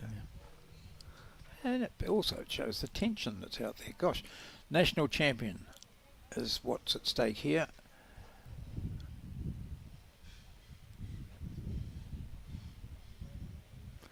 How's the weight? No, not quite there, John. Good line, and I think we'll see Debbie switch to her forehand side. Yep, there we go. just because it just looks a little bit dangerous to play that backhand.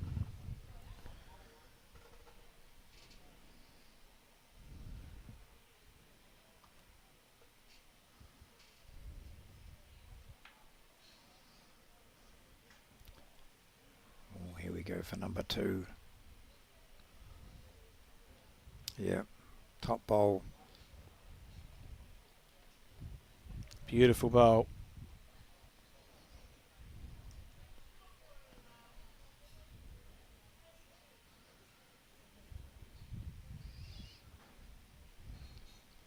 If she can avoid that short bowl of hers. Close. Oh. Second shot though. Nearly enough there.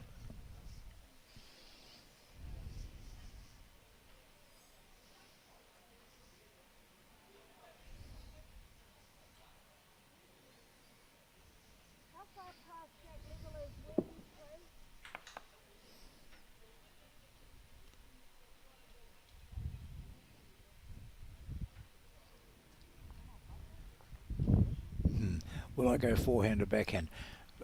She played such a fantastic bowl with her last. Yeah, that'll stay in her system. She's hoping. Find that same perfect weight and green.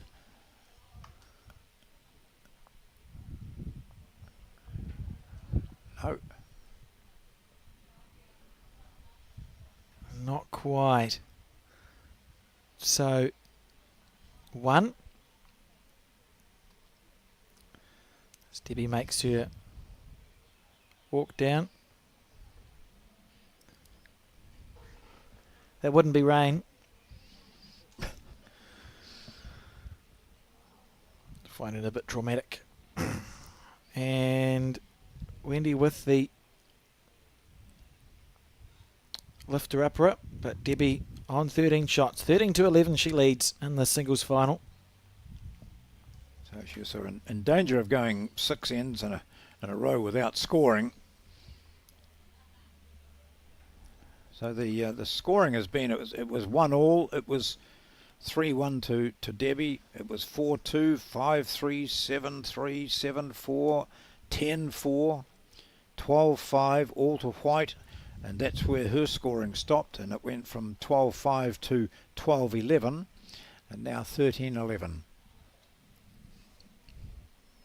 Been a great match in this end, stretched right out to the 2 metre mark.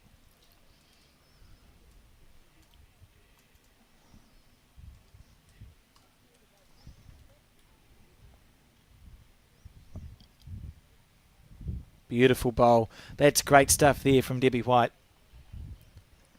That looked like a proper track, didn't it? Yeah. A proper bowl. No, nothing seemed to get in the way of it at all. It was just nothing affected it. She'll be very happy with that. Yeah, I don't think Wendy will be all that happy here.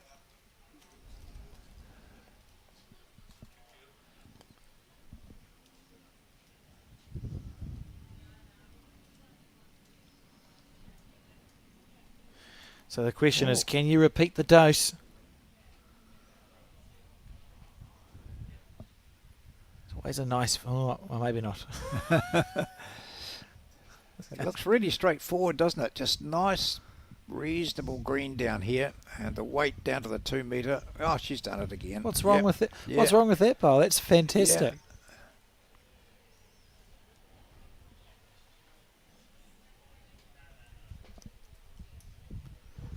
Beautiful stuff.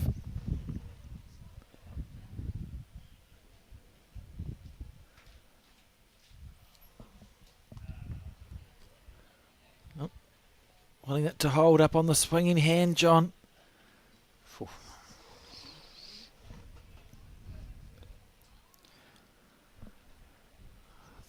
Another bowl on the forehand here for Debbie White.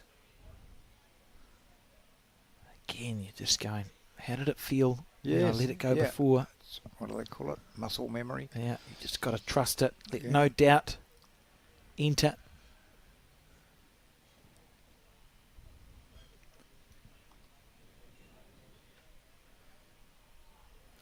Wider, but She's still working. Close, John. Ooh, ooh. Just about brilliant. May still be counting for 3 because it's level with the jack.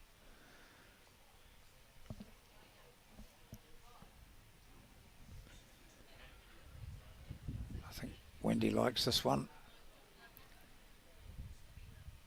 Takes the jack back to herself. Oh. She'll be grinning. What a bowl. Yeah. Yeah, good shot. Well played. Really impressive stuff there from Wendy Jensen. And may we see some aggression here from Debbie White. Look at the head. I know she's got no bowls at the back, but you could go bowl or jack. Chip the bowl out clean.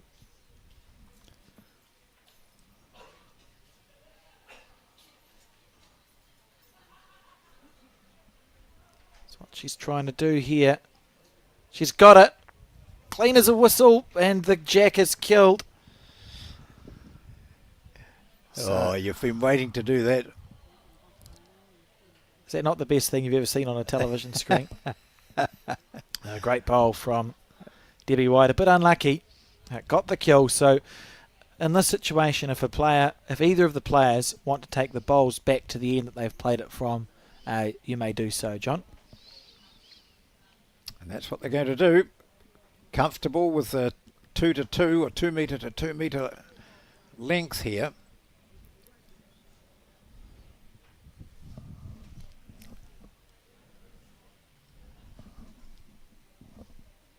Always a danger you drop one of those. Here it goes. Nice bowl from Wendy to give him and get her into this great situation. I thought she was going to nail the jack and just tuck it around the back of her own for 2. And here, this. She's actually unlucky. Yeah. She's unlucky to have got onto the jack there. If she'd been half a bowl narrower, she gets the shot bowl out square. Yep. And there's no jack movement at all. But a good bowl anyway from Debbie White. And she would have been really hoping to deliver this to the 2 metre mark, which she has done successfully. That's a good start. Yeah.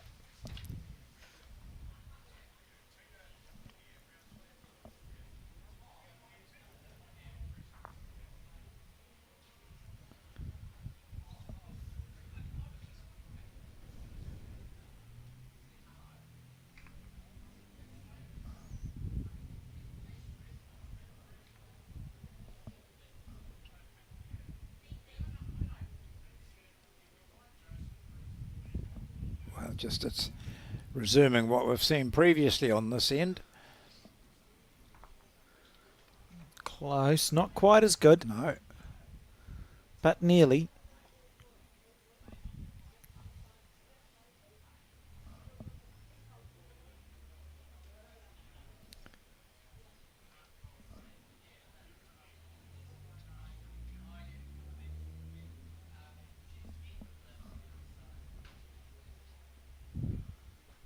Well, that's the closer of the 2.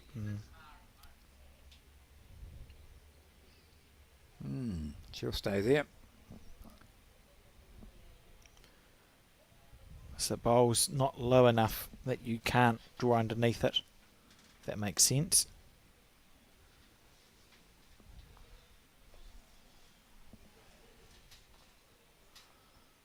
Yeah, this is close here, John.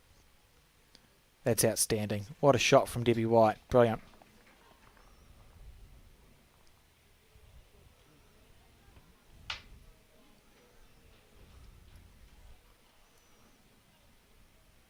It would have brought her other bowl into account as well, I think. So now the green will take Wendy out into uncharted territory because the jack has moved half a metre across. Oh, gee. Just short on that occasion. You call it short? A little, just. Just short. It's disappointing as a bowler because you know you've got the right line. Well, that's it. And, there's 2 things to worry about, aren't there? And she had worked on the green. She knew she had to change the green, obviously, because the jack had moved. But it had also moved back a bit. Debbie's gone out in sympathy here. Yeah. The positive is for Debbie, she's almost entirely blocked up the backhand side unless that bowl's out, which it is. So Oh, and look, Wendy's already played her bowl. I don't mind that. You're back in your instinct at this stage. Yep. Oh, yep. Jack. Oh, Jack what a in the shot. ditch. What a shot from Wendy Jensen. Switching to the forehand after playing a very forgettable third shot. Cool as a cucumber. Took no time at all on the mat.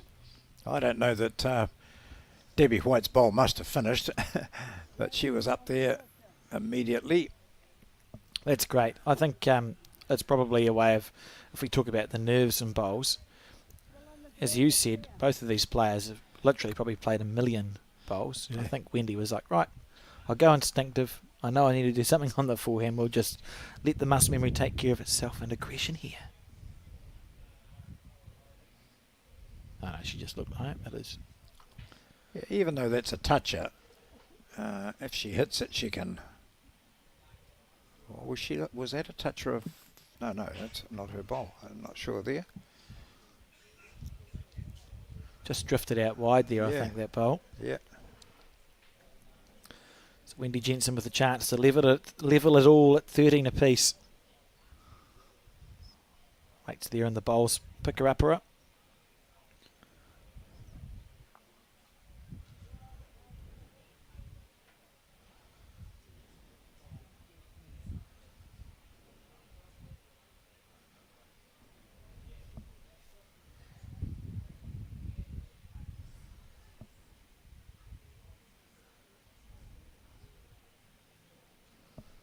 See the flying nun is back up on the back top right-hand corner there. I think we nicknamed him that last time. He's a local who's got a place up top. He's got a great view of the greens. Comes down and has a look. Plays. Don't know if he plays, but certainly has a look every now and then. So there we are. That saved her kicking that bowl back too far. It is now 1 point the difference. Debbie White of Hinawera, who won this title in 2019. She's seeking her second title. She has 13, and Wendy Jensen, who has yet to get a title, has 12. 13, 12.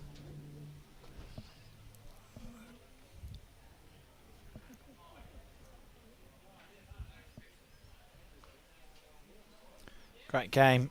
Yeah. I mean, there's been some, what you'd say, ordinary shots, but it's the tension and the closeness. I think I almost keeps it going. Yeah. When I say ordinary shots, we've talked about why a lot of it is. Not all of it's down to the weather. But yeah, the best sporting games are ones that have the full mix, though, isn't it? It'd be if it was just perfect bowls all the time, would they not be boring to watch? Yeah. You want to see people, and it sounds cruel. Much prefer to watch sport when people are fighting everything. Yeah. Than if they're just playing perfect bowls. And it makes you feel good as a bowler to see that those who get to the finals can still. Not every bowler's perfect. It's like, golf or tennis, It's hard to do. How could they double fault, It happens. What a mishit. It happens in all sport.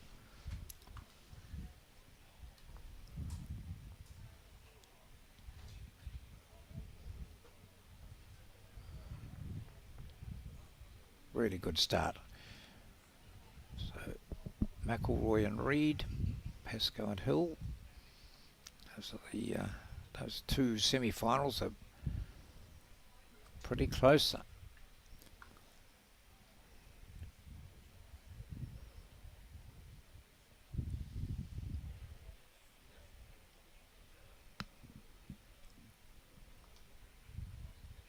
Debbie will be happy with that shot. Both shots, in fact, hers and her opponent's.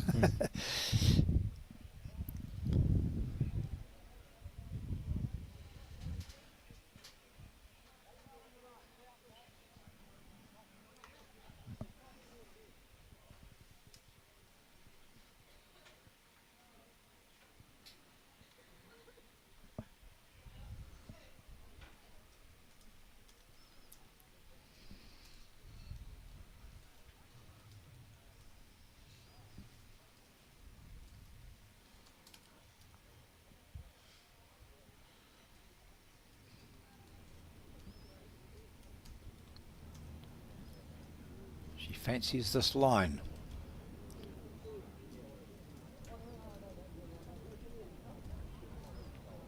Lovely bowl.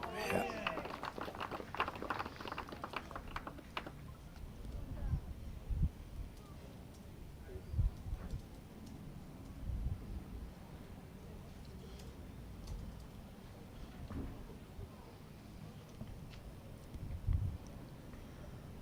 It's both battling away.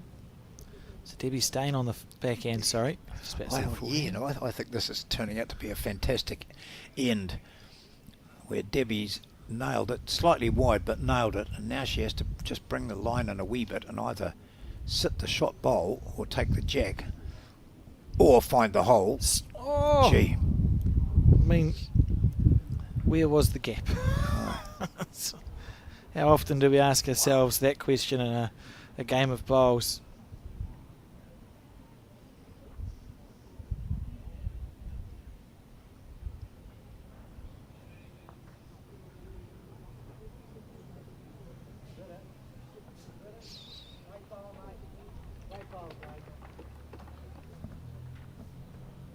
You can do it by ones.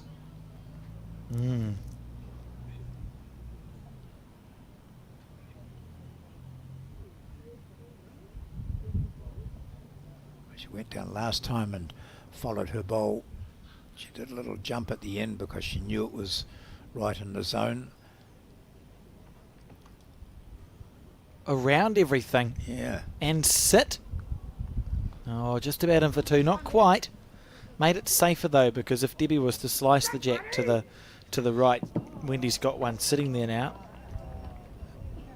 There's no way that Debbie could find that gap again, surely. Yeah, that's what she's hoping. I was trying to get an airplane reference in there, but you didn't quite say your half right, John.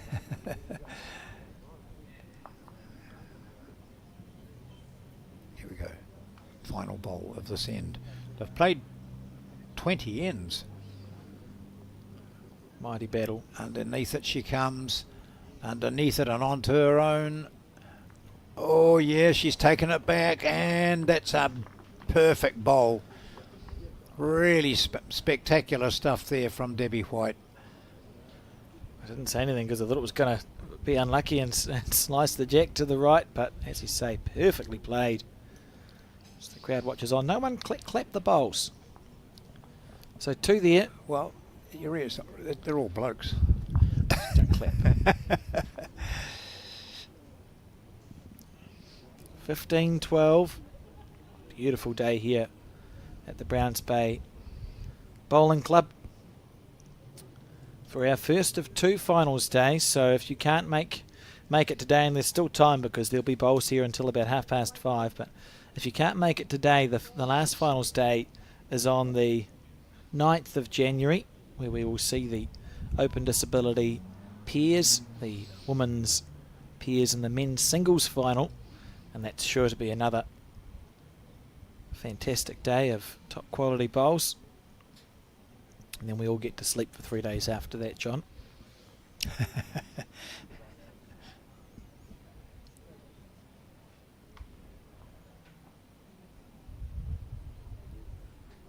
This long end again certainly seems to be a game of two favoured lengths, doesn't it? Quite clearly. Yes.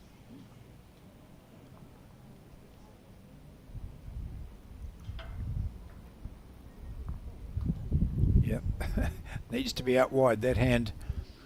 She hasn't played the backhand coming this way Oh, very effectively, Wendy Jensen. No.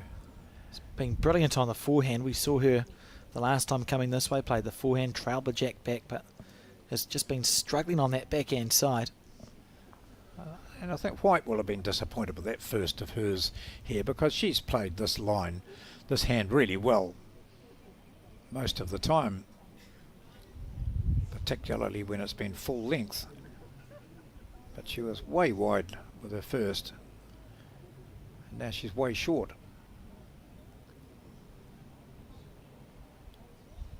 Look at that. 3 bowls, one might be 2 metres from the jack. They'll correct it all. Still doesn't look wide enough out there, does it?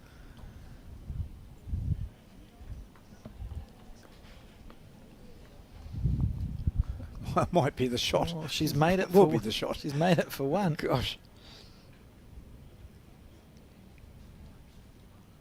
That's what we mean when it's the sublime to ridiculous. You know, we've had bowls here that have been within inches on this national final, and we've had other ends where it's quite scattered.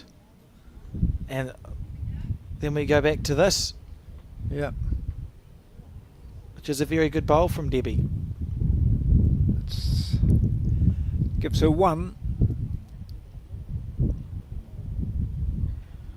Let that one go with a little bit of a bounce. Wendy Jensen usually means the bowl's narrow or perfect. Oh, it'll teach me.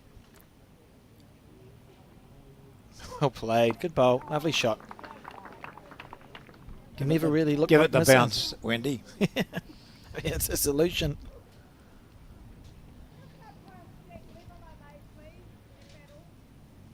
This one is that far behind the jack.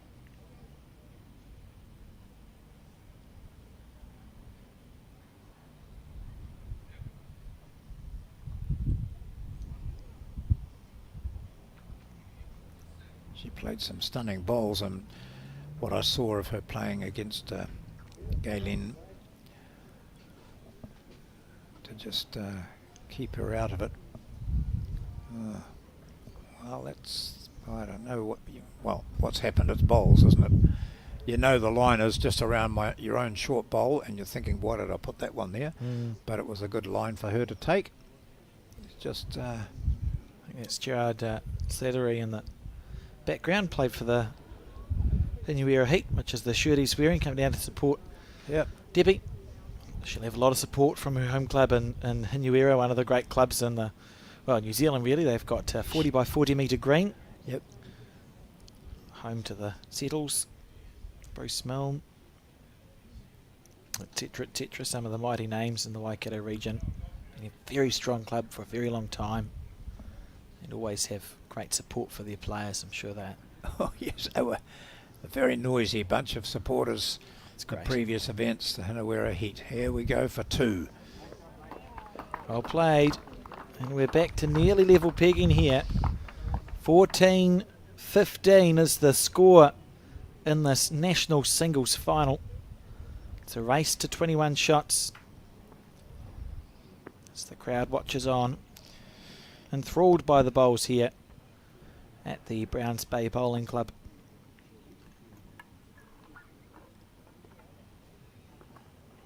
An indication of the closeness between these two players. We've yet to have a three scored. It's all twos, singles and twos. In fact, I look through, Wendy's scored 2 shots on 2 occasions, and Debbie has scored 2 on 4 occasions. She's taken 5. She's taken green with the jack. Maybe inside is, yeah, it's okay. So, well, we spoke about it being a game of multiple links. That mat's not up quite as far as I think Wendy had been taking it.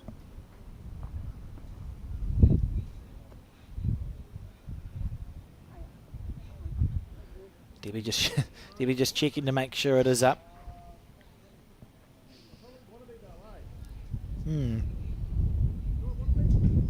We'll soon find out whether this was the right move by Wendy Jensen to toss up a short jack.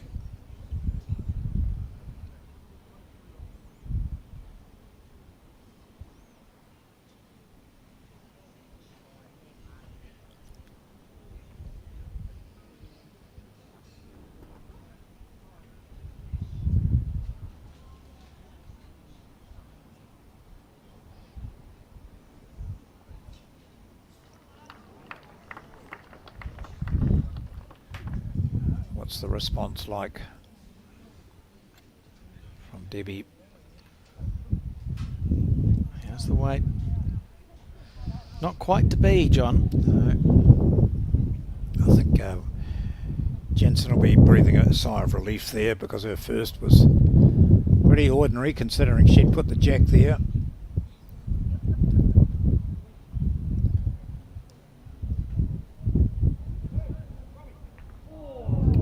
know they're both going to grab us afterwards and say, righto, come on out and have a go Oh, yourselves. I wouldn't. You couldn't. I wouldn't play. And Yeah.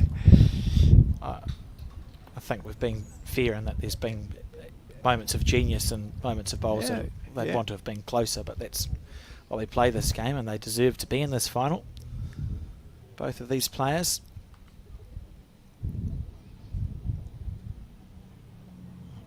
Also, don't think you can underestimate the amount of pressure that exists in these situations. There are a lot of players who play competitively for a lifetime and never even make a national quarterfinal or last 16. Yeah, or even qualify. Yeah. Let alone find themselves here battling off for the champion. Under the gaze of the critical bowling public, of course. Well, so far then, with 3 of her bowls down, 3 out of 4. She's holding 2 shots. She put the jack where it is when she rolled up the shortest end of the day so far.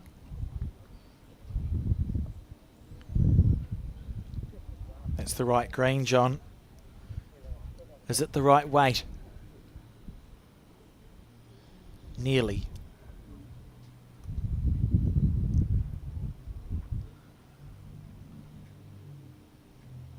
Wendy Jensen has not been in front in this game.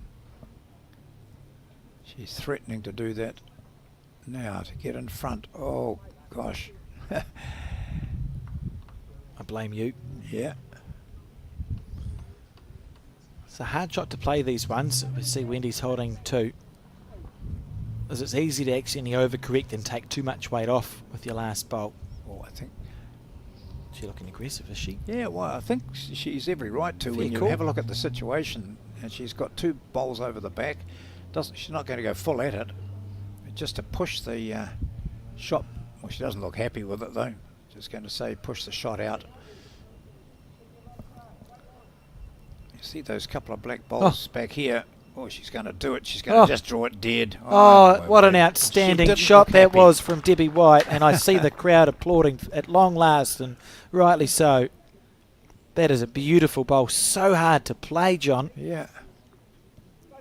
16-14. As both players inch closer to that magic 21. Played 23 ends.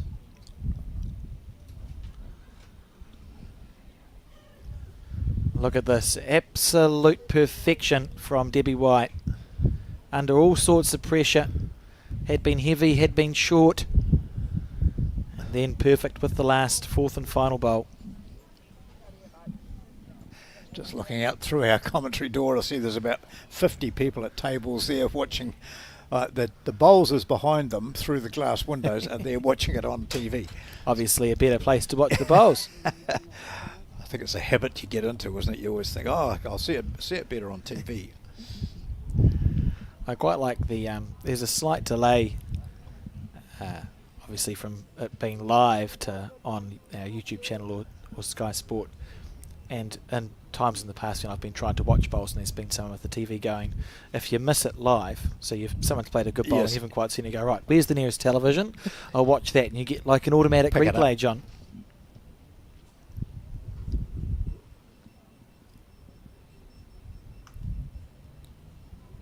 Yeah, I can only imagine what Debbie White's thinking now. That game, she was in danger of losing the lead for the first time. Wendy had played some very good shots with the short end, and it must have been running through her mind to maybe play with a bit of aggression, but she played the perfect draw and grabbed the shot, and now she's holding again. This has been a favoured length for her, and it enables her to play this forehand, which she's handled pretty much okay, apart from the most recent time coming this direction. So look, beautiful weight.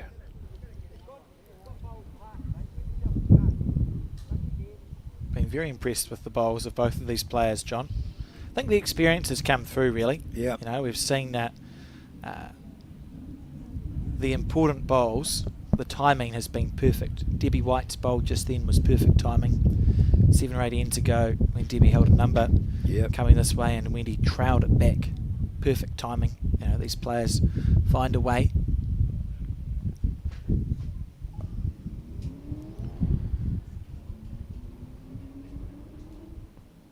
Here she goes again in the zone.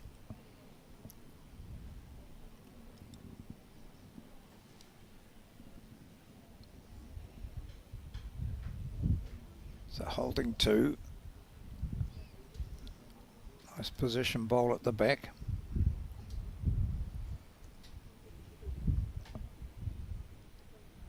Wendy's shown that ability to drag it in. Oh, I think she's going forehand now. Okay, so, oh gosh. You don't even need to see. No, Yeah. oh, gee.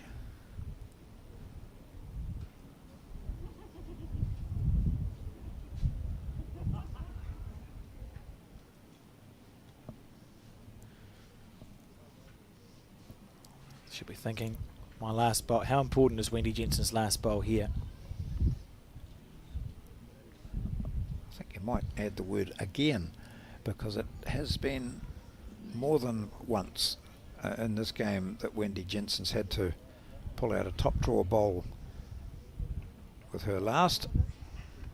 You'll see herself 3 down here. So that's taken out a return to the backhand.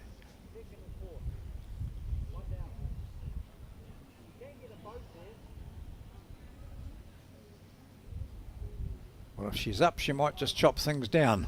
Oh, here we go. The last bowl Look again. at this. Last bowl again. Last bowl. Does it? Oh, great shot. Oh, gosh. Nerves of steel for both these women.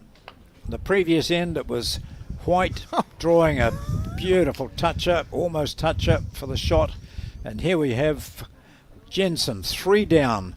And looking at seeing her opponent go to within 2 of victory in this game, and she pulls one out of the box to go to 16-15.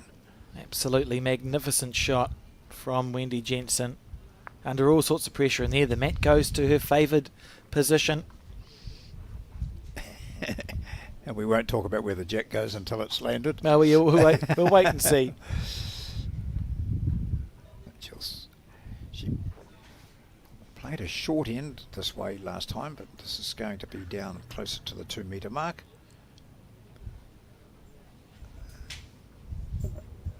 Right on the 2 metre.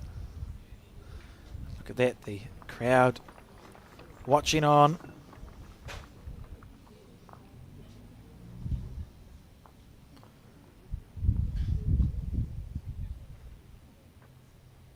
Match Shannon McElroy and Robbie Reid taking on Pascoe and Hill, tighten right up. Yeah. John 10-11 to Pascoe and Hill after 14 ends. And a beautiful first bowl from Wendy Jensen. It's had it all this game.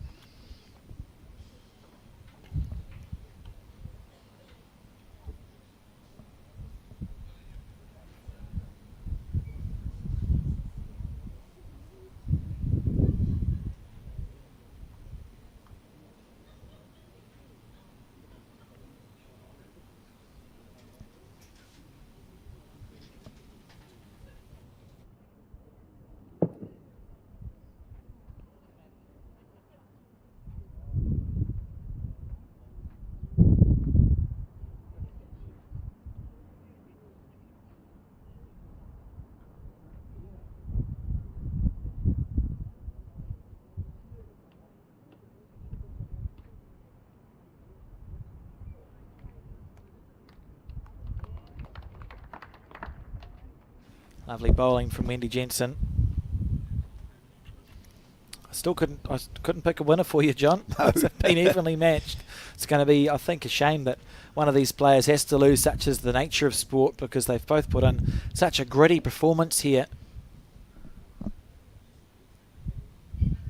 So many big bowls under pressure.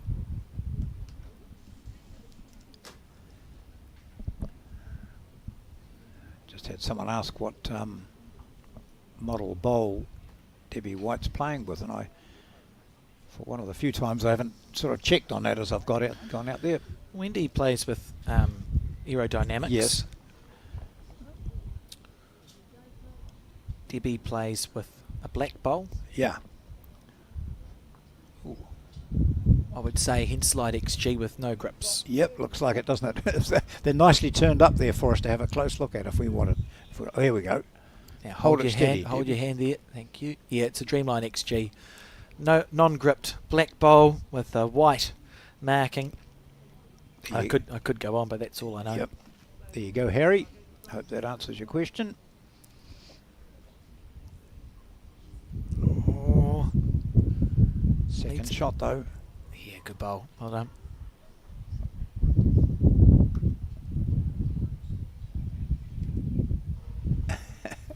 A 3 heavyweight. Can we read the date stamp?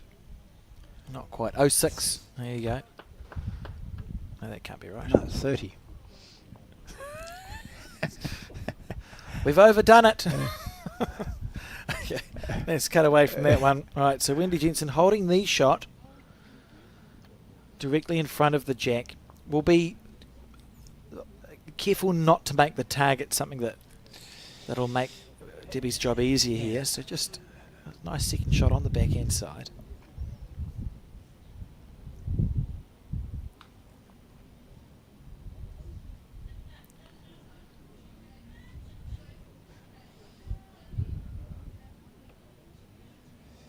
She's packed the back up, so certainly not a wasted bowl there.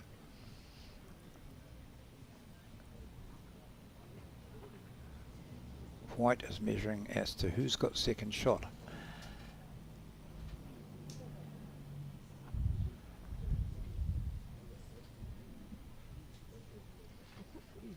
So over the back there you see White has 2 closest to the ditch. Interesting.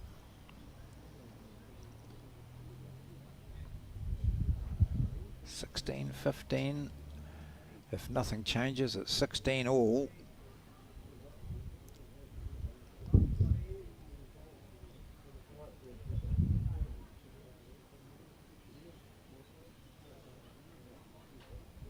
Stays down, views it all the way. Just looking to draw it around the shot bowl. She's looking to draw it around the shot bowl. Oh, what a line. So it, for the first time since this match started, the scores are level. 16 apiece. What a game of bowls. It's a race to 5 now for these players. Could be over in 2 ends. Or if it's 1 each for the next little while, we still have 10 ends of bowls left in us. Yeah.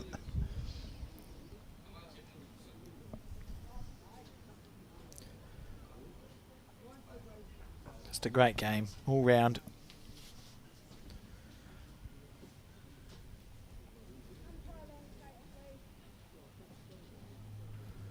That might not be up, John.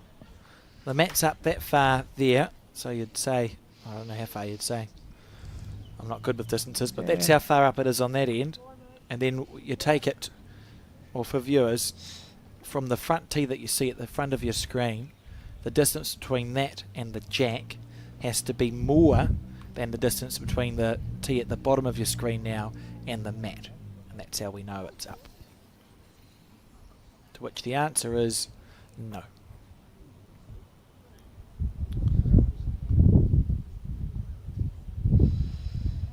Wow. Tina Atkinson, Mott, Taranaki there. Bridget on the right. Watching on the bowls. Very comfortable, John. Yeah. A bit warm for me. I was going to say, isn't it? Here we are. We're in Auckland, the sun is northernmost shining. centre. You know, you go to Auckland, but it's always sticky and too hot up there for me. And here they are from the Taranaki putting blankets on. Right, to the jack. Misdelivered by Wendy Jensen. And Debbie White, this is very important, has stretched the length right out, has gone 2 metres to 2 metres.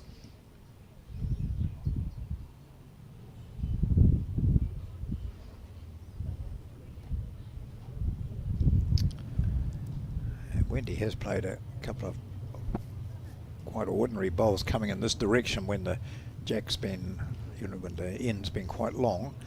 But she's kept that in her mind this time, puts it down to, well, done a metre. Debbie, of course, wants to play this hand, her forehand. She's played that exceptionally well. So she just checks with the wind Margaret Eames to see how far short of the jack that is. Yeah, it's got windier. Starting to, isn't it? Yeah. Just starting to move things around a little. No such thing as little. Let it go nicely. Seem to play some exceptional bowls on this side of the rink.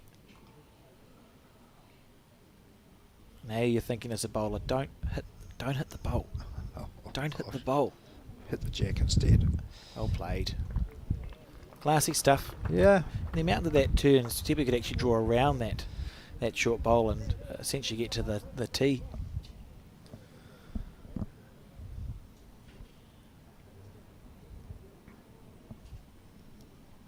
That's about where they've been coming from for Wendy. They've been turning in pretty well from out there. Not quite. So it's 2 bowls gone from Wendy Jensen. She's 1 down.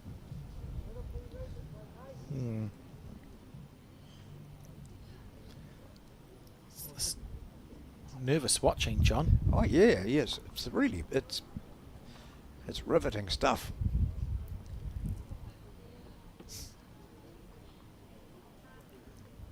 That's good. What a nice correction. She'd see how far she finished narrow of the jack with her first. She took that amount of extra green, her aiming point, and just pulled it around for second shot.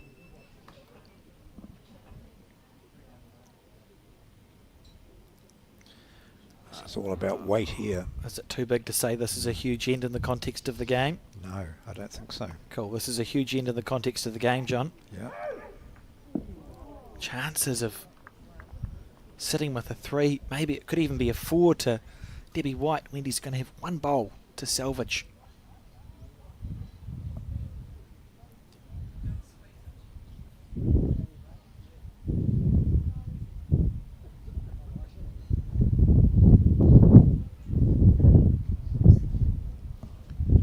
Wider this time. I think. Oh yeah. Not a good bowl. Hangs out there. So the situation is that White holds apparently 2 there. Debbie so desperately would have wanted to be holding 3 so that Wendy's walking down, she wants this walk to be one where Wendy's going, oh, I could be 20 down if 16 down if I miss this shot, but it's just given the smallest amount of breathing space. Can she do it?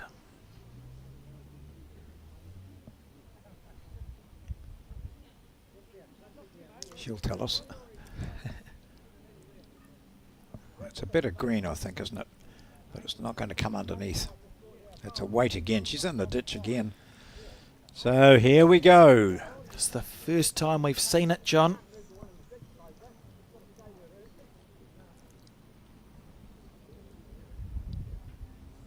This is where she takes that black and white bowl out of her mind. It's not there. I can come under it or I can go just around it. I don't want to be as wide as my last one. I'm holding 2. I'm tossing my cloth up in the air. I'm going to be around it. What's my weight like? Oh, gee. There you go. So it is Debbie White who inches closer to the number of 21 with a very scattered end as we see there, but it was 2 shots to her. It's the 26th end we've played, and she leads by 18 to 16.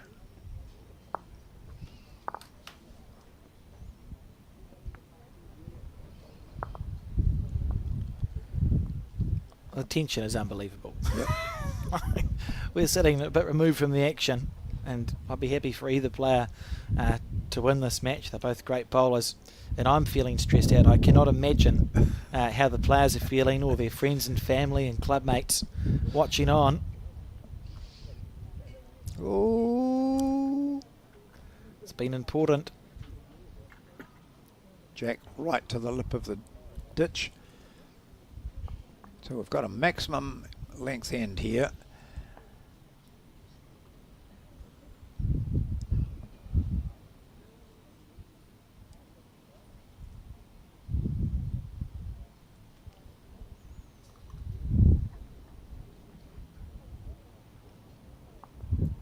Opening ball, looking to make it tell, and she does.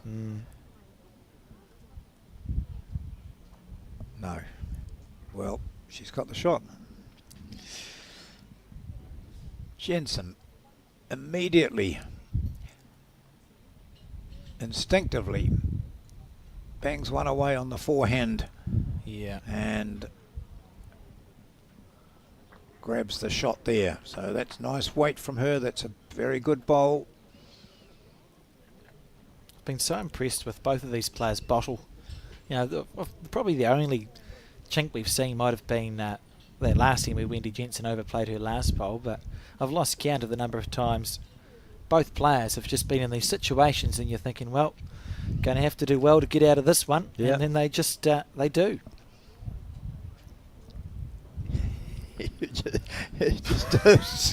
Would you shut up? For probably only the second time in the game, White has pushed it wide on that backhand.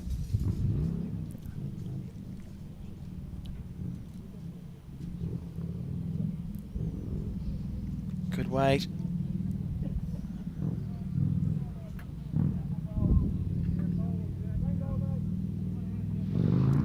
Good options here for White. Sit that shot bowl.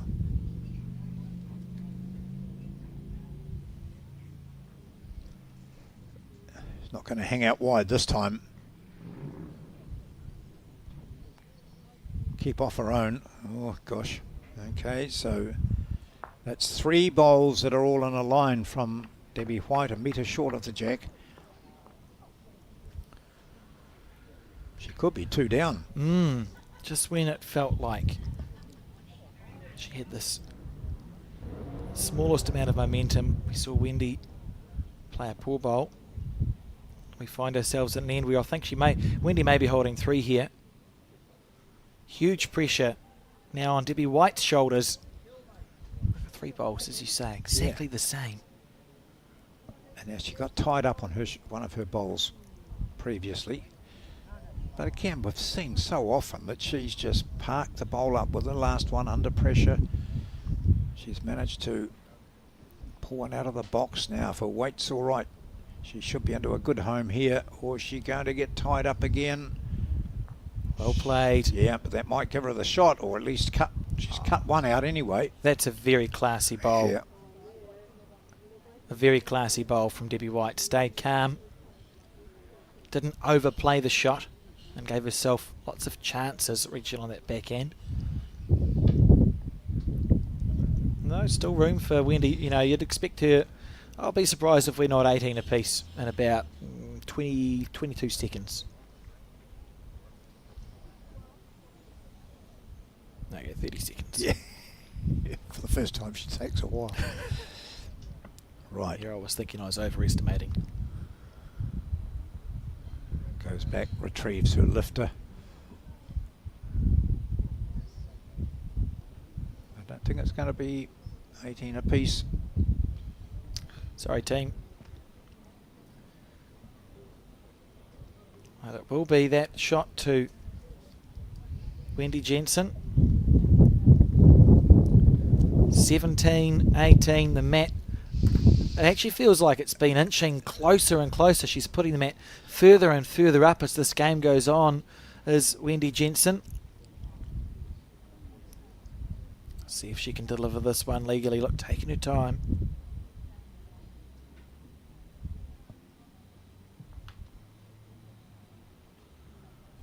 So we need to be seeing the jack pretty much finish on the 2 metre mark here.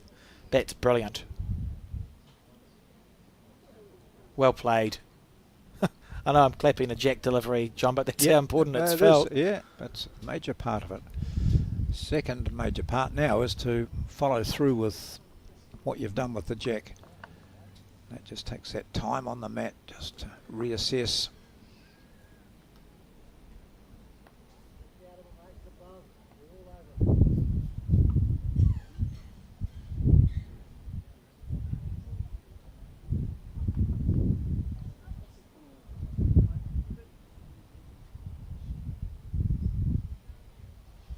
The men's pairs sections progress coming up.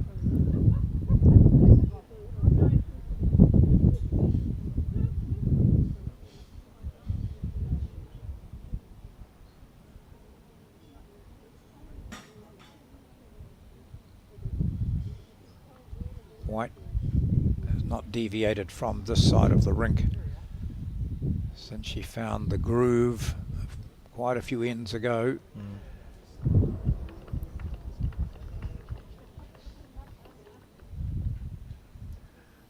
She did ask the marker how far short that bowl of her opponent's was, and it's promotable, but it's it meant that you can see that first one of hers just going a bit wide mentally, I suppose, thinking I don't want to nudge it up and make the life more difficult for me. Well, just around that bowl would be perfect for white.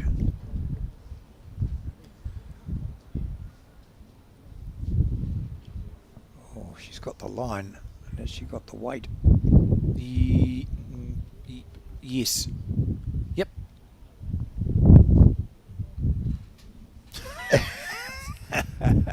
I think she had the weight. Yeah. Okay. I was convinced the entire way as well. Wendy needs this bowl to hold on. This hand hooks across at the end. Gosh, yeah. Look at it dive. There it goes. Such a good weight as well. She's finished just a bowl past the jack. Understanding. What's Margaret Eames going to say? She's not going to say measure, is she? Or maybe she's looking at who's got third shot. Oh no, it is. She's talking about the shot, which is the black one to the right of the jack as we view it. So it was just enough weight. Both these players could go out on this end. Well, when the end started, we would be able to say that, but not quite at the moment. Oh, having said that,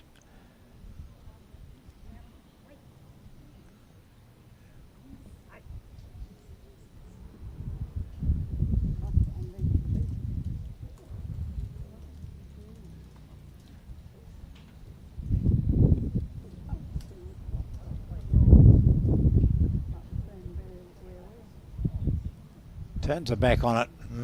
Knows it's gone too wide and too far.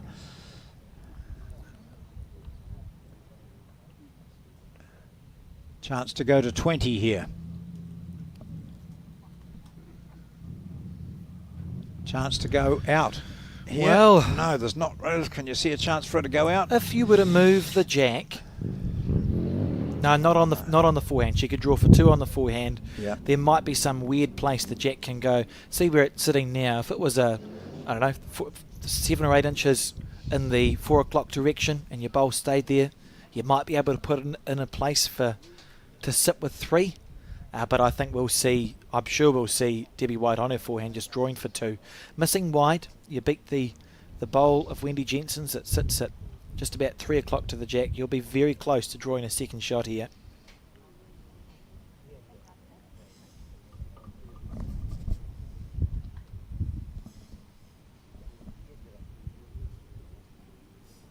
Here it comes.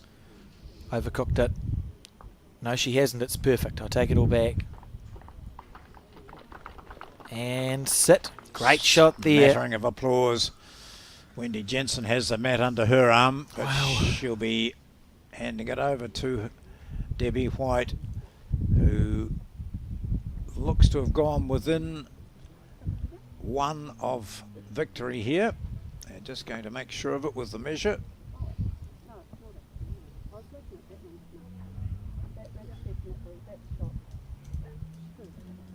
Two, it is, yep. So Wendy Jensen concedes that it is 2, and it is the 2019 champion Debbie White who moves to within 1 of capturing her second title. And the tension, absolutely unbelievable here at the Browns Bay Bowling Club. Just pick my teeth up.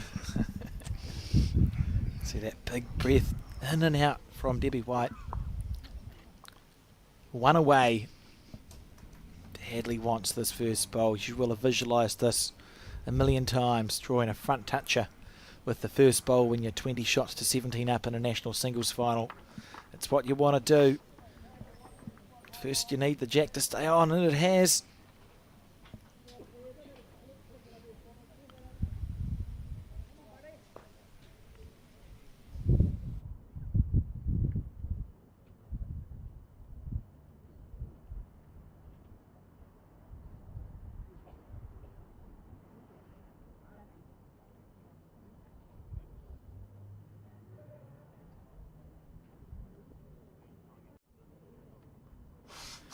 So this is that first bowl that she was hoping would be a front toucher. And that's, well, look, she's holding the New Zealand Singles Championship. She's drawn the shot. How short's that pole, please? Wendy Jensen's turn.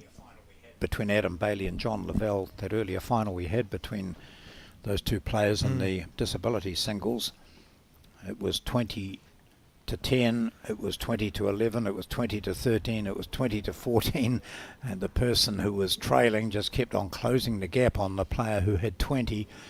It's comfortable to have that 20 alongside your name, but it can also wear you down. Debbie White, though, with so much experience and playing such good bowls, played this side of the rink pretty much all the time. That's the line she's been taking. That's the line that's been giving her success here. Look at this here from Debbie White. This is the front toucher she was dreaming about. Yep. We fist pump. Can almost taste it, John.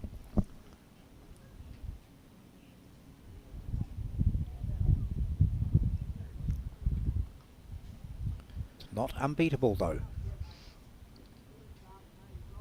It's not unbeatable. Oh, Gosh. that was nearly enough. Yeah.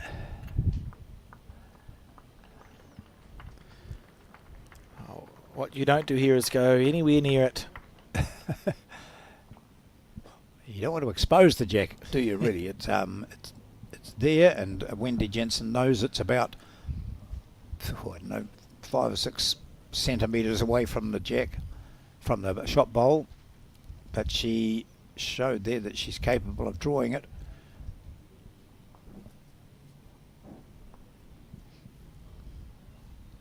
That's fine. You know, Wendy still has to play the bowl.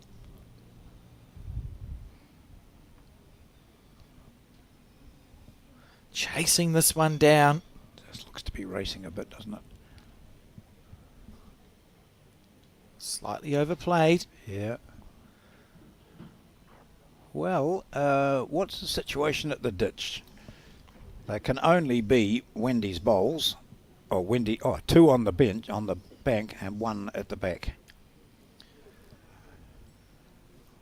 Would she dare have a go at it with her last? I don't know, John. You don't get many chances No.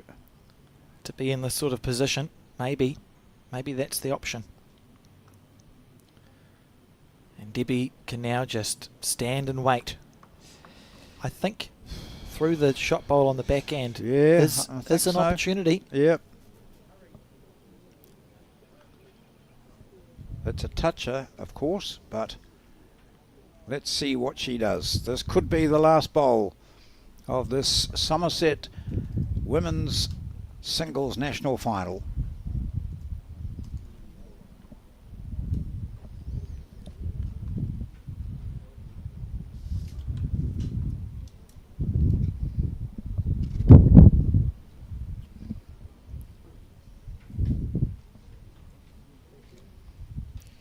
Here we go. She's going to get tied up in that short one, is she? She misses that, but she doesn't get close enough. And it is Debbie White who wins her second national singles title, having beaten Wendy Jensen in a cliffhanger by 21-17. What an incredible game that was, and congratulations to Debbie White. Both players fought so hard and played a number of pressure bowls during that game, and a well-deserved title for Debbie White. But I mean, they didn't deserve to be a loser there, and a special moment for Debbie and her supporters. You can see how much it means there, winning this title for the second time, first in 2019 in Auckland, a happy hunting ground for Debbie, 21-17. We will hear from her shortly. But in the meantime, I can tell you that one semi-final has been completed. The last time I saw a score update on that, Lance Pascoe and Jamie Hill led 15 shots to 10. And at the risk of of pressing my luck with the bowls gods, I would say that that'll be one of our finalists, Lance and Jamie, who won this event here in Auckland as well. They'll be one of our finalists, and the other game currently sits at 13 shots to 9 on the 15th end. What a day it's been here at the Browns Bay Bowling Club, and looking forward to bringing to you the final of the men's pairs, which will be in the not too distant future. Of course, we have to wait for this game that you can see in the background to finish, so we were scheduled to bring that to you at 2:30. We'll go as close as we can. There, Debbie White, your winner, waving to the crowd, watching on. It's been great to have a good group down here at the Browns Bay Bowling Club, and as I've said, I would encourage you to come down here. If you're in the Auckland region, Browns Bay put on such a good job of running these finals days. You can see the weather absolutely clear as a bell, and there's a game to go. I see Adam Hayward there throwing his arms up into the air. Remember, he's leading that match 13 shots to 9. Just wait for, as we wait for Debbie to hear her thoughts on that win, sharing a moment with Mike Kernahan there and Trish Croop, who herself had a very good national championships. It does mean a lot. As I was saying, we're looking forward to getting the final of the pairs broadcast for you a bit later on this afternoon. And also, don't forget that this is just the first of 2 finals days. We have 4 more days of bowls live from the Browns Bay Bowling Club to head in your direction. We start tomorrow morning, 8:30 a.m. in the morning. We have an open disability pairs, and then we will bring coverage of the women's pairs. And I think we're ready. So without much further ado, I will leave it all to John to close the broadcast with our women's singles champion, Debbie White. Very emotional for you, Debbie. And you're like that, though, as a player. These sort of victories are so important, aren't they? Mean such a lot. They do. Like, you put in a lot of time and a lot of hard work, and there's been a lot of disappointments over the last 4 or 5 years, and like, I was definitely on a mission today. Like, I'd like to thank Wendy for a great final, because it wasn't easy out there, and you know, I started off good, and then Wendy came back, and it was neck and neck, and you know, it felt like a final should be in the end, you know. Absolutely. But yeah, I'd just like to say a huge thank you to the hosts, Bowls New Zealand, the sponsors, And your support crew, greenkeepers. eh? Your support crew have been great. They have been great. Like, That Hinawera Heat bit team. disappointed they never made the trek up the Yeah. Bombays today, Yeah. but I know that they're all watching at home, so thank you guys, Yeah, good on and you. this one's for Hinuera and for my family. Yeah. There was just, during the game, it was obviously quite difficult out there, and yet we saw some superb bowls. You stuck to one side of the I green did. pretty much all the time of the rink. And then when Wendy got the mat and hauled it out a wee bit and changed it up, that was almost a telling point, wasn't it? Yeah, it was. I kind of, like, you couldn't afford to get it wrong in any way No. on this side of the rink. So I've kind of been playing most of the last 2 days on that side of the rink, and I knew that if I kind of just trusted what my eyes were telling me and my instinct, that it was all going to work out. So. And you talked to each other throughout. Oh yeah, it was a great. We've known each other for a I long know. time, and it was really pleasant. Yeah, it was You've won great. this before, 2019, so that's, 5 years ago. Does this one mean as much or even more, considering what you've been through leading up to this? Probably means even more, to be fair. Yep. Well done. And also, thank you for not invading those white marks. We didn't see too much of you. Look, the from last thing the behind. public need to see on TV is me with my back on to the camera, so I was steering well clear of that. So. Our Summerset Women's Singles Champion for 2024-25, Debbie White, well done. Thank you.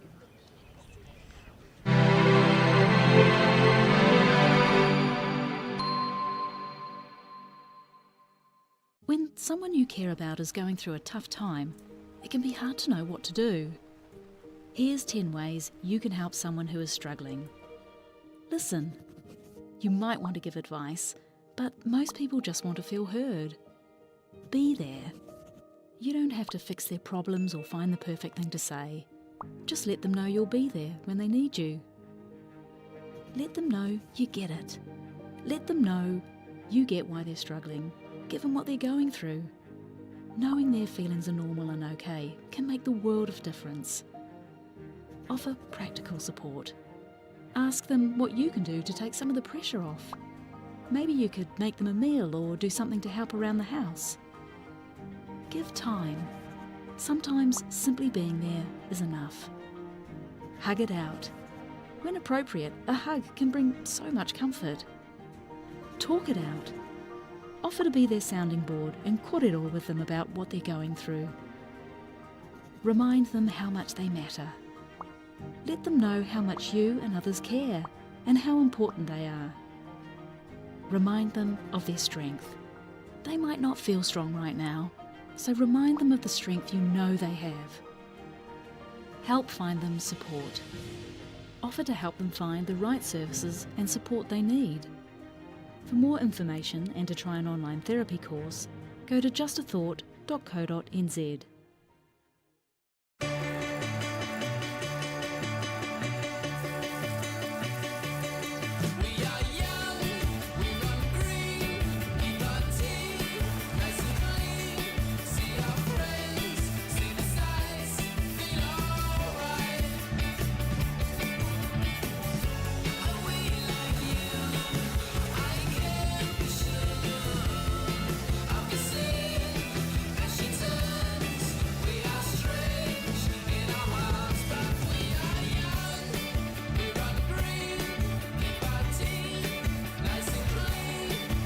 Think age is just a number. Love the life you choose at Summerset Retirement Villages.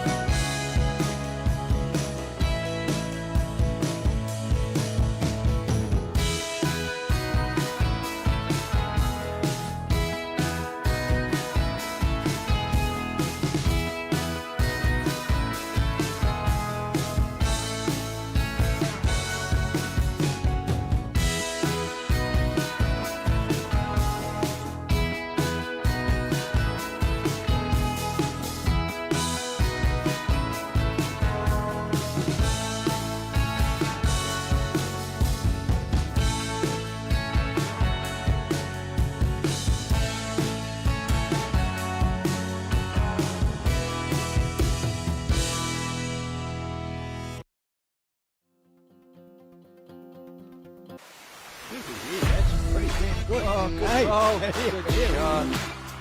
It's still going. He's done it. What a shot! Beautiful Yeah. ball. Need a shoulder, he might just pick the jack up. Look at this! Look at this! Oh, yeah, yes! What a What a ball. goal! Look at this. Could Go and be look good. at that is an outstanding ball. Oh, and he's tucked it in.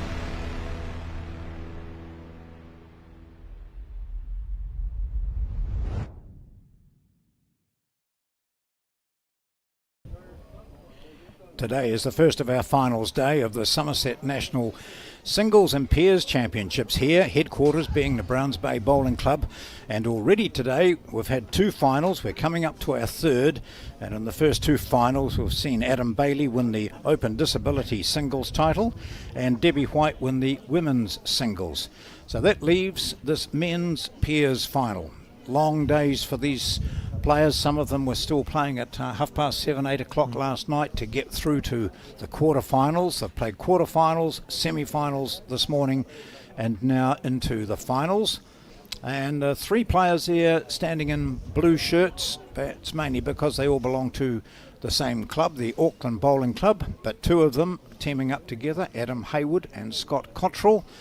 And their 3rd player with an Auckland jersey on is Jamie Hill, and he is teaming up with the Elmwood Park player Lance Pascoe. I think that we've got some outstanding players here. A lot of people, Alex Reid will know Lance Pascoe and Jamie Hill, maybe not so many know Adam Hayward and Scott Cottrell, but to get through to the final of the national pairs, you've got to be playing some very good bowls, and they have. Yeah, certainly have done so. Scott Cottrell returning to the game after a long break. He's had at least 6 or 7 years away. Very well known in the Auckland region. I think he had some deep runs in the New Zealand Open when that was an event that was played in this space, but due to life he hasn't played a lot of bowls. And what a return. Imagine coming back to the game and you find yourself in a national final.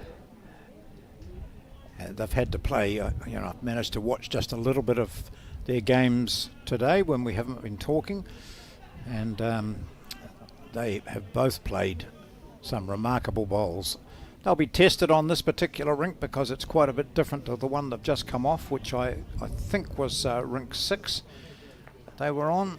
I'll be interested to see what bowls Scott is playing with, the lead for he and Hayward, because I did ask him what bowls are you playing. He said, I've been using Optimas, he said, but I'm thinking about changing over. And that was about 40 seconds before we went to air. So what's he got there, that white one? Is that? We'll find out. He's got something. Yeah. Now, of course, the players, even though they were told about the white, players were told about the white marks, but they are just infringing a wee bit already. That's just a... It's fine. We've got enough cameras. Yeah. Enough cameras to make it work. I can't begrudge them.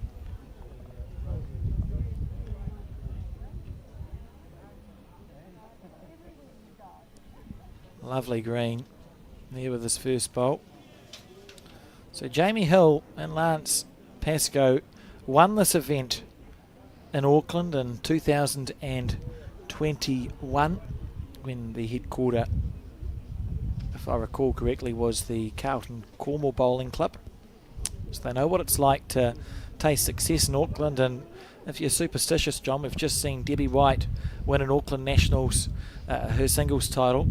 Is it the time for Lance Pascoe and Jamie Hill to repeat their success and win the pairs here in Auckland as well? They're probably not even aware of that. They've just played there. They've played absolutely sublime bowls, and we had some prize giving in between the women's singles final and this, and all players, even though Hayward and Cottrell had finished quite a bit later than Hill and Pascoe, they all just wanted to get back out here and get stuck into it, so they're just keen to get underway. So it's Jamie Hill playing with the ferns on the darker bowls.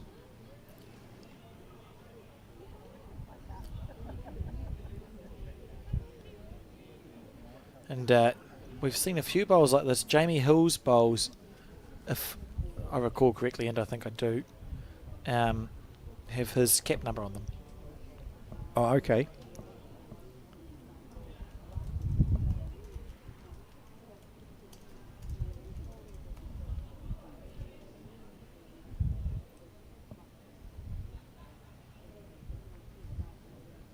Well, look at this. Adam Hayward. Well, So they've got a couple there.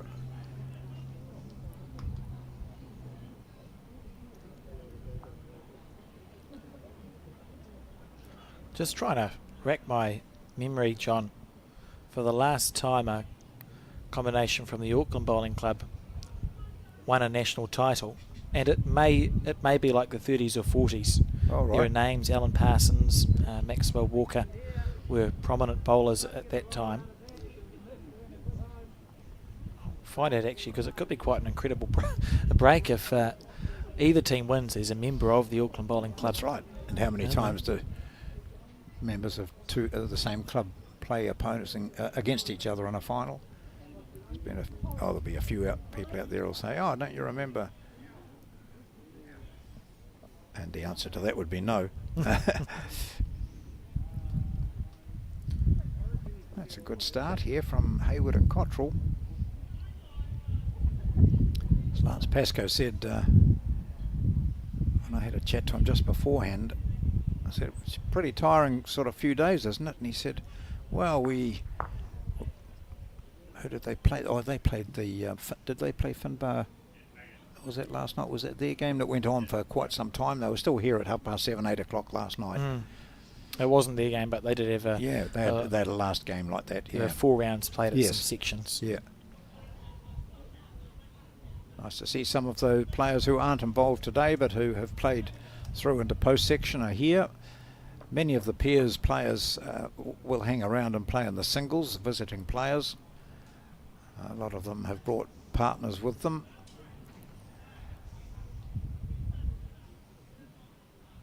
Add a little bit to the Auckland economy, which is reeling, of course. Not bad, eh? Look at that. What a bowl. Great start to a National Peers final.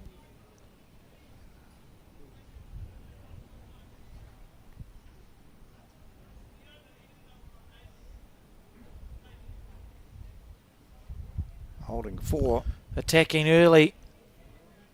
And he's got it. Yeah. Kill of the first end, and it might not be the only kill we see in this particular game. It's the grand final of the men's peers at the Summerset National Singles and Peers Championships. Browns Bay Bowling Club is the venue. Inside the clubhouse, it's very, very busy. Look at this, just got an edge to it. He would have felt like he was missing that almost all the way, John. It was jagging across the head, but very confident bowl. And that's a good start from both these players. Lance and Adam both not afraid to play with some weight.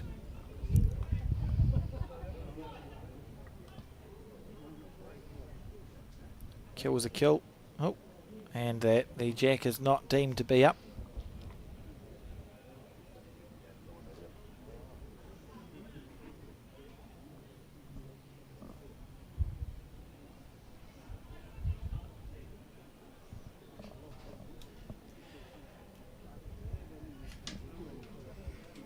Jamie Hill, one of the most talented of the New Zealand bowlers in recent years.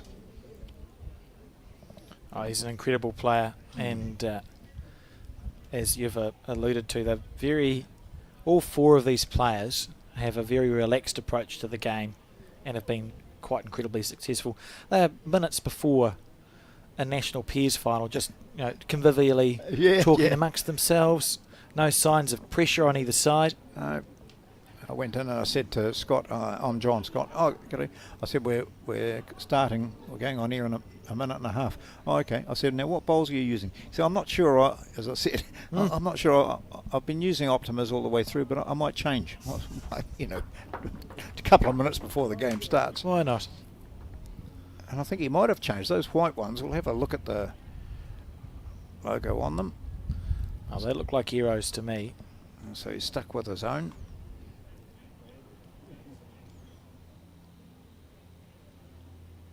Very talented bowler. Oh, not only grabs the shot but moves the jack back slightly. Beautiful bowl. Yep, certainly arrows, so he stayed with those.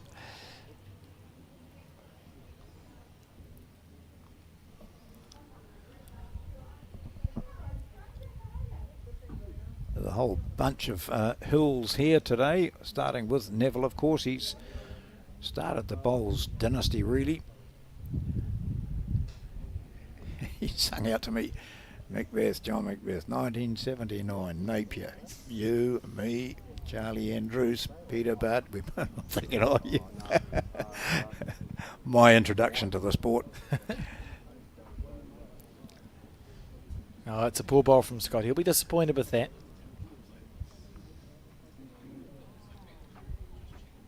That's a picturesque scene, and I'll take note of it.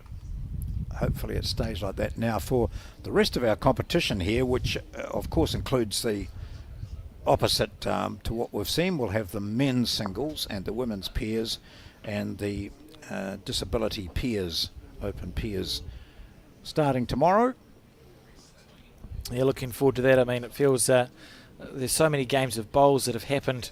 Feels like we're solidly through the Nationals, but we're not. We're technically not quite halfway, John. So plenty more to go, and really looking forward to it. It's a great event, a good way to start the year every year. Oh, that's interesting on his shorts. Wonder if he painted that himself. Looks like the same person that did your kill.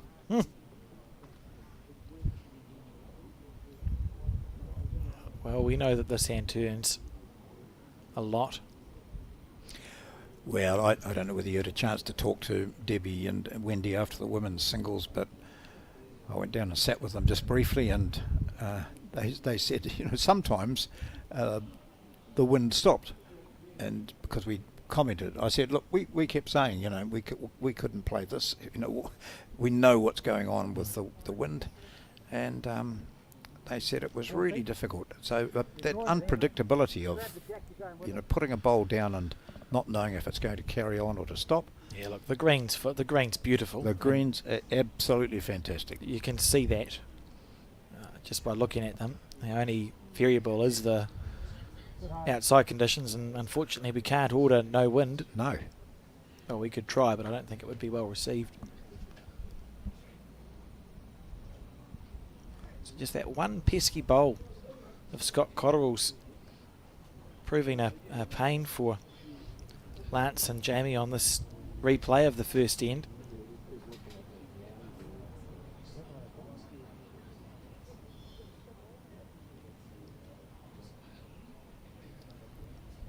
This time, mate. Touch is good. Score into there.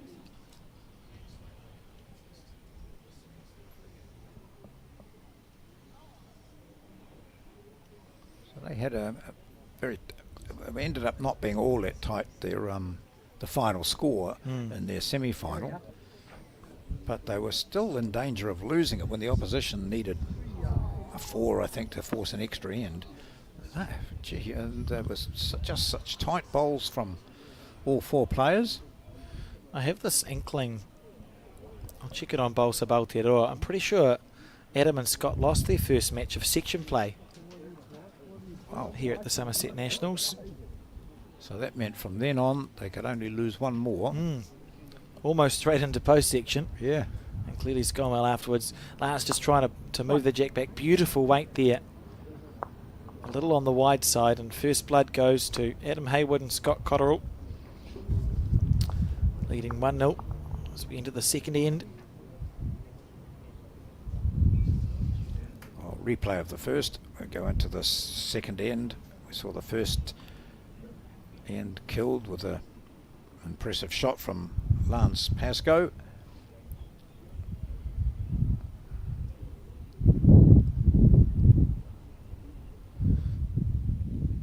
So for Adam and Scott, they lost their first game to Paul Daniels and Mark Daniels, 18 shots to 11. And then it's been smooth sailing since then. They won the next 4 in succession, didn't play the last game. They beat John Gordon and Peter Signal, then Marty Kreft and Brian Coyle. And then Bryn Morgan and his lead. And then Grant Hassel and Ross Henderson, the well-known Grant Hassel, 21-7. Didn't play that last game against Riker Gregory and Kelvin Budge. And clearly haven't dropped a game in post section, so no. Could be looking at and none of those games were easy. Situation where you lose your first game of the tournament, and that's all. Deep breath in, out, and release.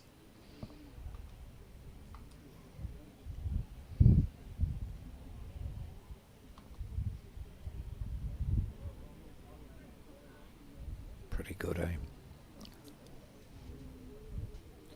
Look at that. What a shot.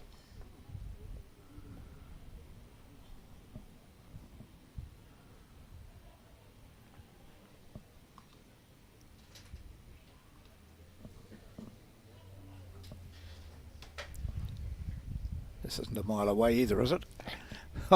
Beaut bowls. Hey, just great bowls. And nothing on his face at all there. No. Scott asking, do I stay on the forehand or do you want me to switch and try and follow him down? Wearing the same shirts, but they're in different teams. Both wearing Auckland. With on the back, I think they've got the originals, haven't they? Is that in reference to what you'd said previously about it, Auckland Bowling Club being the oldest club in New Zealand. And I think the Southern Hemisphere, I think Melbourne is the second oldest, and that was 1864, 1865. Established. 1861. Yep.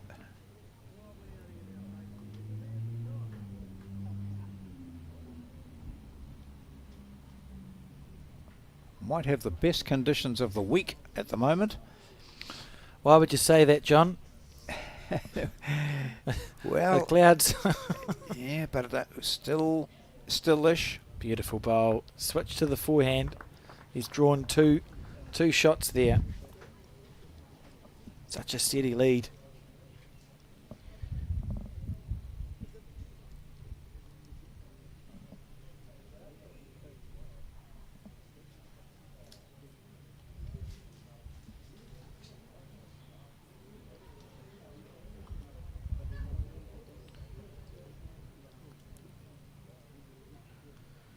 Quite tall teams, aren't they? Both Jamie Hill and Adam Hayward and Lance Pascoe, both, all of them. Here we go. Close here, gets it square. It's brilliant. Batters, and that's an outstanding bowl there. From 2 down to 2 up. It deserves all the applause. What a beautiful shot. Such controlled weight too, John.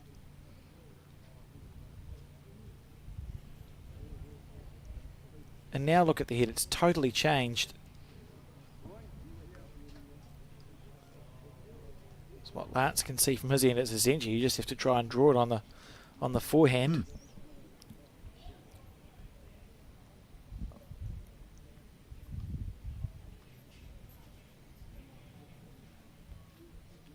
Might be too far away. Just zipping around the back. It's a good sighter though. You'll notice green was good. You see there Scott just saying, draw it on the forehand please.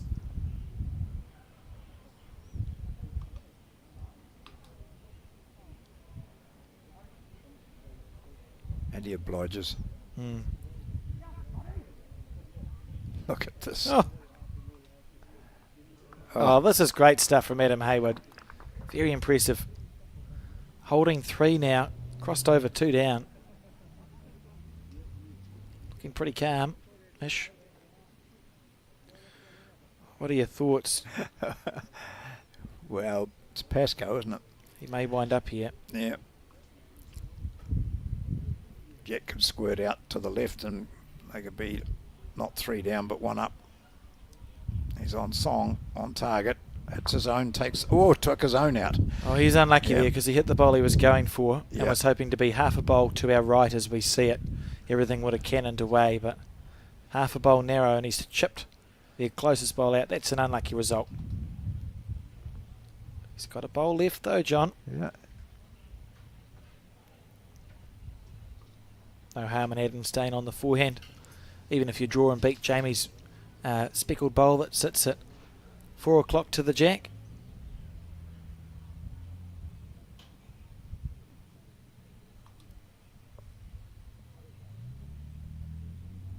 That's where he's heading. Oh, gosh. Okay, he really ideally wanted that to stay because that's possibly, depending on what Pascoe does, that's the danger. The jack could squirt out there, but if it does with any weight, it'll probably kill. Here he goes again. This looks wider. And misses the lot. And so that's a pretty good return for Hayward and Scott Cottrell. They go to 4-0 up. This is the bowl that did it. Adam Hayward. That's a beautiful shot. Square. Follow through. Outstanding.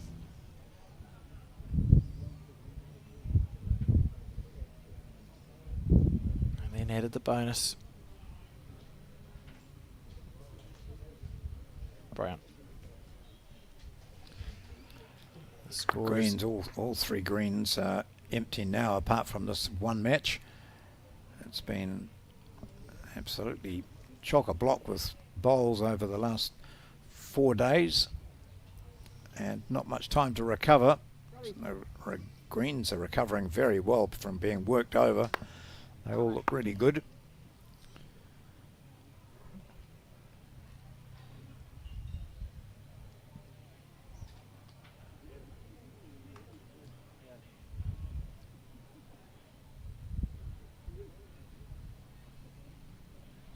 Jamie Hill, he's had some big scalps in his time, hasn't he? He's just so highly regarded worldwide. He spent some time in his 20s in the UK playing what is now the WBT tour, where he was feared for his drive. And look at this from Scott. Good bowl, and he has played for New Zealand on a number of occasions, most recently 4 years ago as part of the New Zealand team that went to Australia for a Trans-Tasman that was held there. Just absolutely brimming with talent. Though short on that occasion. Yeah. That's really good, mate. You get the jack, you land him. Happy days.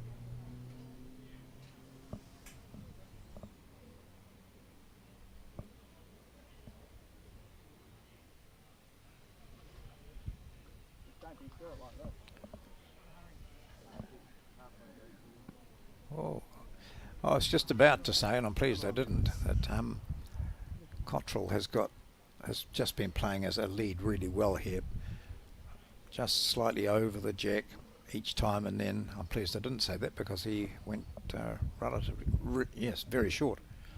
Mind you, he's being joined here.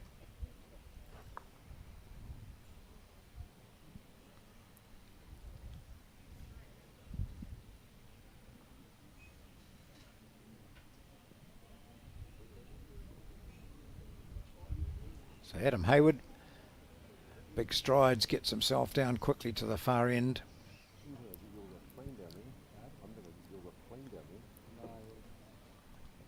Picks up that two-toned bowl.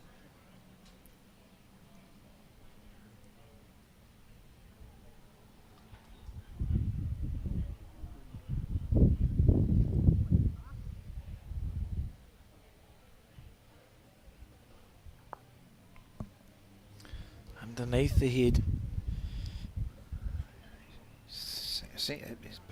His lead bowls are really important here, aren't they? But with he's playing with that weight, he can do so confidently because Cottrell's got those two past the jack.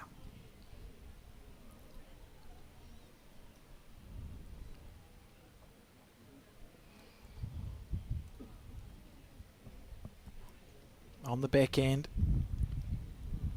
So it's an interesting shot here for Lance because he will be aware that he needs to have a bowl past the head, but in doing so you wouldn't want to pinch your green and play Adam's shot for him.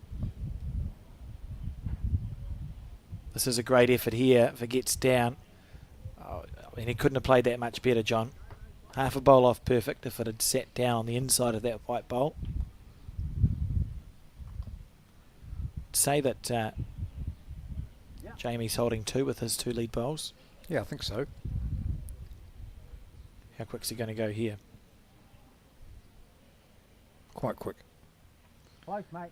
Gets it square, they both go. Oh, good shot, well played. He played for that. Yep. That's outstanding. Pascoe knows the shot that's required here. It's about half a foot off his last, and he'll get the shot. Already seen 2 magic bowls from Adam Hayward.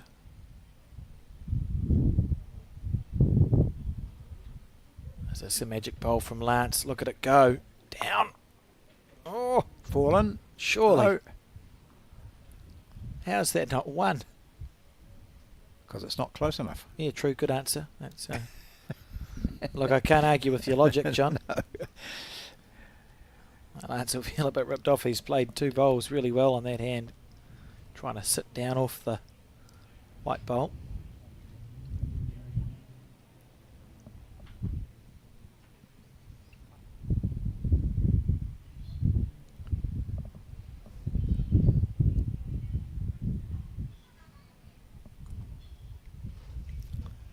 Looks to close one eye as he plays that. Gonna hold like your last one? Oh, is it going to get up for 2 shots? Give me another couple of inches. Is it far enough? We got one. He got a 1 thigh slap from Scott Cotterill, so maybe. I think Jamie just pointed to 1 down.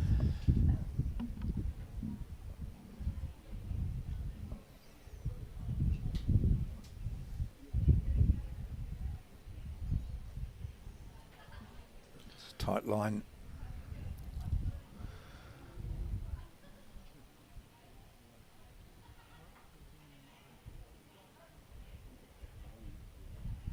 Well, Jamie said it's 1. Yeah. But Scott knows him. I'll just have a look for myself. Thank you, though. Look at this. This is perfect. Square, bang, bang. That's an exceptional shot there from Adam Hayward. Just magic when they're in that sort of form. I can tell you too, John, that the last time the Auckland Bowling Club had an open national champion was 1961 when Jack Raybone won the singles. Wow. He was joined by Mate Vulinich and Nick Posher of Oratea in winning the pairs, and Mort Squire, a famous bowls name, Reg Eves, Leslie Harris and Joseph Hammersley of the West End Club in New Plymouth won the fours. So 1961, the last year the Auckland Bowling Club won a final in the Open National Championships, and in 2025 it is going to happen again. The only question is it 2 of them or 1?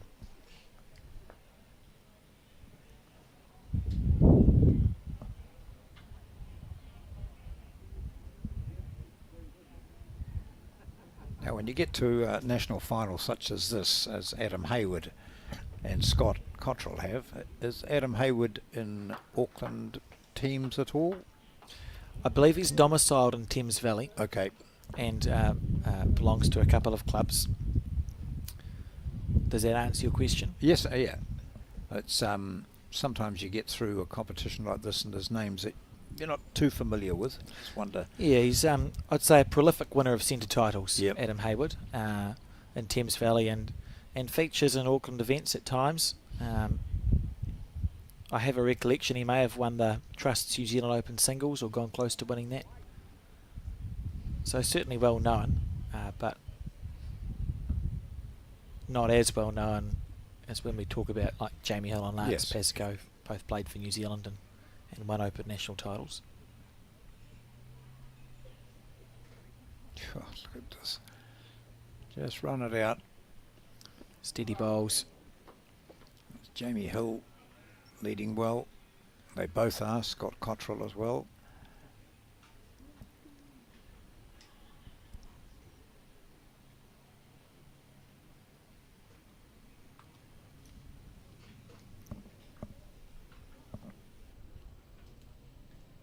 Looking to swing this one around in between the two hill bowls. Won't quite reach there. Delightful weight.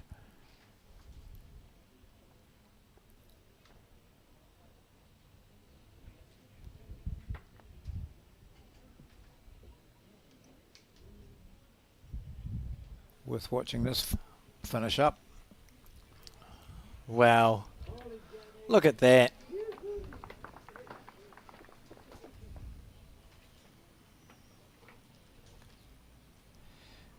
Well deserving of the low 5 that he received from his skip, Lance Pascoe. And it's as the leads get down to the other end, having a look at this, it's 3 shots probably to Hill, which means we've got Hayward on the run again. Oh, swing and a miss.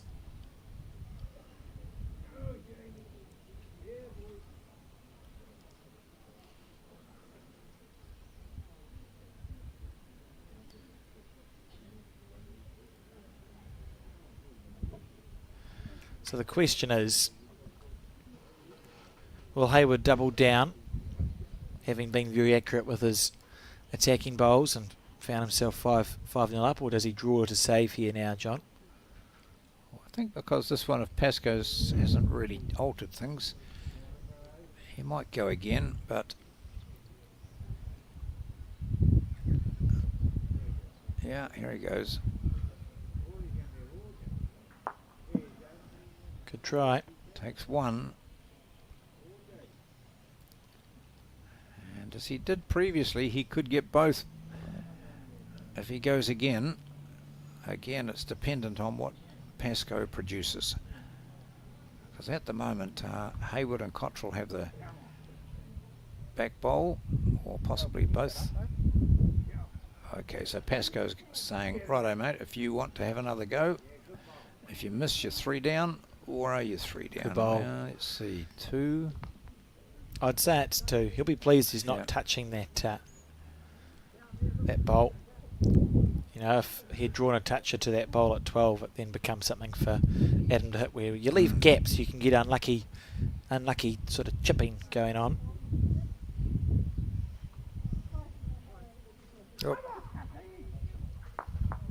Oh, there's an unlucky chip. Yeah, was 2. Was a good try. Got the bowl reasonably square. Pascoe has got 1 to play. It's not going to hurt the Hayward-Cotterill combination too much though, John, because there's no easy shot on for Pascoe to like remove the bowl for 4, I don't think.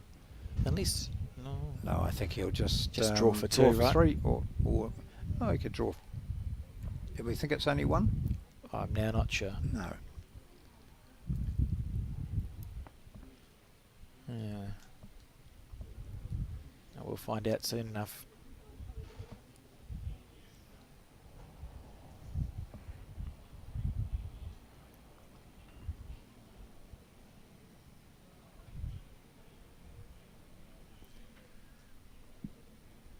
Oh, be disappointed here. That was a big chance to make it 3, and if it is 2, oh, what happened? Just a bit of a finger measure.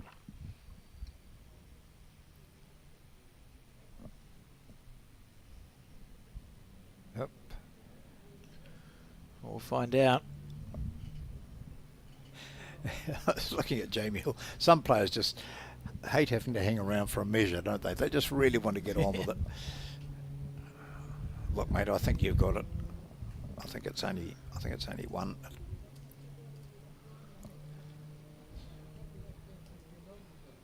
I'm not sure anyway. 2 it was.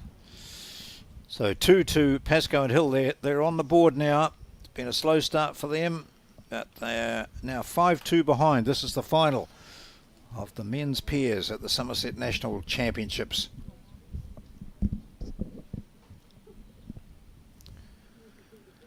Earlier today, not that long ago, Debbie White won the women's singles final. Her second, she'd won it previously in 2019. She was very emotional afterwards. Fair enough. She beat Wendy Jensen in that final. And Adam Bailey won the Open Disability final against John Lavelle. Bailey of Auckland, so we've had an Auckland title winner today, and John Lavelle of Sumner. Yeah, and it's also, I mean, it's occurred to me that perhaps in one of the combined teams he's been an Auckland Bowling Club member in the past, having won an Open National title. So I'll change my narrative. It's if Adam Hayward and Scott Cottrell win, it's the first time since 1961. Which is more exciting because now there's some stakes on it, John. Yeah.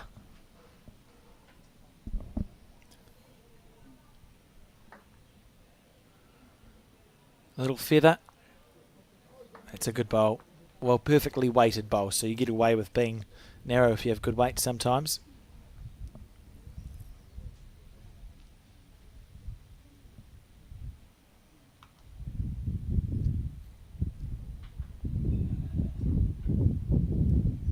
I've seen bowls coming from out there all day.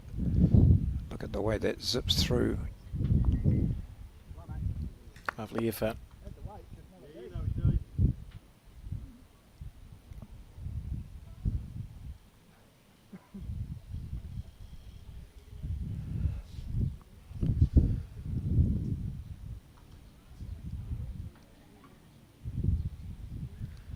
I'm not convinced, John. He might get that feather again. Yep. Oh, there you go. He gets it. Backdoors it. Oh, at least he's got the good grace to shake his head a little bit there. You know, it's a bowl that just as easily could have cut right across the head. Holding 3.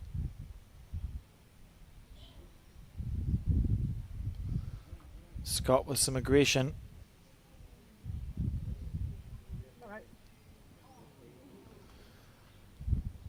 It'll be interesting as the game goes on, John. We've spoken, you know, Scott's had a significant break from the game, and it's very impressive that he's come back at this national event, I presume having played almost no bowls, to make a final. You lose a little bit of your consistency when you have those long breaks. Yeah. And it's all well and good. It's quite easy to play sort of some steady draw bowls, but perhaps those running shots. I mean, that's maybe his like 20th run shot in the last 8 years. Yeah, it can be hard to pick sometimes when you're making a comeback to the game. Well, especially when you'll be tired too, having played so many matches. No, just from the off season back in, my legs hurt. I can't imagine how sore they'd be after 6 or 7 years away from the game. And so that chance to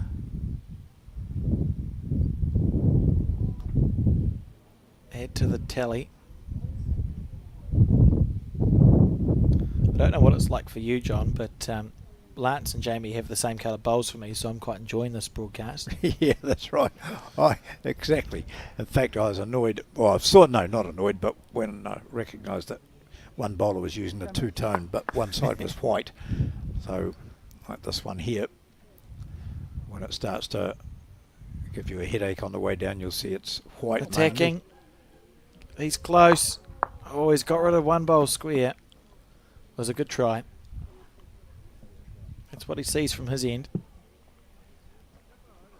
A lot of people watching and who are coming up to sort of business house bowls or have a go at their local club now that the weather's fine or they're on holiday. This will be exciting for them because most often you have people come to your club and they say, oh, is it all right if I have a drive? You know, never having played bowls before. They've seen this. Oh, here we go, the little feather again. So it's gone back in. They love to see the drive. And they're seeing good examples of it here. He could get a lucky result off the wing, onto the... Oh, through everything. Where's the bowl's gone? How many bowls are left? There's not many left on the head. Nope. Look, there's one random one over by rink 1 to the far left. That one's dead. And they're all laughing down there. Where'd they go? Yeah. Doesn't this look good? Oh, dear. Good. I mean, it's been played in good spirit, as are these national finals ordinarily. A lot of mutual respect.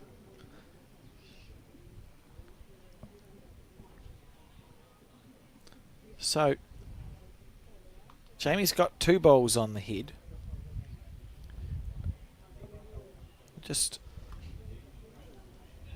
There's one. Is it just one other bowl? Yep. One other bowl on the head. So, I wonder what Adam Hayward will opt to do here. You could drive, get rid of 2 of them. If you get the jack in the ditch, it's fine. Otherwise, you only drop a 1. Yeah. He's showing no signs of he's not looking doing at that. saying, no, I'll just smack that and we'll take all 3 out. Well, why not? End up with the shot being 4 metres to the left of the jack. Graham Scalern watching on. Ben Thurston on the far right. Kearney. So it's esteemed company watching the bowls here. And there's Lance. I think there's a fair bit of humour in this as well. All the players, they're just saying, just going to run this all the time. He's got these 2, split them. Yeah, takes that. Oh, he kills it. And it's a kill. Gets a great result.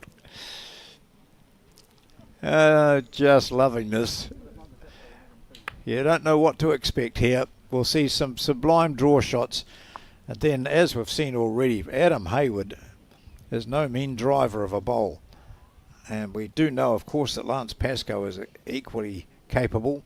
This is good stuff. Here we go. That was the first one. How many bowls left on the green? Well, 3. Now none.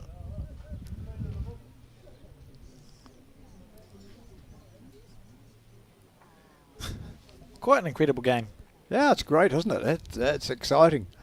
You don't know what's going to happen. It's 3 bowls each, 12 bowls. Often it's going to be that 12th bowl that will completely change the situation. 5-2. And we're only playing end 4. We've, in fact, had 2 kills. First end was killed.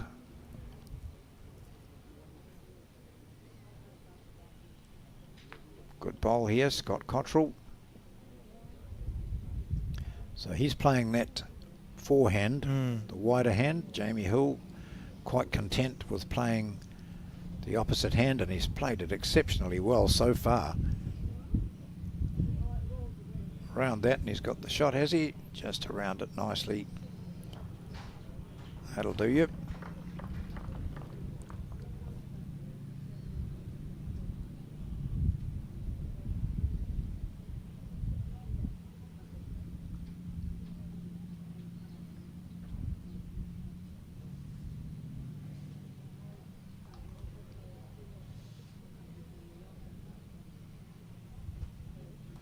Needs it to hold.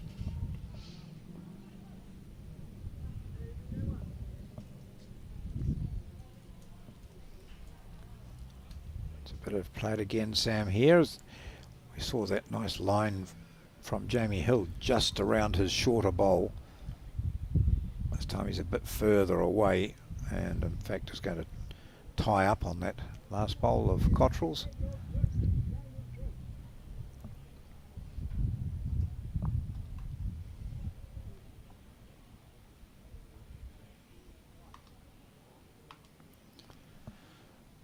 That in the centre was Marty Kreft, who we showed on one of our televised matches a couple of days ago. He and his playing partner Brian Coyle, who's here as well watching. Should explain too, we've spoken about Jamie Hill being a member of the Auckland Bowling Club, which he is. The conditions of play at National Championship require the shirts to match for tidiness. So they're wearing matching shirts, but he is a member of the Auckland Bowling Club, and I'm sure, I mean, he's such a well-known bowler and his friends everywhere. There'll be members of all clubs supporting him in his effort to win this national title here today. However, comma, does Lance Pascoe's shirt match Jamie Hill's? Yes. Same colour, same blue, close enough. He's got the Elmwood Park emblem there. How's the weight? The green's perfect.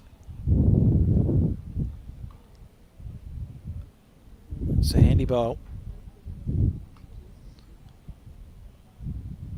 I mean, we wouldn't see another drive, would we, John? Well, he's in the zone, isn't On he? the But it's forehand. not going to do him no good, really. Well, having said that, there's always a possibility, but he's good enough to draw this. He showed in his semi-final that he was drawing to the ditch to win ends.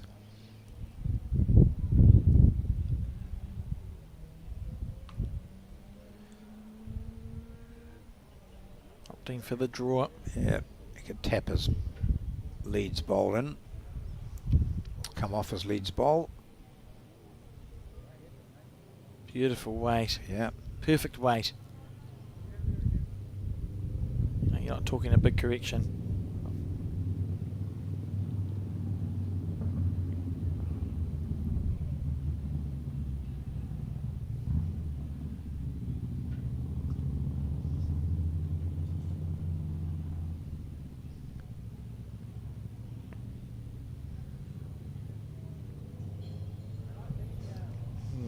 So not much. You're right. Not much of a correction. He can just tap in his that white ball that's to the left of the jack. Or he could draw it dead. A conventional bowler would just take a foot more green Yeah. and back their weight to be the same. Yep. And he's having a nibble at this. He is too. He's looking for some. Oh gosh. He's looking for holes, found holes. Maybe if they're only one down, I can understand that logic.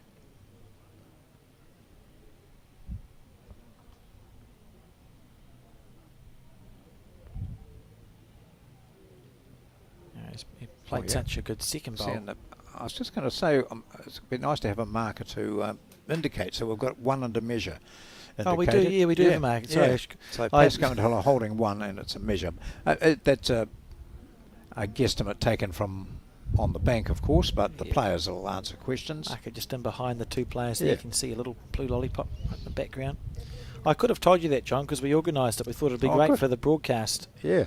To have someone just indicate who's holding what, but I didn't tell you. Or anyone else?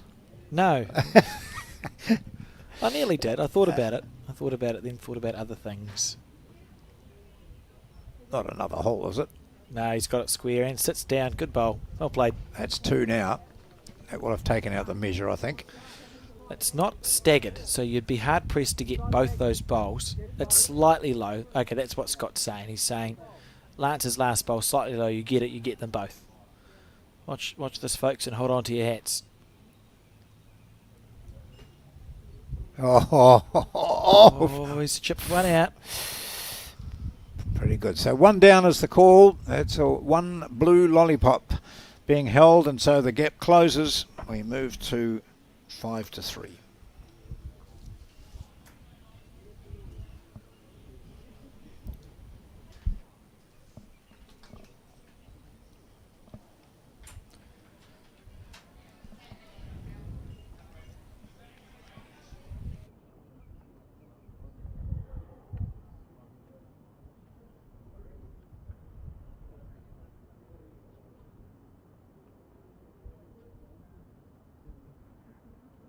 Jamie Hill on the back end.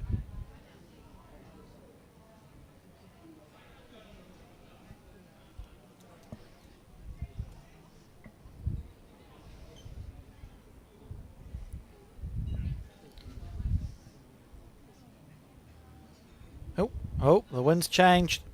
Scott just resetting himself. Been very impressed with his play, when you keep in mind he hasn't been playing.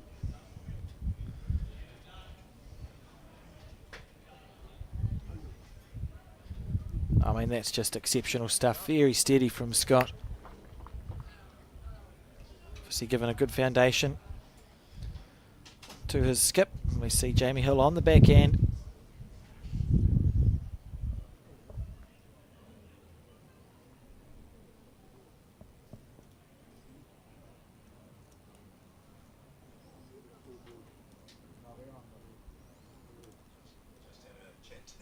Lance Pascoe I had a chat to Lance Pascoe at the water cooler.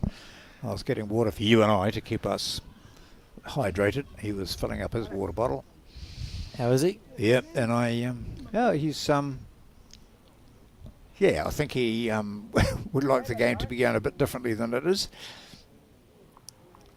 That's brilliant stuff from Scott Cotterill there. Jamie's got a good drive on him.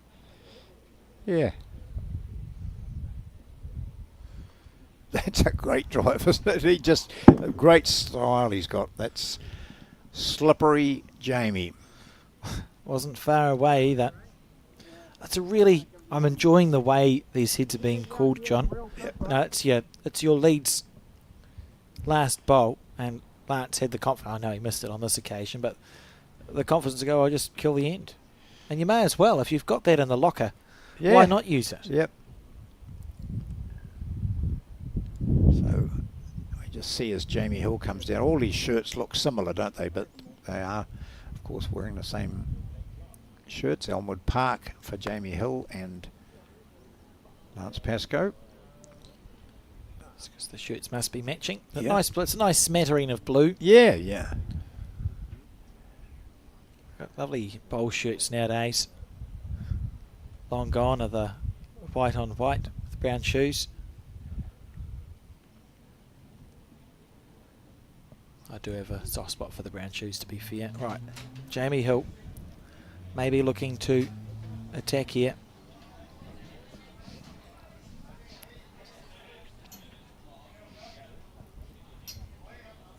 Yes, well, I did say to Lance, "Are you enjoying it out there, having a bit of fun?" And he said, "No, not really." He was referring to Adam's ability and tendency to drive everything. He said, I think he's only drawn 2 shots. No. So here we go. He'll be drawing now with that situation. Possibly draw on the forehand and just tip out. I know he's going backhand. Just he's full of confidence, isn't he? It's the impression you get from him. Yeah, doesn't waste any time. Straight onto the mat, plays the natural shot, it seems to be, John. You know, you look at it and go, oh, this is what I'd like to play, and then he does. Right, so you've got third.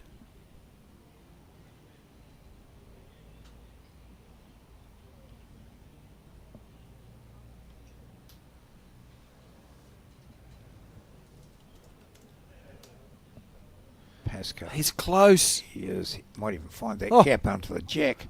Oh, what a Yeah, bowl. Fantastic bowl. That is just pure class there. How much of it can you see, says Scott.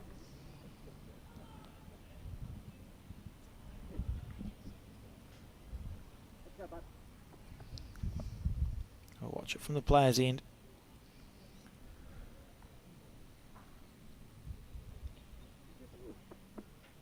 Oh, it's a good thing it didn't hit because we wouldn't have seen it. No, from either end. Eden's too tall. Yeah. That's the problem. So he tried to chip it off. That's such a good bowl from Lance Pascoe under pressure. You know, Scott played a beautiful end and Lance has just drawn literally in between those 2 white bowls. He wouldn't have been able to see the jack. So that's what drinking water does for you, you see. Oh, didn't it go well last time you met someone at the Oh, water that's right. fountain Yeah, too, John? yeah. Had a chat at the water cooler and all of a sudden, rather than scaring them, they played well. For the bonus. Ooh. Oh, got a wee touch of the jack.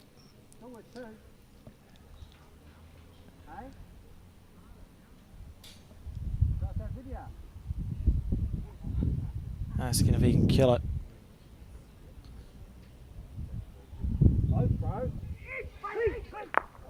Oh, he's done it again. Great try. 3rd kill of the day. He's not missed by much as Adam Hayward. Get the lights ready.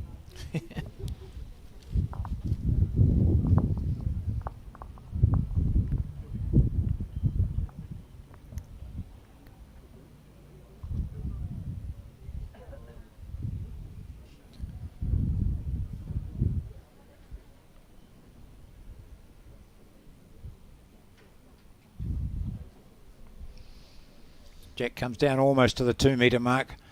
Straightened up by Adam Hayward, who has just successfully killed this end.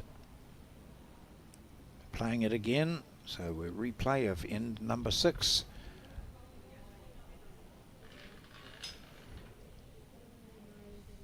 So all these players have got an aggressive streak when needed, but particularly, well, Jamie Hill, as we know, has, but he's leading, probably not required to pull out the big one too often, but has already had a go once.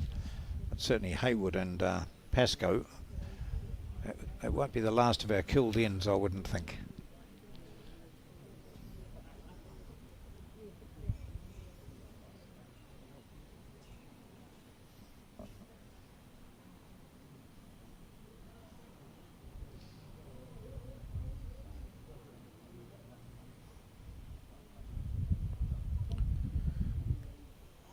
That's a good bowl. Nicely corrected from Jamie Hill.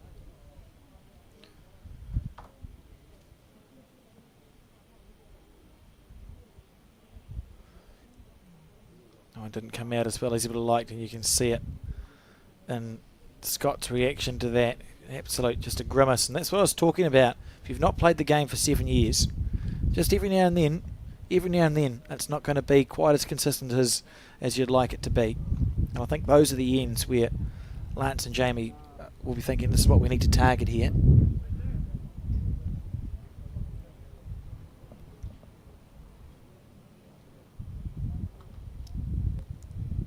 Just love that style. Jamie's got, very has smooth. always had it there, and you know, stays down a long time, gets up slowly.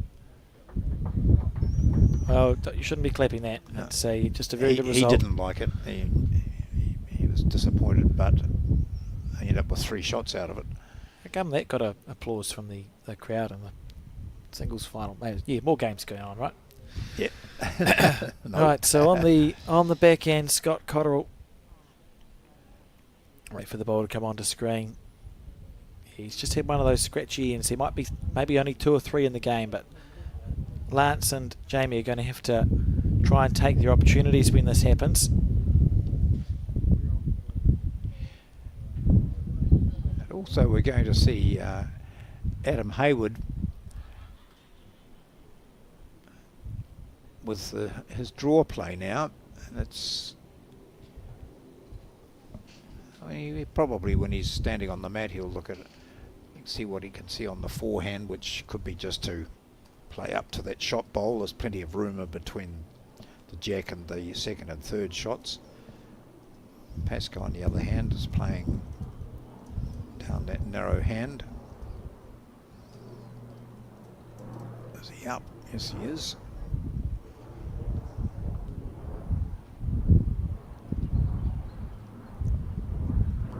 Hamish Wilson and Mark Cameron watching the bowls.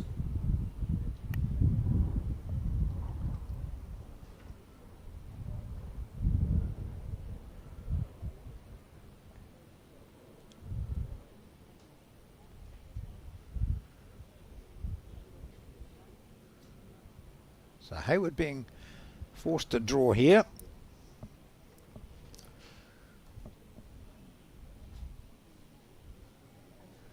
He'll probably cut out a couple. That's a very good bowl from Adam Hayward. Oh, in fact, he's cut out all but one. Yeah, very good shot. It's a lonely bowl. Say Lance will draw with this one and then see what the head looks like after Adam's next shot. Yep. And ideally, Lance will draw a second and maybe just tuck that jack round the corner. Oh, hold. oh, that's Brilliant. all right. That's actually Did it brilliant. a different way. He's got holding 3 now that we can see. Have a look at that head in a moment as we see Hayward playing again. This is a narrower line than he's played previously.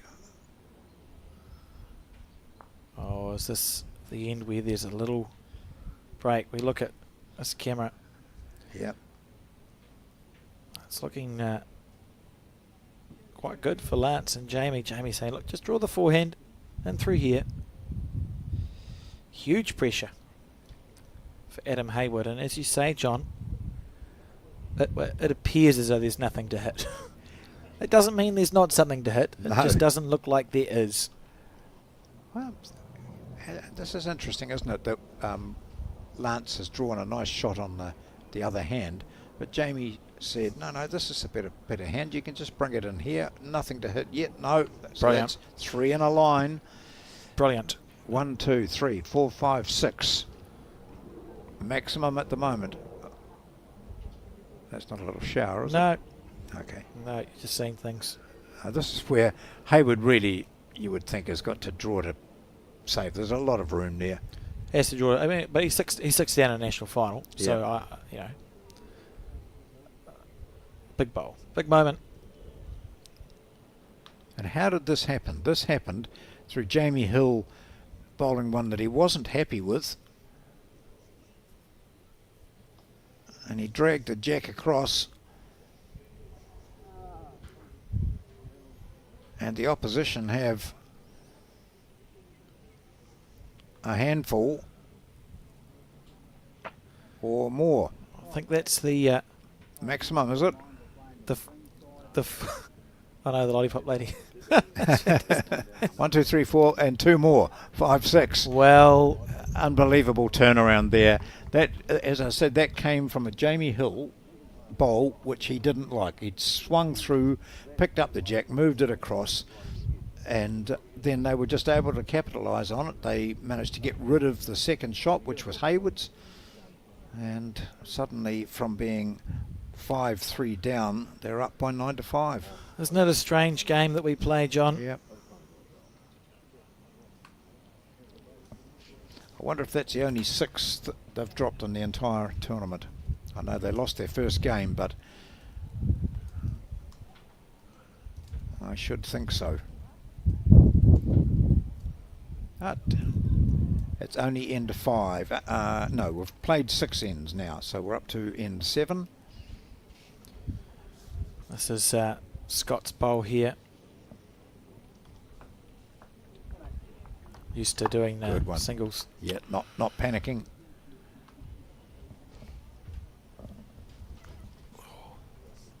It's amazing how uncomfortable a seat can get when you're sitting it for 8 hours, John. Oh, I know. And when you're not moving much. Not like I lack the padding.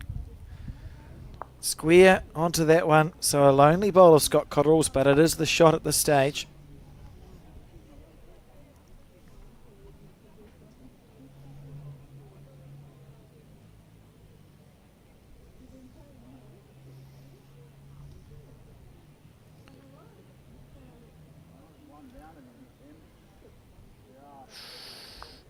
Oh. That's okay. Yeah, mate. 1 down.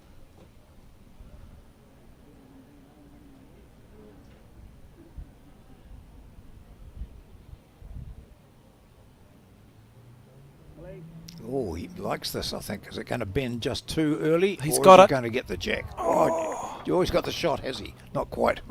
Oh, not quite. There's some sort of irony. Yeah. I'm not sure if it's the right word, but Jamie, incredibly close to a very well played bowl there, didn't get the result. Previous end, set up a 6 by missing through the jack. It's just... And did that shot, did the jack bounce off his bowl and go back? I'm not sure, but anyway, here we go. That's what it looks like. So Pascoe applauds. Gosh, he was feeling as though nothing was going right for them, and then they pick up that 6 on the 6th end. Oh, I'm sure someone could tell me, but I would be surprised if there has been a lot of full numbers in a national final. I know there was an 8 in the 4s in the 60s. Give Grant Hessel a ring. No, the 4s, there was a Cotton in the team, maybe like a Percy Jones. Couldn't tell you in the pairs how many full counts have been Hold all tickets. picked up. That's a great bowl from Lance Pascoe. of course, you know, the darts, 9 data is the best thing you can do in darts, and the World Championships that was just concluded, 2 9-darters were thrown. Both the players lost the game, John. Well, same in bowls. Picking up a full number doesn't mean you're going to win. no, just makes you feel good. Yeah, it's a great moment. A great shot from Lance Pascoe there.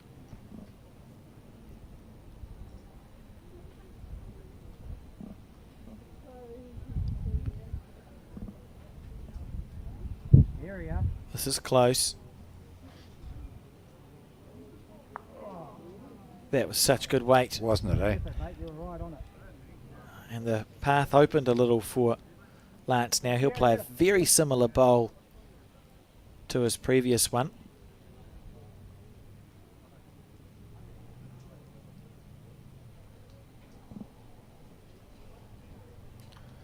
Would indicate he thinks he's heavy. Not if he gets a wee slide off this. There you go. Well, that's part of the game. Grab the jack.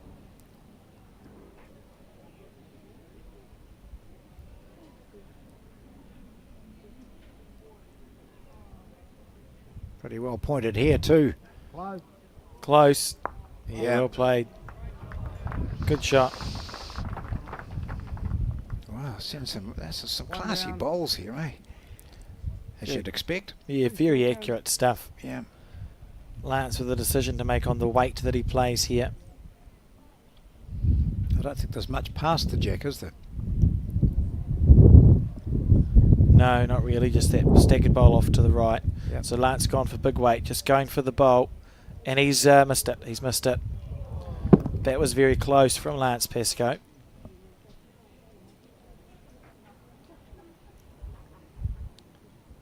was the decision, wasn't it? Do I play the same bowl that Adams played and just fold it out? Look at him tossing his bowl up like it's a cricket ball. I'd drop the bowl. What size are his fingers? His hands.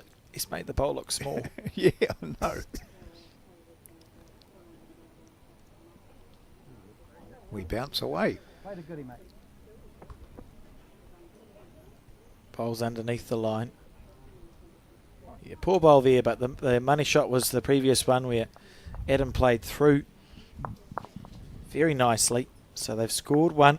That's a good thing to do. If you've just dropped a 6, you've stopped the momentum of the opposition team by scoring. Doesn't matter how many you score. And look at this. Lance Pascoe firstly. Tuck the jack around the corner.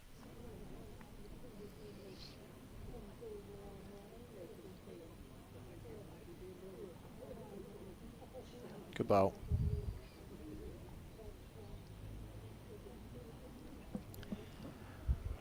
There are no dark clouds threatening here. No, no such thing. As we see the first bowl That's my final comment on that. of this 8th end come down from the lead for Adam Hayward. That's Scott Cottrell and Hayward from the Auckland Bowling Club. Pascoe and Hill, a composite team, wearing Elmwood Park shirts from the Christchurch Club. Previous winners.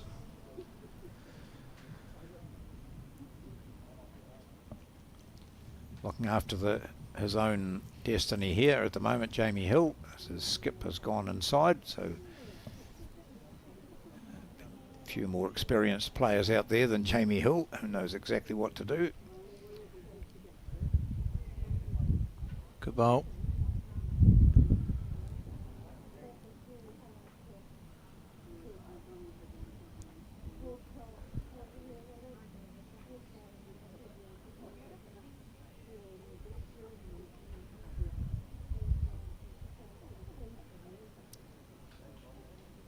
We flick on, that'll be good.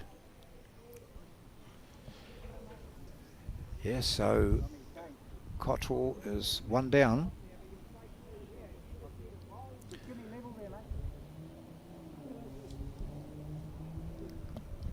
A lazy Sunday afternoon in Auckland.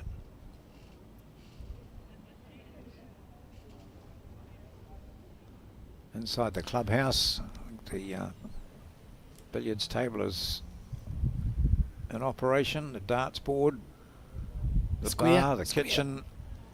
Oh, lovely. Could have worked out slightly better, but it's taken a shot away from Pascoe and Hill.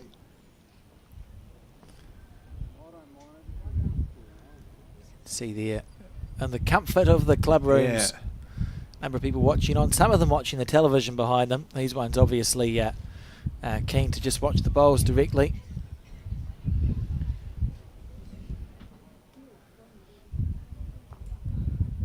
Oh, sorry team, I'd lost the jack for a second. Helps when you switch to the right camera. So lonely, well, it's not lonely, it's quite a lot of space now after Scott's bowls just sort of scattered the jack back a little bit. Can see here from the player's point of view, it'll look very drawable for Adam on his forehand, which is to the right of your screen, and Lance could probably be tempted to play his backhand side, because if you narrow into Jamie's bowls, you're shuffling them up.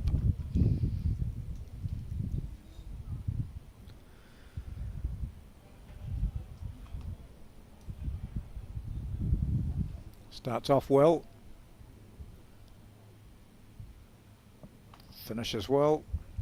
Or in the ditch, Gosh. Yeah, and you can't blame any runoff on the greens for that. No. Here at Browns Bay. You know, you sometimes play bowls, John, in different clubs where if you get within a few feet of the end of the green, for whatever reason, it feels like your bowl picks up speed. Not the case here. It's very evenly, well, it's even, isn't it? Yeah, oh, it's fabulous. There's no runoff into the ditch. He was just looking for that gap. And it was a fine shot he was looking for. Beautiful. That's absolutely perfect there from Lance Pascoe, looking to, well, he had 4 or 5 options, right? Yes. But it means his weight was outstanding. So each one of those bowls are promotable, just like that. He could carry on doing that for his next 2 bowls. Just shuffle it up, right? Yeah. So Adam needs to get something in to back up the one shot. Oh, he's short here.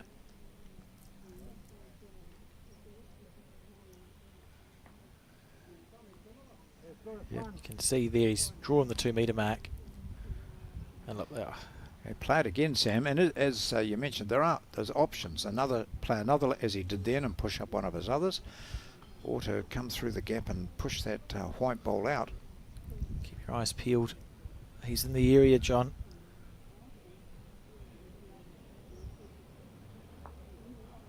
Oh, he's played that well. He's just got the wrong half of it. Yeah. You'd be a bit wary here if you're Adam and Scott, because they've only got 1 bowl on the head. And notice too now those 3 bowls are in a bunch. So one of Pascoe's bowls moved across. He will be able to see clearly the white bowl from the mat. I think if Adam doesn't get another bowl on the head here, they'll go the white. I'll be surprised if they don't. Yeah. So once this is gone, if it's not in close, then we'll have a look from the mat.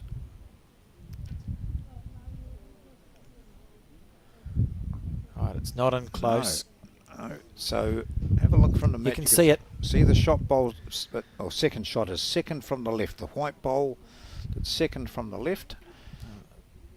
That is why Adam is looking a bit stressed out, because he's thinking, we dropped a 6 going in this direction last time. We could drop a 5 here. I could drop a 5 now. Needs to play. I mean, he needs to play it well. It's about getting past Jamie's bowls. Although, if you were looking for a bit of luck, John, if you were narrow, looking to pluck the ball out clean, Jamie's bowl that sits in the middle of your screen, you've got those 2 bowls there. We'll go to this one. That sits at 1 o'clock to the jack, isn't touching the bowl that next to it. You get the outside right half as we see it. Jamie's bowl could actually clip out the white. Yep. There's chances here. Big moment.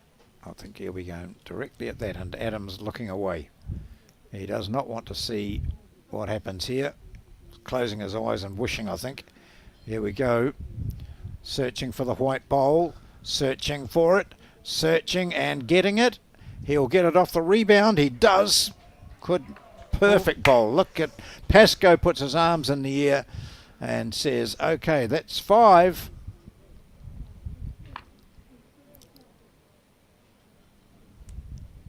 I think was at the cricket 4 there. We'll just wait and see. What an outstanding shot. Yeah, it is 4. I was sure that short one against the white. Oh, it depends how far that white bowl went back. Let's see here. Beautiful. So, he took out one of his, yeah. Yeah. And then says, what happened? Oh, don't be greedy. That's a great shot. And so the score now.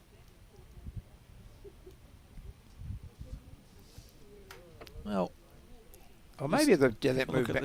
I thought I saw 4 lollipops. It was only 2. Was it? Oh, so he... oh, gosh. How'd that happen? That must be very unlucky from Lance Pascoe. We just didn't see where some of the other bowls ended up. The one that... Well, don't need to try and describe it. You ended up with 2 rather than the 5 that we thought he might have got. Oh, apologies for anyone we've just disappointed there if you're supporting Lance and Jamie, but look, it was a well-played bowl and it makes his reaction make a little bit more sense there. John, still scoring though.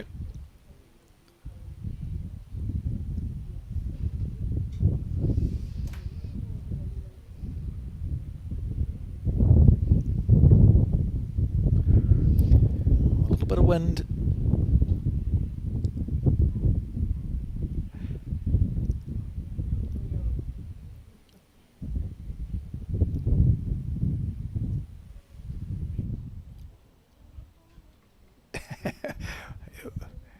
We've got some of our hearing impaired competitors here. We might get them in to do a little bit of lip reading for us. Yeah, might be able to just help us understand. I don't think we need them really. I thought that was wonderful. We had one of the hearing impaired people. It was Hazel, the president of Deaf Bowls New Zealand, who received a trophy for winning a world title. Yeah. In fact, a world title or 2. She won a singles title and pairs.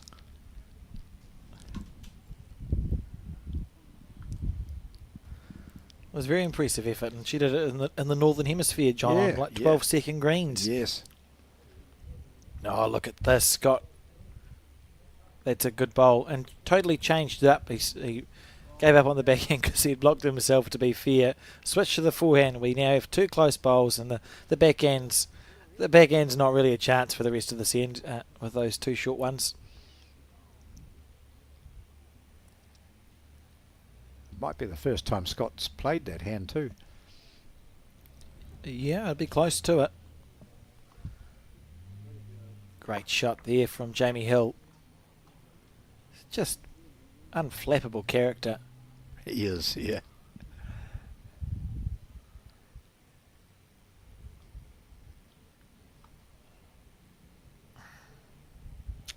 We'll just wait for this bowl to come back into shot.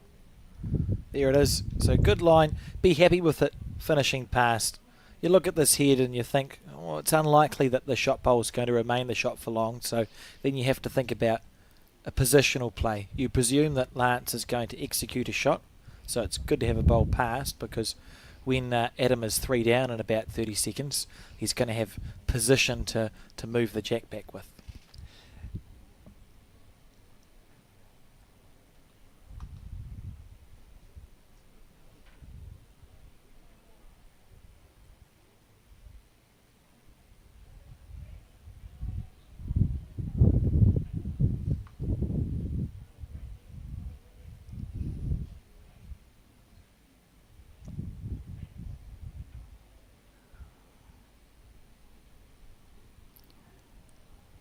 Maybe just go back to the water cooler conversation. He drives everything. Adam's driving everything. So just a bit of security there over the back. It would almost indicate that they think Jamie's holding one. Well, you could. I mean, you're right. They could be being patient here. Put a bowl past, then create the 3.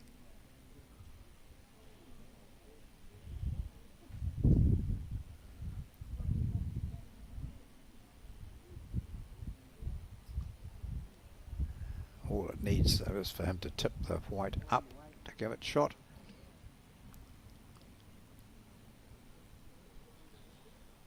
Just sneaking past there. Well, from that angle, it looks white, but that's not a good angle for us. Well, there's an angle I could show you, but we wouldn't learn anything about the bowls. Okay.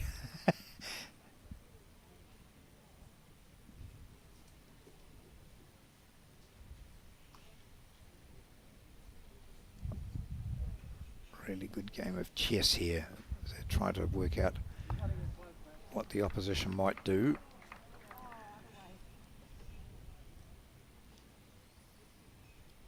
That's what it looks like. Yeah. It's a close measure all round. That's another bowl passed. Oh, interesting. You'd expect Jamie and Lance to look at this and go, we've got enough seconds and thirds here. Surely there's something that can be created. On the back end, I know, you probably have to overplay it on the back end, I suppose, John, to roll through the shot white bowl. Players as good as these, you look at ahead and you've got maybe first and then third and fourth shot. You want to find something. Has to be something on. Could he bring it in between the black and the white that are short? Yeah. Yeah, around that short bowl and dig in for, trail it back for 3 in that case. Yeah. Well, they've made their decision. Maybe trying to rip the bowl out and go quick enough that if you miss it, you kill. Well, you can't have been holding. I didn't mind that shot selection because I couldn't see a way the jack was going to go back, John. But disappointing nonetheless for Lance. 4 big wide out there. Hey, playing the green for the other side of the rink. He thought he had that until about halfway up and the arms went up in the air. So 1 to Adam Hayward and Scott Cottrell. The score now 7-11 at the halfway mark. Yes, we've played 9 ends of 18 of this grand final, the men's pairs for 2025. Previous winners, Lance Pascoe and Jamie Hill, have the lead. Pretty much because of a 6 they scored on the 6th end. They were 5-0 down after 3. But now they're up by 11-7.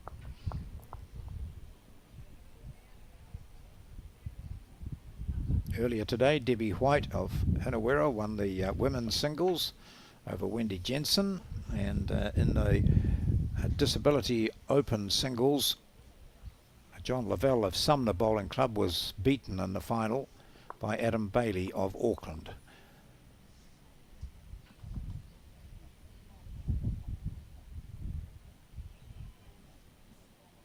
Plenty of bowls coverage coming up for you too, with the remainder of the nationals, the men's singles, women's pairs and disability pairs. And later on there's events such as the Trans-Tasman, New Zealand against Australia, the national fours and mixed pairs in Christchurch. Yeah, certainly looking forward to all of that. So great to be able to bring the game to so many people.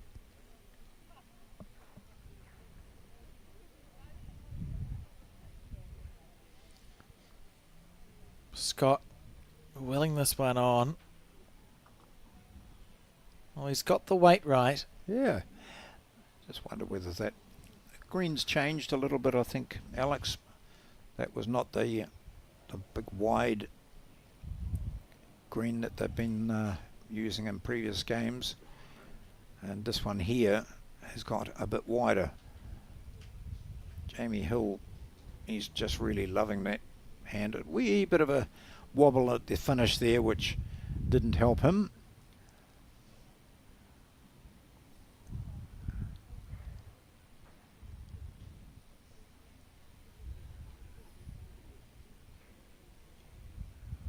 Well, if his weight's good, he's got a fine home for this. Oh, just unlucky.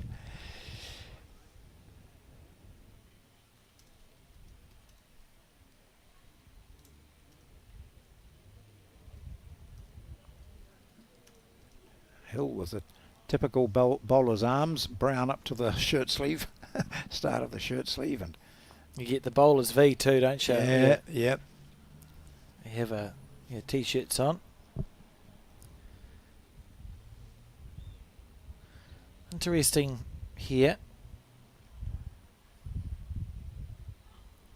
Don't think we'll see Adam dead drawing on his forehand, but maybe looking to rest Jamie's bowl or take the jack back to Scott's at 5 o'clock. Yeah, potentially this is a really good head for Hayward and Cottrell to sort of bring some life back. Oh, hang on. You just said I don't think he will go up, but he does. Well, I can't fault the effectiveness. Oh, it might be still in. It is. It's still alive. Yeah. Is that what they said for Frankenstein's monster, was it? Got no thunder and lightning here today. Just going to have a look and see. I think they're going to use the old, put the mat against it and see, or are they bringing a scope out?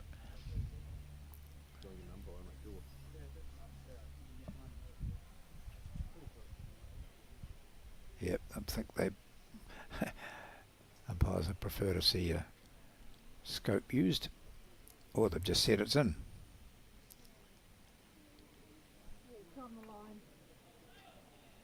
What's happening down the other end there? Alex, have we got an umpire involved? Oh, sorry, Tink. We have. Have Okay. we? Not sure. Yeah, try that one. No, I've decided it's in, so Yep, that's fair okay. enough. Yep.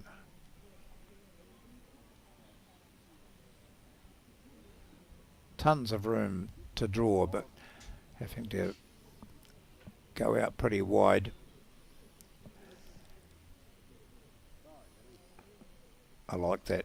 I mean, that's often you'd have a player who just push it way out wide trying to bring it in onto the jack, but he's got 2 metres within which to draw here, so just don't need to take all that much green. Bring it in a metre out from the centre line. It'll give you the shot. This is what Hayward will do.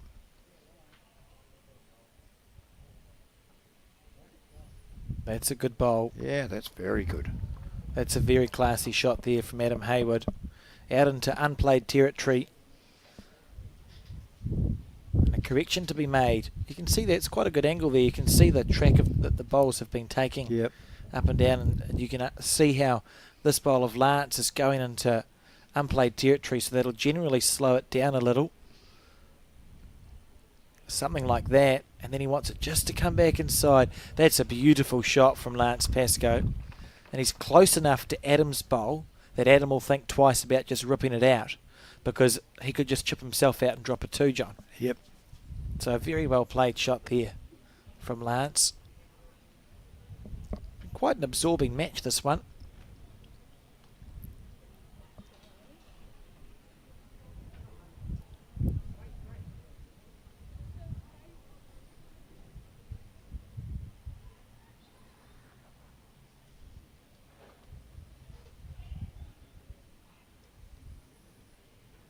Really just has to beat his last.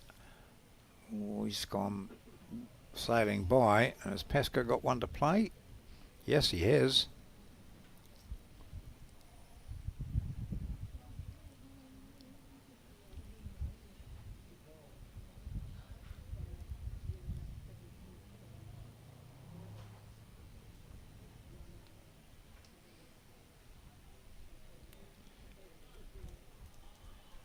Just to repeat the previous shot, if you're going to remember what it was, Lance.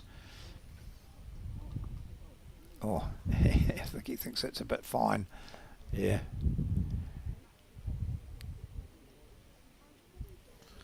So it's going to be one here to Pascoe and Hill.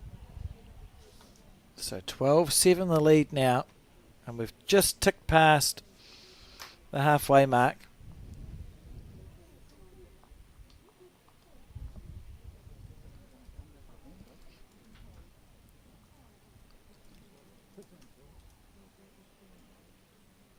Browns Bay Club doing well with restaurant and bar. Gosh, the people in the cafe were working overtime today. Constant supply of fresh muffins, toasted sandwiches, filled rolls. They had queues of people ordering. I've done a great job here.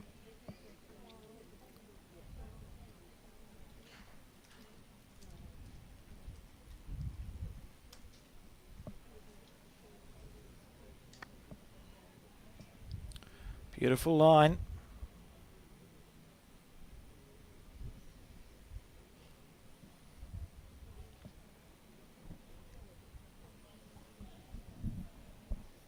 We're getting to the end of a long competition, 4 days of competition here for the men's peers.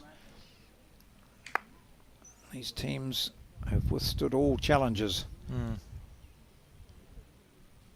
Done so in a very impressive manner.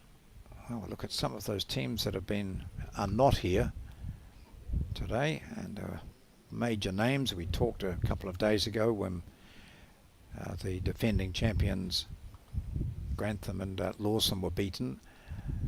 But they'd played so well, and then to be beaten by pretty much the last bowl of their match. So they went away, and we've seen other big names such as McElroy and Reed today not make it through to the final. The combinations which included Finbar McGuigan and Seamus Curtin just faltering at the final hurdles.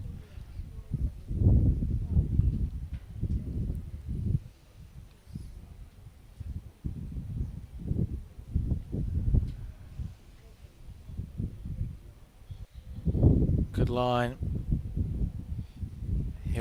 It's perfect green, isn't it? And it's not that long ago that we mentioned this might be the best conditions of the 4 days, but you still look at the wind as having an effect. See it in the shirts and shorts of the players. Has he done enough? Needs it to keep running. I think he has.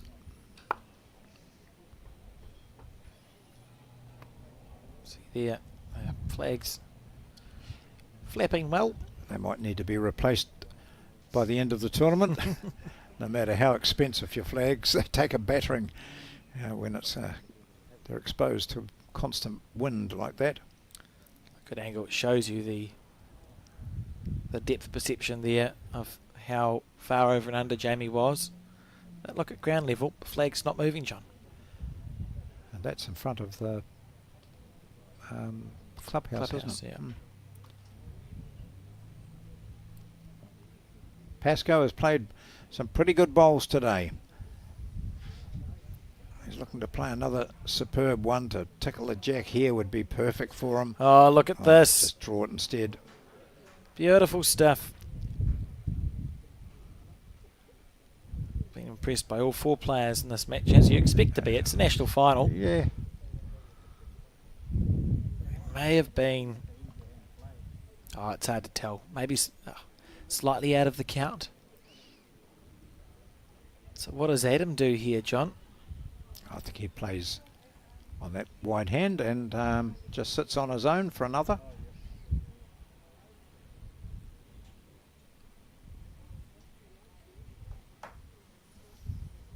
We'll probably find he's playing... Oh no, he is playing the backhand, so that makes sense.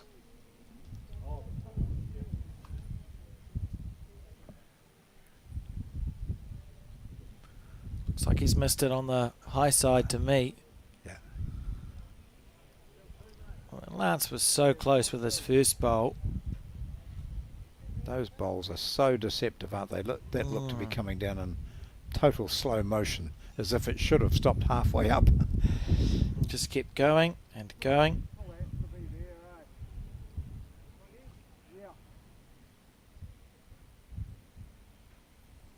So both skips looking to do the same thing, that is, to draw the shot here. So same hand, same idea. Draw the shot, sit on the shot bowl, which with the right weight will stay there. Oh, hang on. He's done it. Hang on. Oh, come on. Gee. Oh.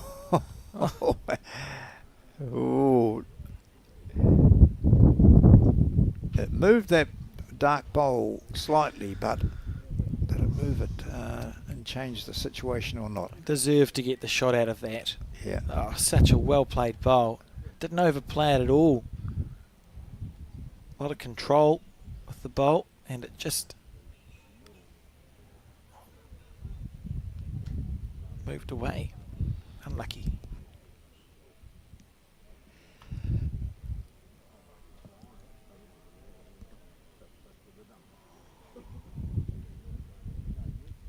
Contemplating a switch to the forehand here, the Adam and Scott combination. Oh, he wouldn't be looking to drive that. Maybe he's looking the outside half.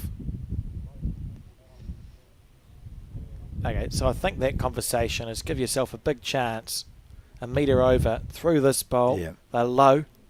If you miss it, you're covering the 3 bowls of Lance and Jamie. If you're on the wide half of that bowl he pointed at, it could roll across your screen in the 4 o'clock direction through the jack for 3. If you narrow, your collision bowl does the work. Or maybe he was asking how the weather was. But No, that exactly what I think.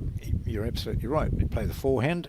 You could turn your own over for definitely 2 shots, or you could bump into it and move the jack back slightly for more than 2 shots. What's the danger there? The danger is, I suppose, being narrow perhaps and knocking up the there's a opposition bowl. The concern is that Pascoe's still got 1 to play, hasn't he? So, but Adam's got 2, and Pascoe nearly dragged the jack back for 4. So he's playing that forehand. The danger is missing narrow. You don't want to miss narrow here. Yeah, that's the only danger, isn't it? He's going to miss wide. No, it's the smarter way to miss. He's around the head. He's actually underplayed that. Maybe, well, I'm not sure if he even went for the shot that we were talking about. Maybe it was certainly discussed, wasn't it? Yeah. Just as a way to try and cover and add to the count. But this angle looks like the white bowls are holding at least. It actually helps us with the angles. The white bowl is holding 1. Yeah. Maybe a 2. Whereas from our other angles, it looked like a measure between Lance's shot or second shot and the shot bowl. It might be a handy bowl actually if Pascoe plays that same shot and does squeeze the jack across. Adam might have wanted it to go a little bit further in amongst those 3 opposition bowls. Let's see. Oh, this is the same line. This is again a great line. This is a superb line. Oh, gosh. My goodness gracious me. Missed it again. People actually clapped that because they thought it was perfect. Yeah. I don't know how it missed, John. That's twice, and you're well justified in holding the back of your head and wondering what on earth is happening here, because that was another sublime bowl which just gave you not the result that it deserved. He did nothing wrong. So we know that they're holding 1. Haywood? Yep. I'll be ambiguous and then claim that I'm correct. Haywood's holding 1. It's that white bowl that sits at 3 o'clock to the jack.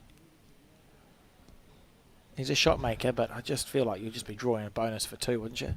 Don't need to cover anything anymore. And see, I think those 2 short of the jack at sort of midday and 11, they're touching, so even a touch of those won't probably promote them at all. So he's playing the hand that Pascoe was, and Pascoe might be interested in this.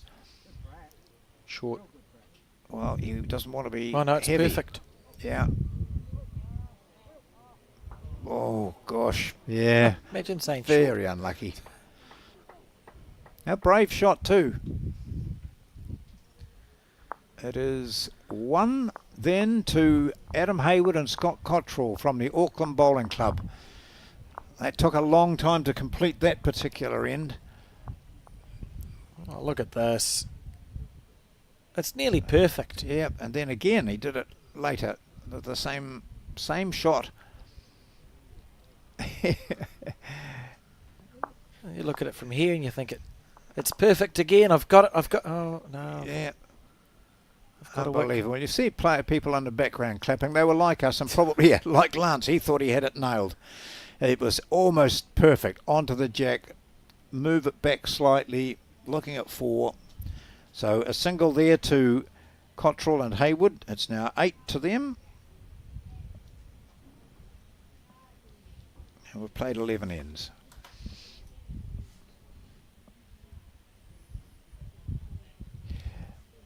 About 5 ends ago, I think we had that situation where we were talking about Scott Cottrell and the fact that he hadn't played much bowls for many years, and that all of a sudden there was these 3 bowls all over the place from him. He's come back onto form really for quite sure. quickly. Yeah, it's just that momentary clinch. I just think there has to be, just a few. Maybe in 18 ends, when he was playing a lot, he'd probably be 17 out of 18. 3 good bowls. If you haven't played in 7 years, there just has to be just 2 or 3 more ends that pop up. But he's playing brilliant bowls, John. That's great stuff. Yep.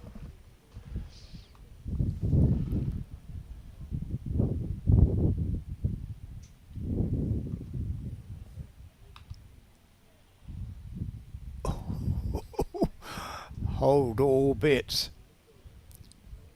Look at this. There you go. What a shot. Yeah. Such a good ball. Well played, Jamie Hill. Oh.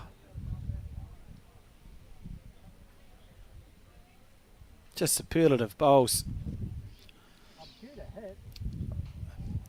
Yeah, evident halfway up the green, wasn't it, that it was going to be in the zone. Maybe attacking here. And see Scott Cottrell just smiling as if to say, I had 2 fabulous bowls there.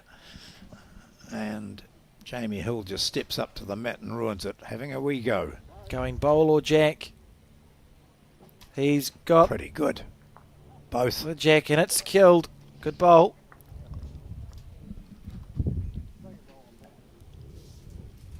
How many kills have we had, John? Just the 4, I think. Only 4 of them? Yeah. Well, we thought we'd had 5 when that jack a couple of ends ago went right over to the side of the rink. We're going to play it again from this end. We haven't seen this before. Usually the kills they just play. I wonder, I'd be interested to know which team asked to come back to this end. I guarantee you it's Lance and Jamie, because it's playing in this direction that they've had their big success. They scored a 6, and we thought they'd scored a 5 at one stage, so it's killed. And I reckon they've said, no, we'll bring the bowls back, start again.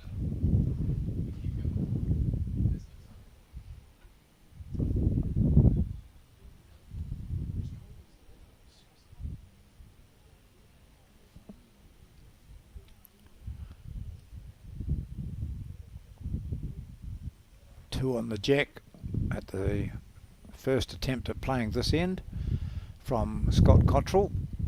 He's going to put one pretty close this time too. Yeah, outstanding. Lovely bowl.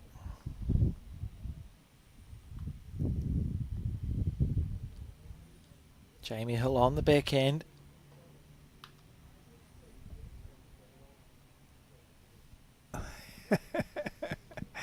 I think he's not a mile away from doing it again. Oh. But what a good position he's in. However, that's nice for Cottrell. He just plays the same. If he's slightly over, he might just tap Hill back.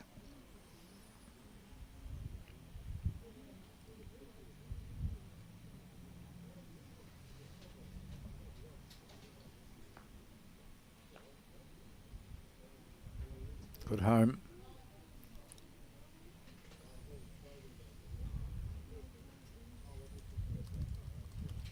Still enough time that Hayward and Cottrell just need to score a single on each end.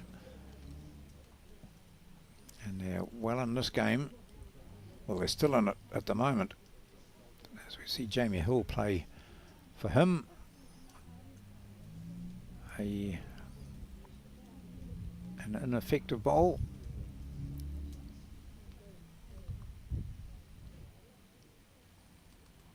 Here we go. This could be 2 shots coming in. Yep. 2 delightful bowls there. In fact, 3 very good bowls from Scott Cottrell.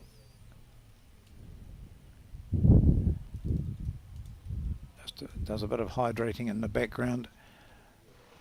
He doesn't want to turn around and see what Jamie Hill's managed to do, because it can be frightening at times. Right, the skips go down now with Adam Hayward a bit more spring in his step than Lance Pascoe, although Pascoe leads by 12-8 this final of the men's pairs at the Summerset National Championships. Long walk back.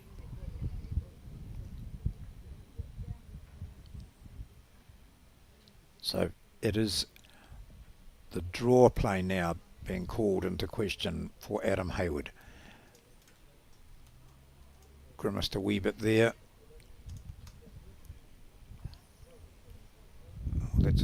Well, he's using different bowls.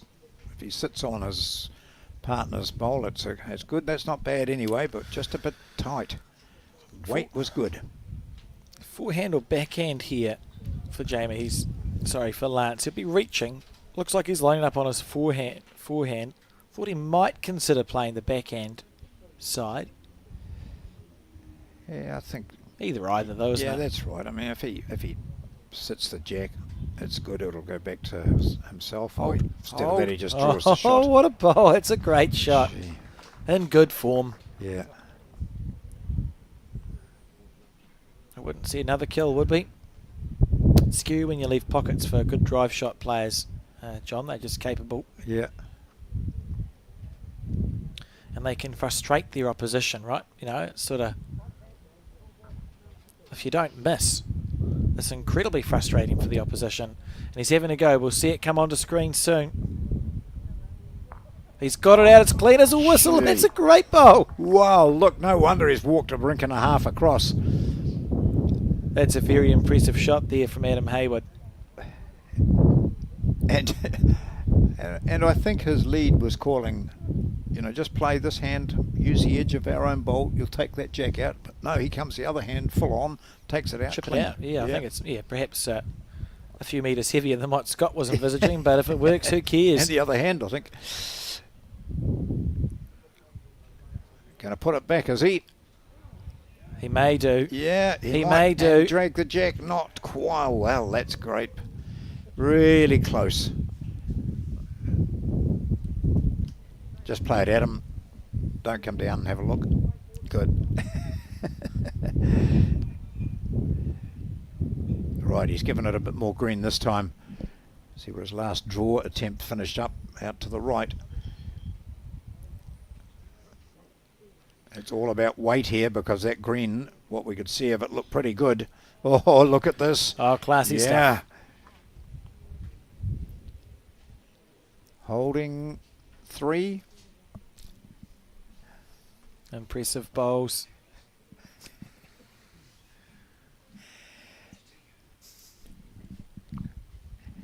Right, well, this is a big moment, John. There's a chance for Lance, who's played 2 very good bowls here, plays a similar bowl again. Pretty much the same as his second, and you trail the jack back for 3 to sit with a good 3, because it'll be hiding behind the short bowls. Just a fine adjustment needed if that's what his plan is. No, Oh, he's more going weight. it. He's going to jack. Gets it too and kills. A kill then to Pascoe and Hill. That's the second kill on this end. Where will the bowls go this time? If they took them back last time, you'd think Yep, they'll take them back they are again on this You can see occasion. them picking them up, heading back down.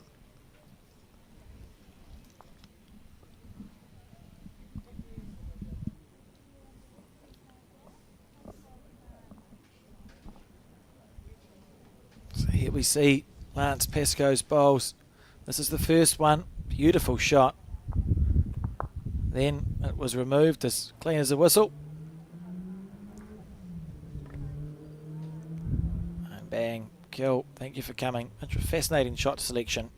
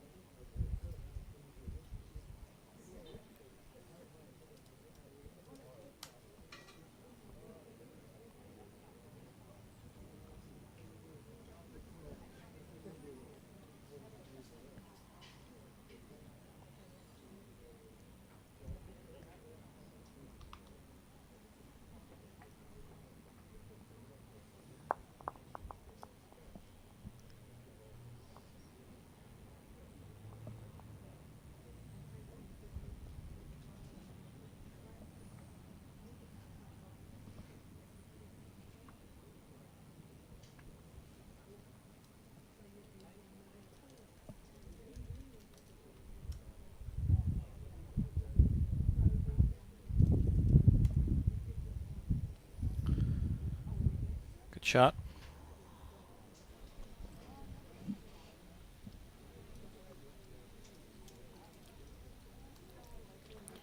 They certainly know what they're doing here. They've played this end 3 times now. Oh, this is their 3rd time.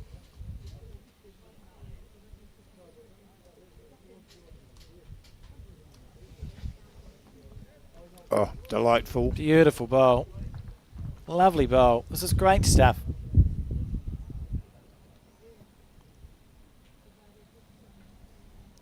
I feel like I'm getting serious deja vu, John. It's like I've watched this end before. Oh, I think it's double deja vu. I think I've watched it twice before. Oh, hell. And we're back again. That's a great shot from Jamie Hill. Followed it too. And it sat down.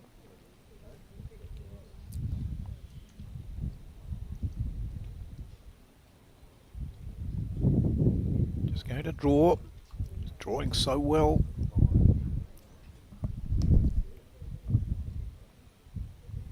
Just sit that jack and pop it back and you'll be... Oh, he's going to. Look at this. He's going to. Look at this. Oh, what a bowl. Outstanding stuff. This is a ridiculous standard of play.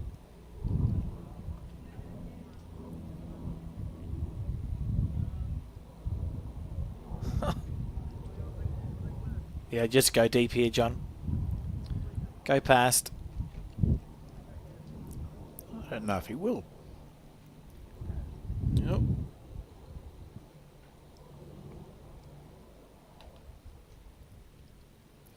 I suppose it depends on if you're holding it or not. Yeah, yeah. Does look like I'd say Jamie's bowl's the shot. I think so. Let's see if we can see our marker at all. She probably can't tell from there because the jack's a wee way back from the bank. Oh yes, I can just spot her out the window.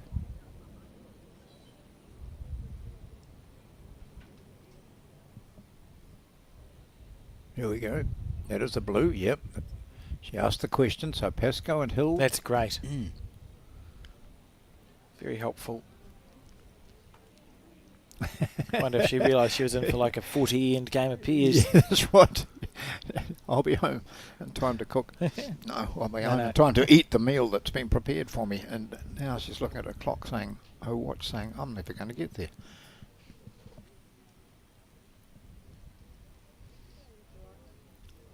Would you put it past there being another kill? I wouldn't. Not at all. It's worth having another close look at that head. It is, look how closely compacted those 4 lead bowls are. I really thought that Cottrell's last bowl was going to turn the jack just a fraction to give them 2 shots.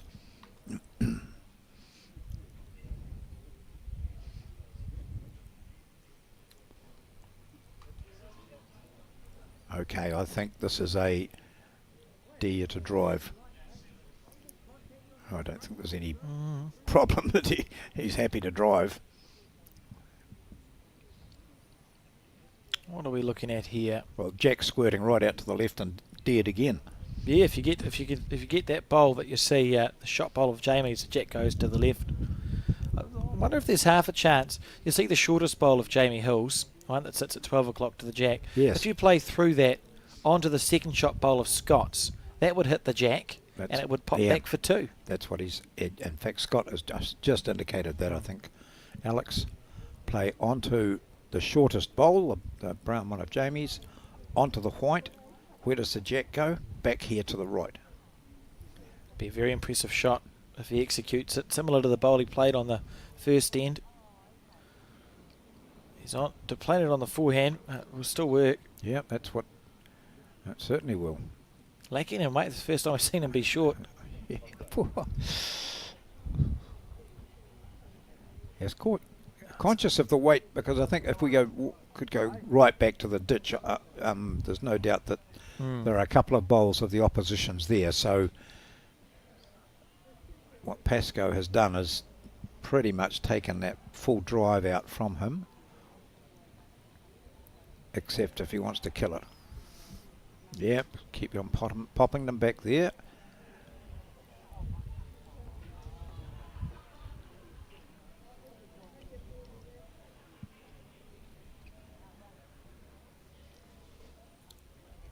Scott's giving him every encouragement.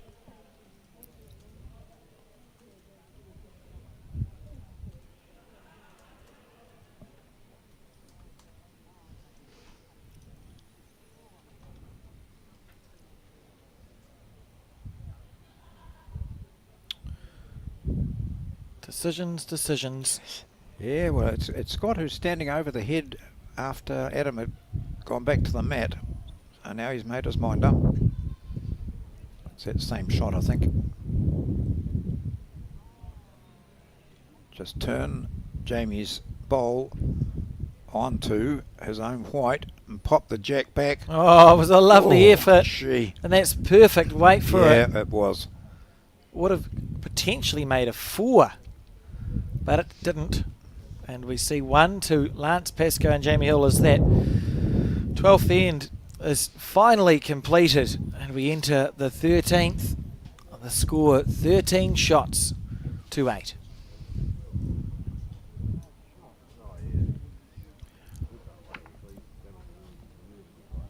No time limit with it being a final.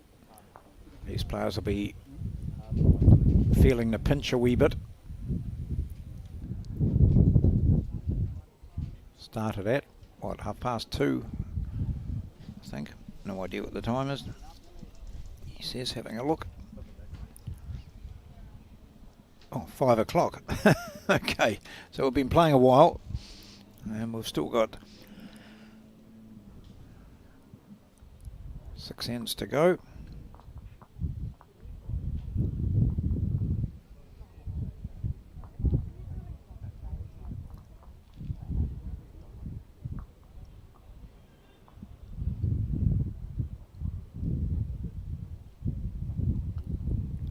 Just pushing it long enough.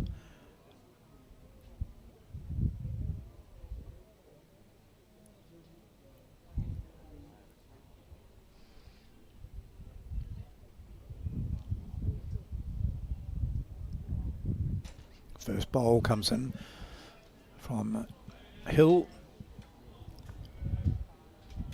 Oh, that's impressive, because it was Cottrell who put the jack up. And he said, let's play it short. Hill responded with an indication that he's not going to be troubled with this weight at all.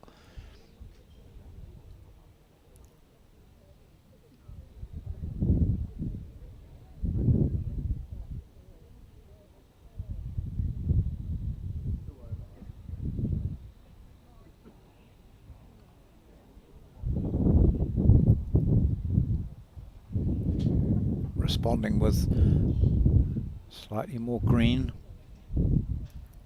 Same weight though.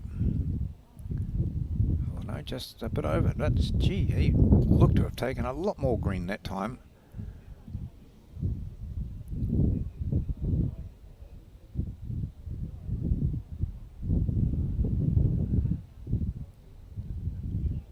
Here it goes. Is this the shot? Still swinging by. Okay, this, they have not played this length jack for quite some time, or in fact at all, and what we've seen there is the effect of the wind.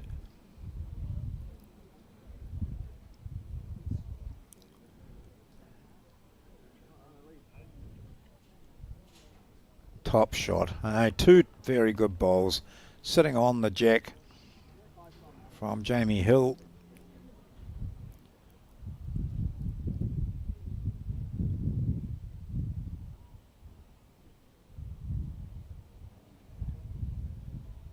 What sort of response do we get here? Adam Hayward stands erect, knowing that it's coming in somewhere close. That's it. Second shot there for Cottrell. But the players switch over. And Pascoe and Hill, who lead by 13-8, are holding shot here on this, the 13th end.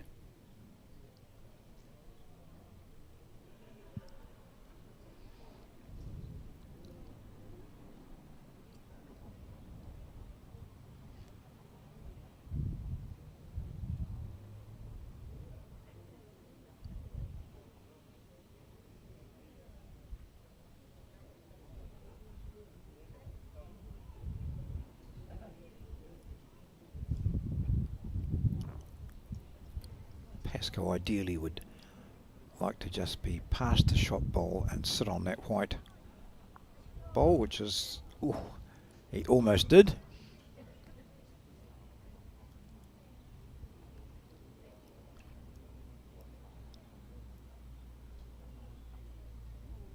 Okay, we see 2 blue lollipops there.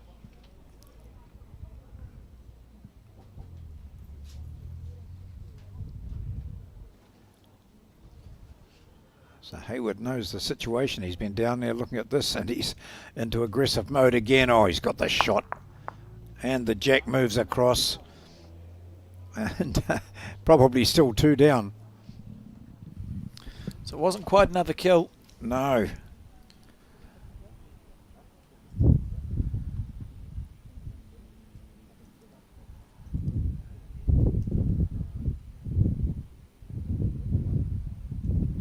This is the sort of play that a lot of bowlers might be sitting there saying, oh, this is ridiculous, you know, killing the jack, killing it all the time. Why don't you just play it out? Well, this is a national title at stake, and you've got to give yourself every opportunity, because if he now draws the shot, he probably couldn't have done that with the situation the way it was previously.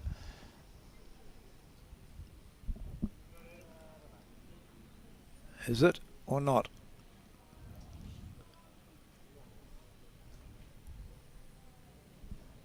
Well, that's a very good question. It's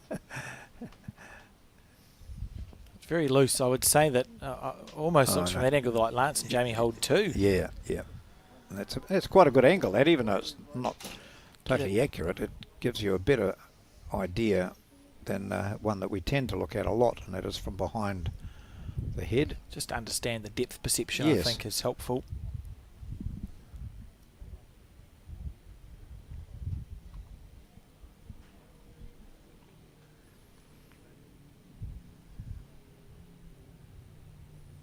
Just needs to beat that purple one for another shot. That will be the shot. Long way away from the jack. That's really whipping. That wind is, I mean, I think Pascoe would have been uncomfortable taking any more green. Yeah, the green's fine. Plays well. Nice even coverage, but the wind has been causing some havoc as the week has gone on. All part of the game. So we call it outdoor bowls. Be boring if it was easy, John.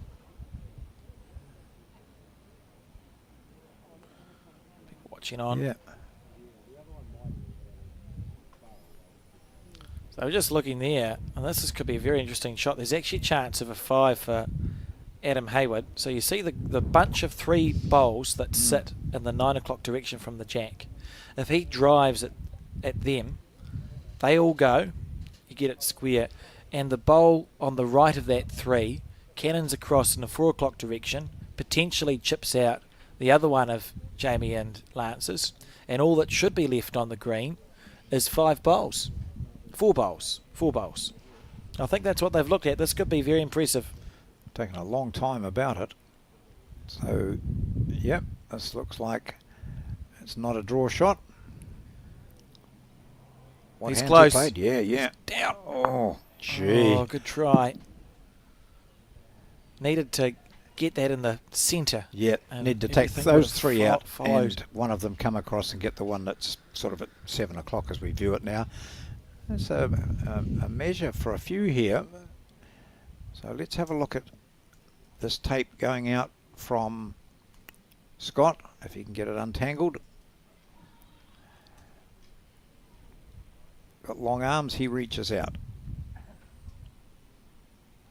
Pascoe says happy with that. Now, as he puts it against each of these 3.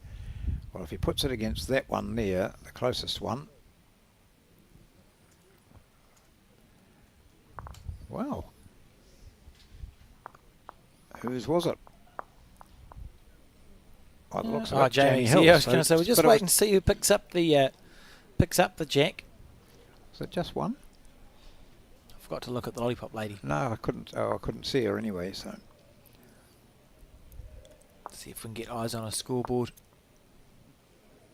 it looked like he measured to the closest one, and then obviously that was pretty close. So the second and third that we were looking at for Pascoe Hill didn't come into it. Although he was covering the tape, so we're only guessing a wee bit here.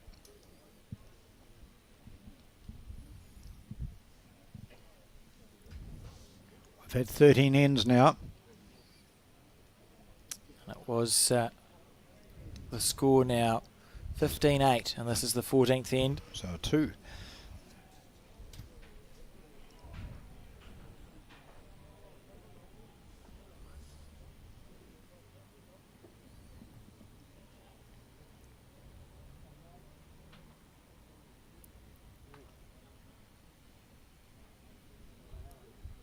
Just a grimace there. It's not the weight or the green he wanted. I've been so absorbed in this game, John, I've neglected to talk about the score. And this, I mean, well, I've said the score, but if we look at it, it's actually a 7-shot lead to Lance and Jamie. And ordinarily, if you're 7 shots up, you're feeling okay.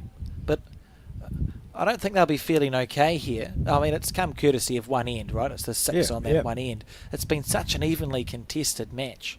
It still feels like it's anyone's. And they've got a 7-shot advantage. Yep.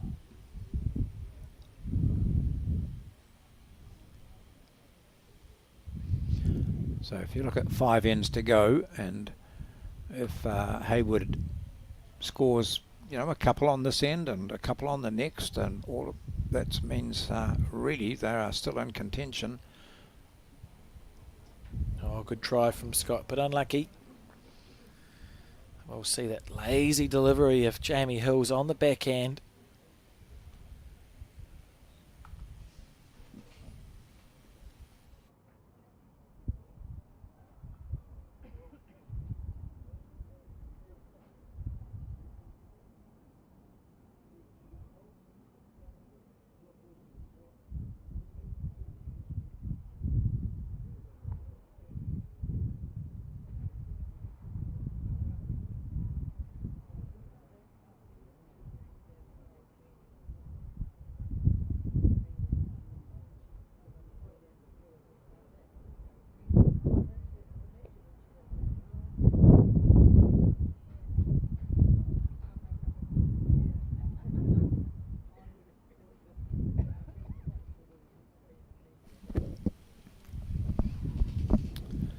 That bowl of Jamie Hill's he'll be disappointed with.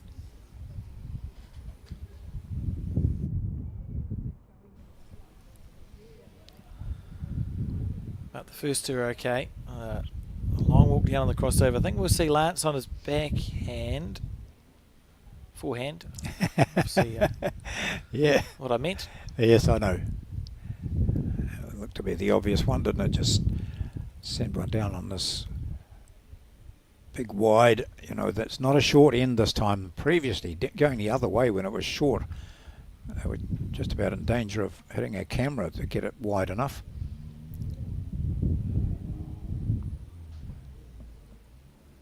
It was an opportunity that Lance will be annoyed about. He didn't take advantage of a situation which could really have put some pressure on Adam Hayward.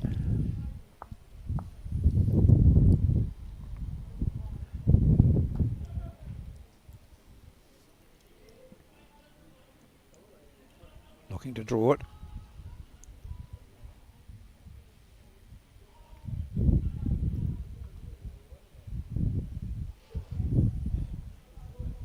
Well, I was going to say that's a pretty good. He might get some good out of it anyway. Not quite. Nearly. I thought he was just reaching to sit the shot bowl. Next time, push up his own.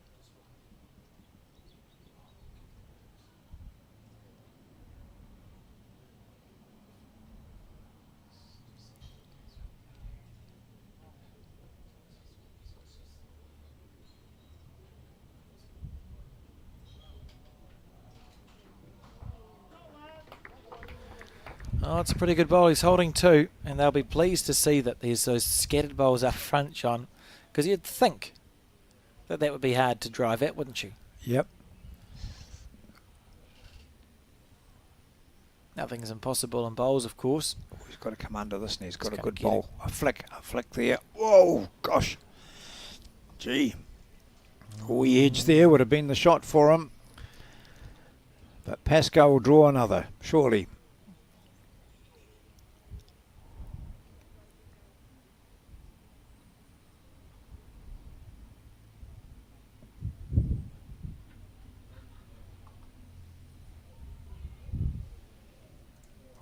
Oh, he's not too... Look at him, hands on head. He thinks he might have ruined this. He thinks he's going to cart the jack back. And he does. He pushes it across to the opposition. I think he's still holding. With the back bowl here, yep, his own bowl. Would have been an absolutely sick feeling in the stomach there.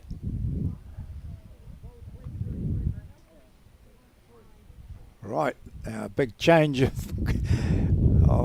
green here for... Oh, here we go. I'm going to take the jack or the shot. Oh, there's a gap. Where was the gap? Now it's Adam's turn to put his hands on his head. I don't know where the gap was. He went underneath the jack and around the bowl, somehow still down.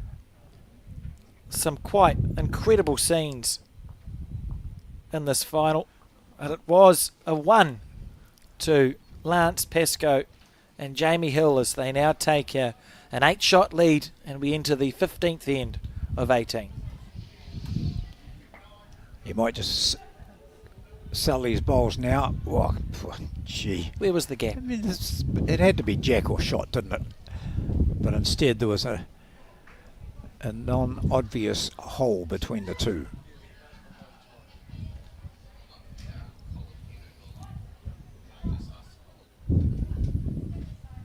First bowl comes down, this 15th end. 5 killed ends in this match of 18 ends. Our first final today was the disability singles, which Adam Bailey of Auckland won against John Lavelle of Sumner. And then a tight women's final with Debbie White winning that.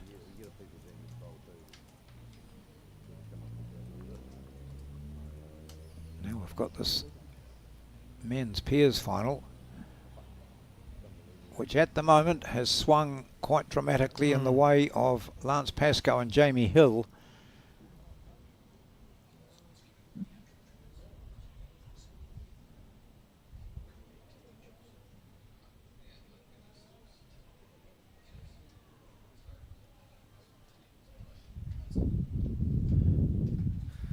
It's an 8-shot lead. Yep.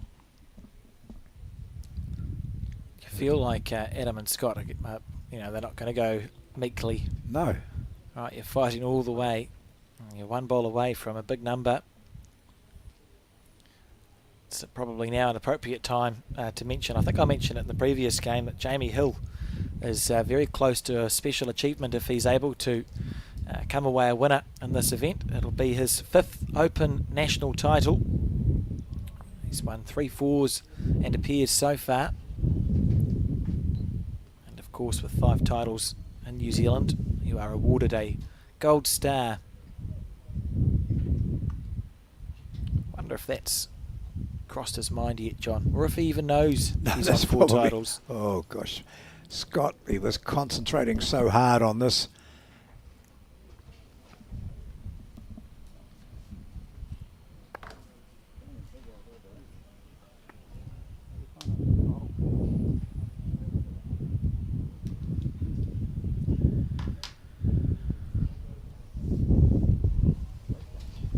The Skips, it's been a long day for them, starting at 8:30 this morning with their first game, quarterfinals, semi-finals, now the final.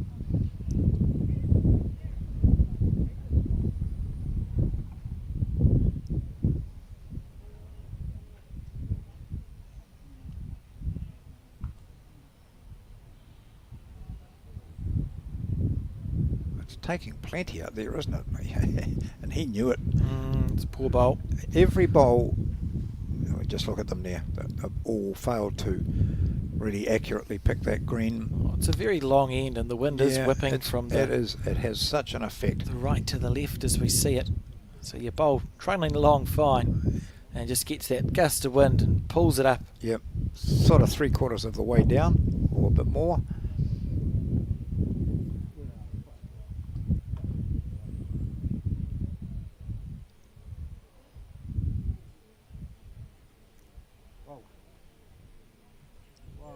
Jack, not quite. Even that, he pushed that out a very long way.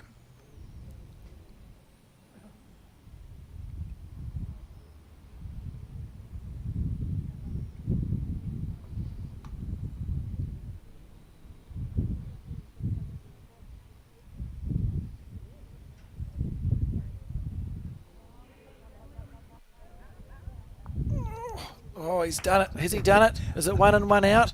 I think so. Goodness. Oh, there's room here for Adam Hayward. He'll back himself to draw the shot. I'm not sure if he's up, John. Well, this is interesting. Not sure if he's far enough out. Oh, yeah. Ideal green. Now, what do I need to do? Oh, add a bit of weight. Right, so we think it's Pascoe and Hill holding a single here. It's 16-8. After this, there'll be 3 ends, so it's still possible that the lead could change hands.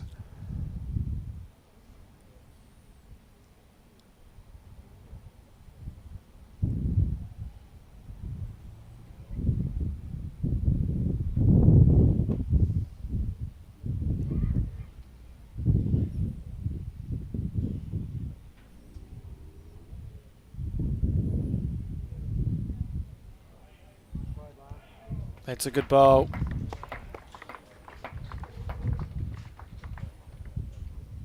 Oh, looks like aggression, is it? Maybe. Right up through the middle.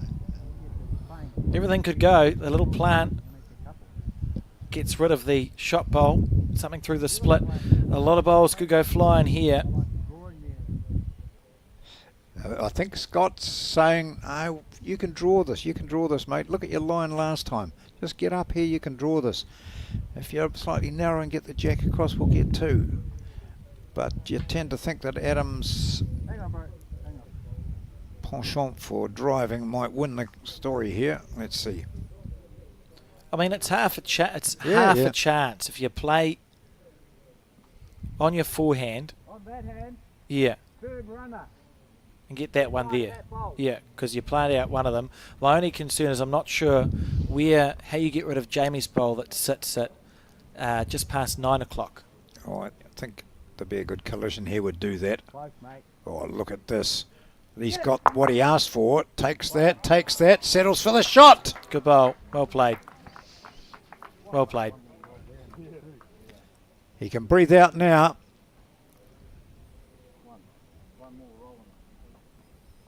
Yeah, good shot. And it's 1. So the score now 9-16. And we're on the 16th end. 2 to go after this. Look at this. It's perfect. Exactly what he played for. And Collision Bowl did all the work. It's because he controlled his weight, John. Well done. 7 the difference. Oh, well, is that up? One big stride from Adam Hayward might indicate it's not up. It's not up.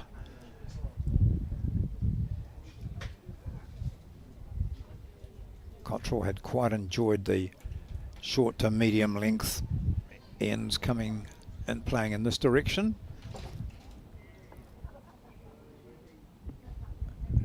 Jamie just smacks it down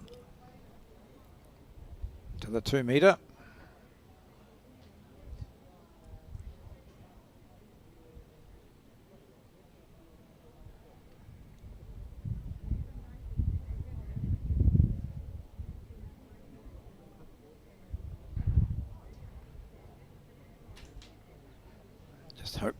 now that Scott is not short because of the fact that he really wanted a short end.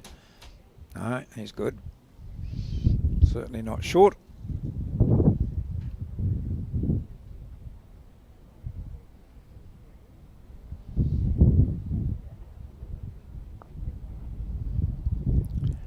Steely look from Jamie Hill. They try to take control of this now, score a couple, wipe out any faint hopes. No.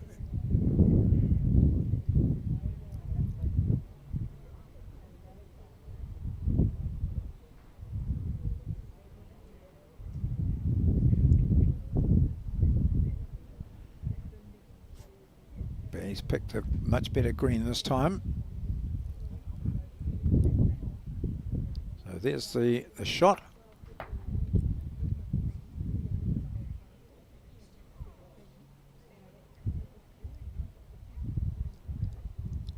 Hill.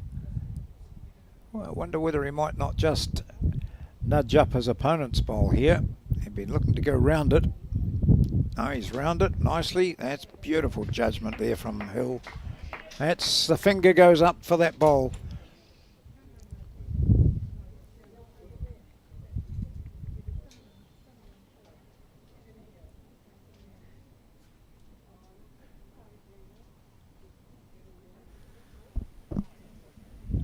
Taking his time. Just resetting himself.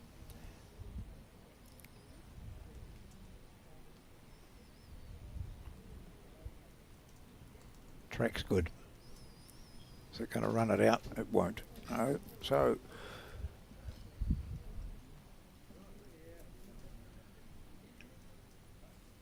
the most telling bowl, well, the most telling bowl for Scott there was the one that's over, and then you have a look at the one that's just slightly short, which is a little bit in the opposition's eye, and but also is there for Hayward to play onto.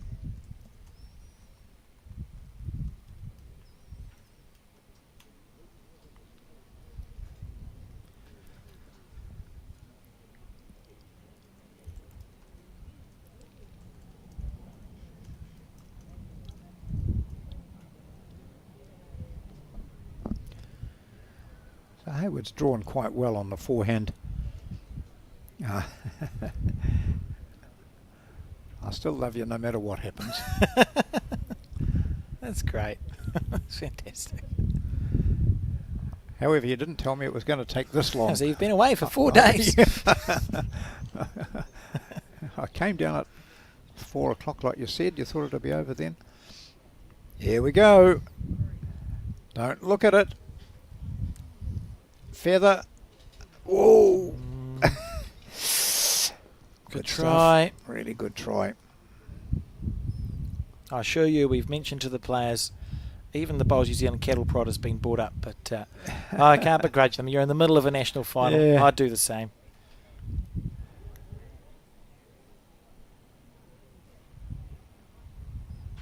Look at this. Look how much green they're taking on that forehand. Swooping back across the head. Beautiful hand. And we'll stay on this camera shot. Adam's going to get the rake out here. But he's so tall we can't see. Where is it? Bowl. Where's the bowl? There it is. Pretty Ask good, it to get pretty down. good shot. Oh, that's class. Yeah, Absolute lovely. class there from Adam Hayward. Trailed the jack back beautifully, and now there's, where is there to go? Holding a 3, which we can see. Still room if you just give your bowl some room to breathe. It's actually not the end of the world, the fact that Lance went into the ditch with his first bowl, because if he takes a little bit off that, he may stay up and draw the shot. Yep. Goodness. That's a loud bang. It gave me a start. John? That bowl of Adams moved across a long way. With the jack now way over and out of sight. Here it goes now. There's a good draw line through that just inside Jamie Hill's bowl to the top left. Oh, Oh, you can see his bowl just sitting down there. He had perfect track. It's going to be a case of third time lucky for Jamie Hill. And can Adam remember what he played? It's going to the wire here at Browns Bay. So remember, the jack is probably, I don't know, a foot to the bottom right of your screen. That bowl at the bottom right is the shot. That's a poor bowl from Adam. He'll be disappointed with that. Yeah, and big room, chance for 4. Room for Lance. Yeah, tons of room. Even if he was short like that but finished in between those two bowls in the track, that would have been good. But Lance will look at this and back himself. How good are those holly bombs? Will back himself to draw a second shot here, which is all he needs to do. Gives him a 6-shot lead going into the penultimate end. Just need to score 1 and it's all over. Can he do it?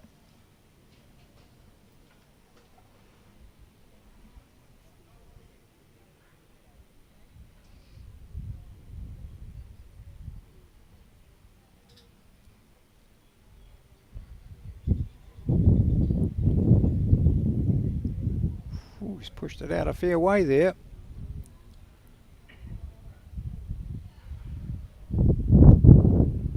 Needs to stay on. It doesn't. It looked to be overcooking that. Can't believe it. But it was great reward there for a fine shot from Adam Hayward. And Hayward and Cottrell close the gap. 16-12. Penultimate end here.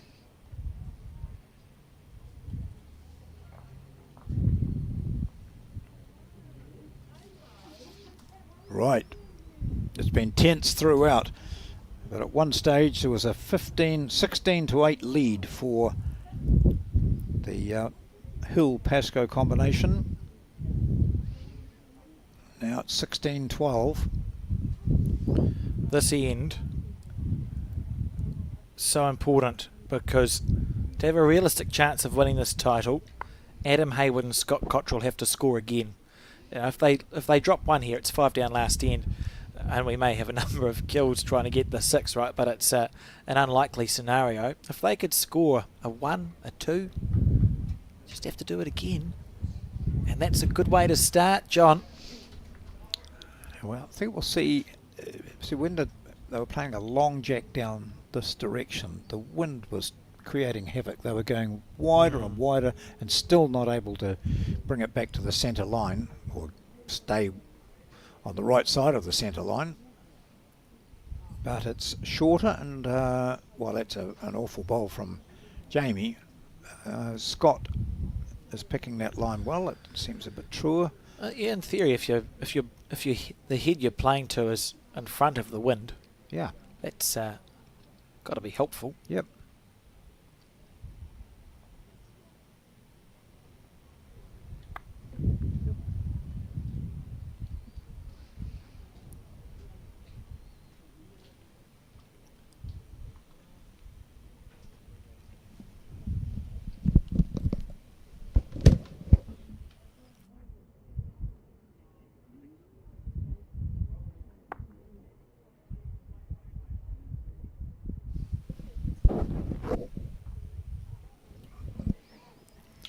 Just through again, Jamie Hill. I'm sure what Cottrell will want to achieve here is just something that's just past the jack. Centre line would be great. Yep, that's good. That's a handy position.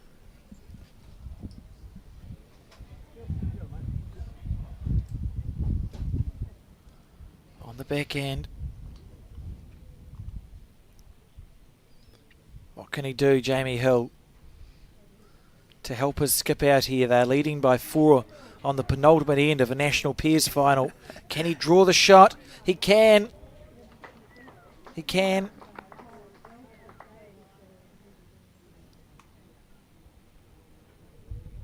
Remember, we've got that bowl at the back of Scott Cottrell's to cover.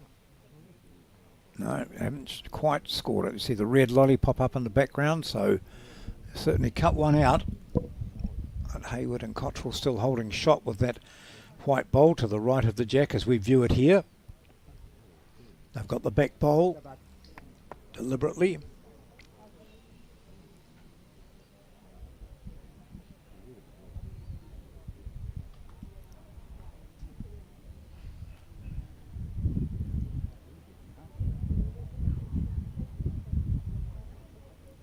We've had 2, 3 magnificent finals on this finals day, John. Yep. Really enjoyed being part of this broadcast team. Best seat in the house because we can see all of the cameras. Yeah. So, and that's a good spot there from Adam, isn't it? Mm. It's about where the jack will move if Pascoe continues playing the backhand, which he's likely to do. There we go, on the backhand side.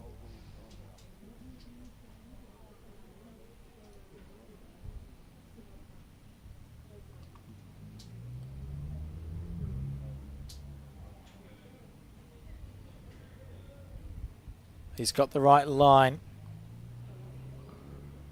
Not quite the right weight. Trying to make a number here.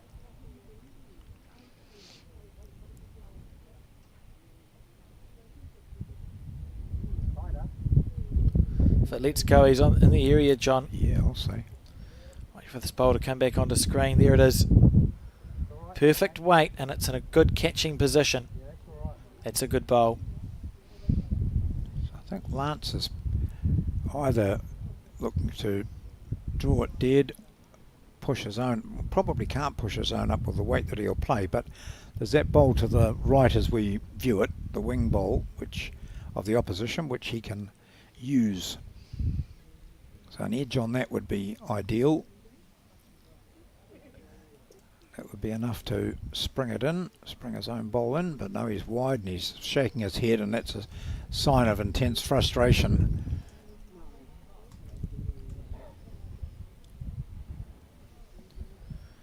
Well, it's on. Yeah. Is he willing to go there?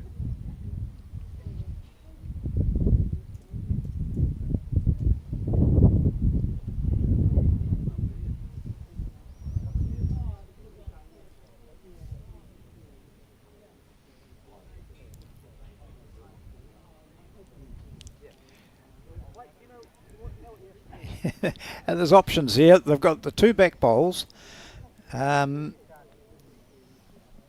Whipping the black out obviously would be ideal and staying there. The danger is, of course, that jack flicking back to the left here. Or does he just look to draw? I think they need a number, don't they? They'd dearly love to.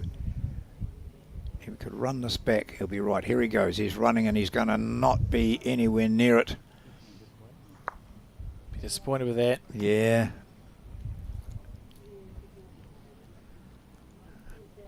Now, Pascoe to try and make this game safe. 4 up last end. If you score a 2, you're 6 up. Yep. Sorry, 4 up penultimate end, score a 2, you're 6. Reasonably safe. Just draw it on your backhand. Up and over on the second shot bowl that you can see there low of the jack. Underneath onto the shot bowl. Either is good. Oh, my heart's racing, and I have no horse in this run. and you haven't got a bowl in your hand. Watching on. Shannon McElroy sitting down, talking to Mark Cameron, CEO of Bowls New Zealand, and Amy McElroy seated up there alongside Mark Cameron. Here we go. On the backhand. Oh, he's unlucky to get a wick there. So it's going to be 1. It's going to be 1 to Adam and Scott, which means that we're on the final end of this National Pairs final. And the score, 13-16. And let's just add the first playing of the last end. Because there's so much at stake now. This is it. Final chance. 3-shot advantage is really good. Well, whoever looked through the scoreboard, there are 2 3s, both of them scored by Hayward and Cottrell. And of course, if we disregard that 6, Jamie Hill and Lance Pascoe have scored a maximum of 2. So that big 6 was is the difference, of course. Certainly it will be an end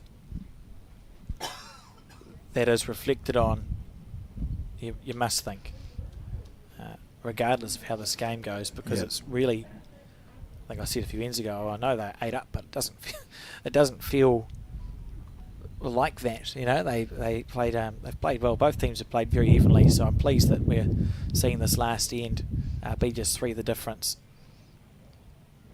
Jamie Hill, the very relaxed style, just falling slightly short. Yep. But Scott knows we've got to get 3 inside that.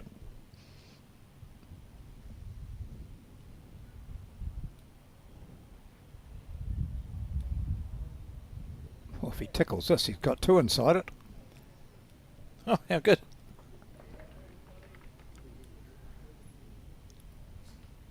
This is not over yet.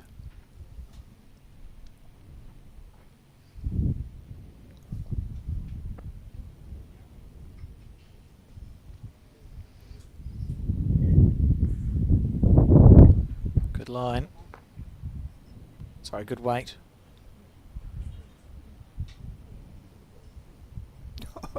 I don't blame you. Just take a step back ahead. Deep breath. This could be your last bowl of this grand final. Is it one that's going to see you get the trophy at the end of it? Or consider yourself a runner-up, and I'm running up after it because I like this. I like this bowl. I'm going to flick the jack back and we're going to have 3. What a shot. Wow. That's outstanding bowls from Scott Cottrell. He's picked his moment. He hasn't moved that quick all day. Great shot.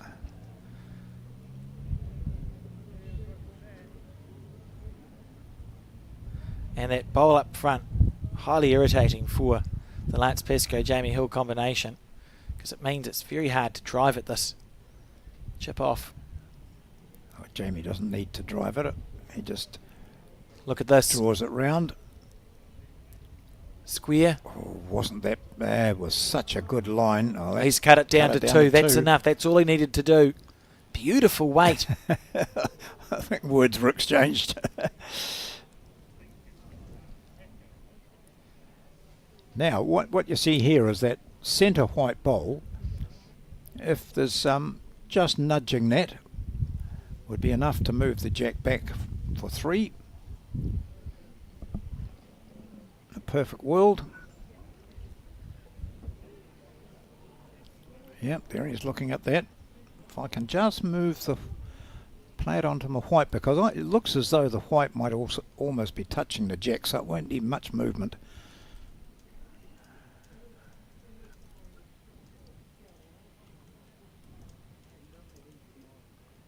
Just a nice delicate, a Jamie Hill type backhand bowl. There you go. Oh, look at that. They look happy. Yep. Well, stressed and then happy.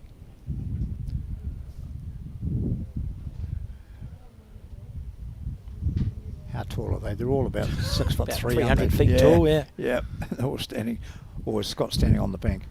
No. Oh, not a mile away. Please move. Please move. This is good. This is good. This is good. This is great. Oh, he sprung the jack. He sprung the jack out. Unbelievably bad luck. Goodness me. What more could he have done? God. That would his heart would have been in his mouth when he let that go, and when it was reaching to the target and seeking that shot bowl. It probably just needed to hit the white a bit more than the Jamie Hill bowl. But a top effort. Now this has made it really difficult. He's only got 2 bowls to play, and they need a 3 to force an extra end.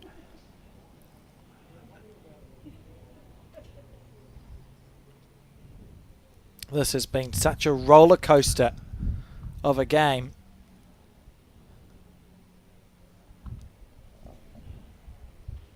Oh, good ball here. Pascoe just rubbing salt in the wound. Good shot. Yeah. So it's got to be a kill now. And how do you kill that? Here it comes. Look at this. He I'm not even sure how that happened. No. Got too much of Scott's bowl I think so. first. Yeah. Pop the jack back. And we've seen him do it about 340 times in this match. Is it going to be killed? 341. Oh, No. gee, because that's all he needs is an edge of the jack, isn't it? What do you do? What do you do? If you're Lance and Jamie, Yeah. how do you stop him from killing it? Do you put a block in? How do you block it? How short can a bowl be in outdoor bowls, John? Like, where do you have to, how short does it have to be from your hand? Put it a foot in front of you. Yeah, that's what I was suggesting. Just go up. But there is a minimum length, isn't it? I think to make it a legal bowl. A legal bowl, yeah. It can be shorter than a legally delivered jack. Yes, But yeah. maybe you just go, oh, good, I'll just go a short bowl and hopefully it's in the centre line. I wouldn't want to go close to the head. It's going to come down to this team. Yep, he's just going to draw the shot.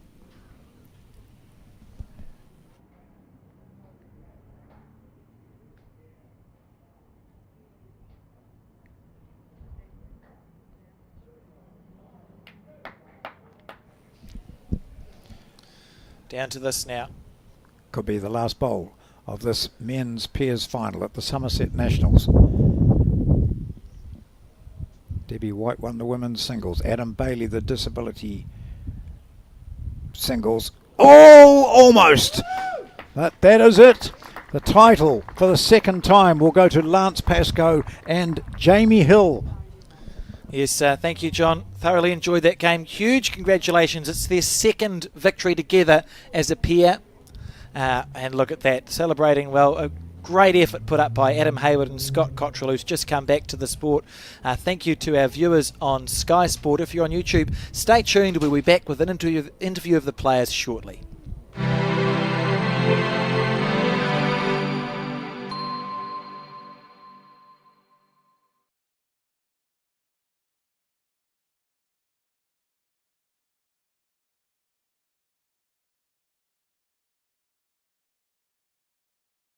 A mighty pairs final, which has resulted in Adam Hayward and Scott Cottrell finishing runners-up, and the winners being Lance Pascoe and Jamie Hill.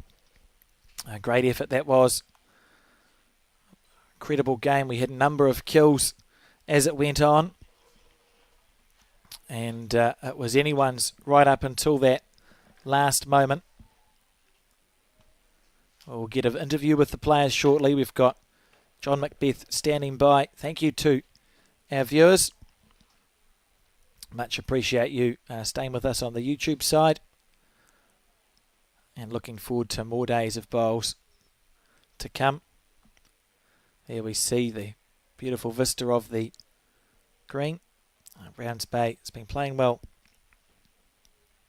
And if we have a look at the brackets, this is the path through. Adam Hayward and Scott Cottrell defeated Craig DeFerrier and John Roberts 16-12, and in their first game won 17 shots to 16 over Jesse Russell and Taylor Horn. Lance Pascoe had a 22-15 win against Seamus Curtin, and then 16-10 over Shannon McElroy and Robbie Reed. But we've got John Macbeth ready to go with our two champions. So, John, over to you. Well, Lance and Jamie are with me now, and Lance, you look quite relieved now because that was a tense match. Yeah, old Adam just, he was hitting his runners early, and it felt like we weren't going to score for a while, but we just hung in there and he missed a couple, and it was a good game. And even at last end, when his bowl that he endeavoured to push your shot out and grab three maybe and force an extra end, it was the weight that killed him, I suppose. But right up until then, even, it was still anyone's game. Yeah, his last bowl, he was an inch off playing an absolute bomb and to put me under all sorts of pressure. So we were a bit fortunate there. They come back good at the end of the game, but Jamie held in good, and I just pitched in now and then, and that's how it goes. You won't agree with that, Jamie. Oh, you did pitch him well. The conditions here, not easy, eh? Very tricky, yeah, especially for the leads. All you're trying to do is just get some bowls handy, give the skip something to play to. It's simple as that, really. And it's easy to throw them all over the place, and you can get frustrated, but you just got to stick in there. And they did that as well, and we managed to do it as well as. Yeah. I mean, even sometimes keeping the jack on the, when you're rolling the jack up is difficult. Yeah, that was normal. You get a gust of wind and it's gone. The greens are so nice here and so fast. They'll be beautiful without the breeze, but it was tricky conditions. Yeah.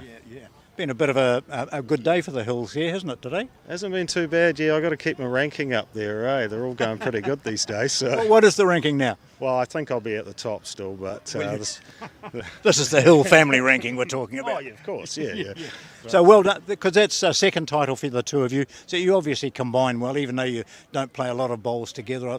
But there's more to being good players. It's about compatibility, isn't it? Yeah, I mean, we've come out 4 times now, and we've had 2 semi-finals. Gary and Tony beat us by 1, and we had a narrow loss against the Gallagher boys, and 2 wins, so it's a pretty good record. Yeah, well, congratulations, both of you. Go and or you might have a drink.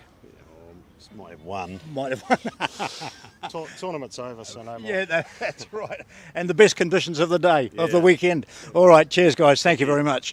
That's Lance Pascoe and Jamie Hill, who are our champions at the Summerset National Men's Pairs. Of course, tomorrow we're back at 8:30 with coverage of the second part of these Summerset Nationals, which include disability pairs, the men's singles and the women's pairs. So lots more for you to view here on the Bowls New Zealand YouTube channel, and of course Sky as well throughout the next few days.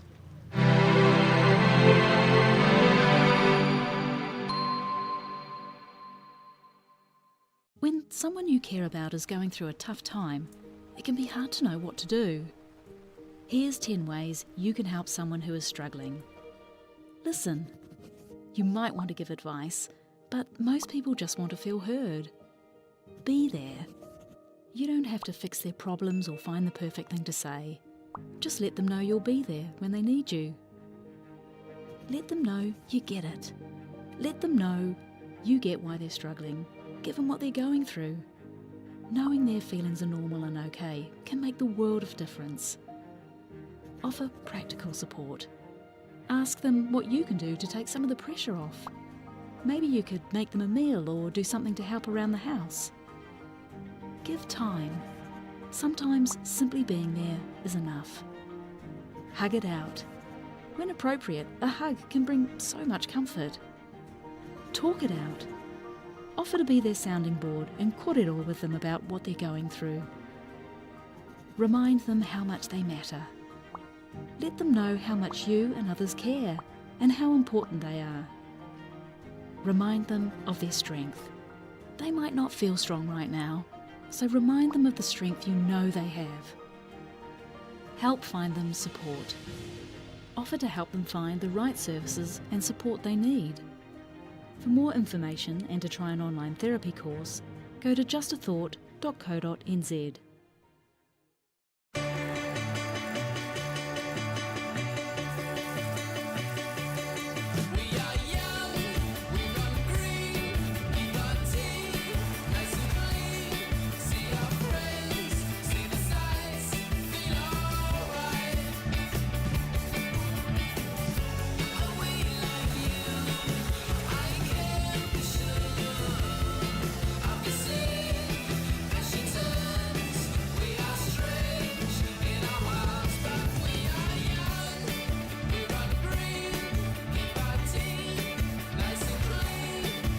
Think age is just a number.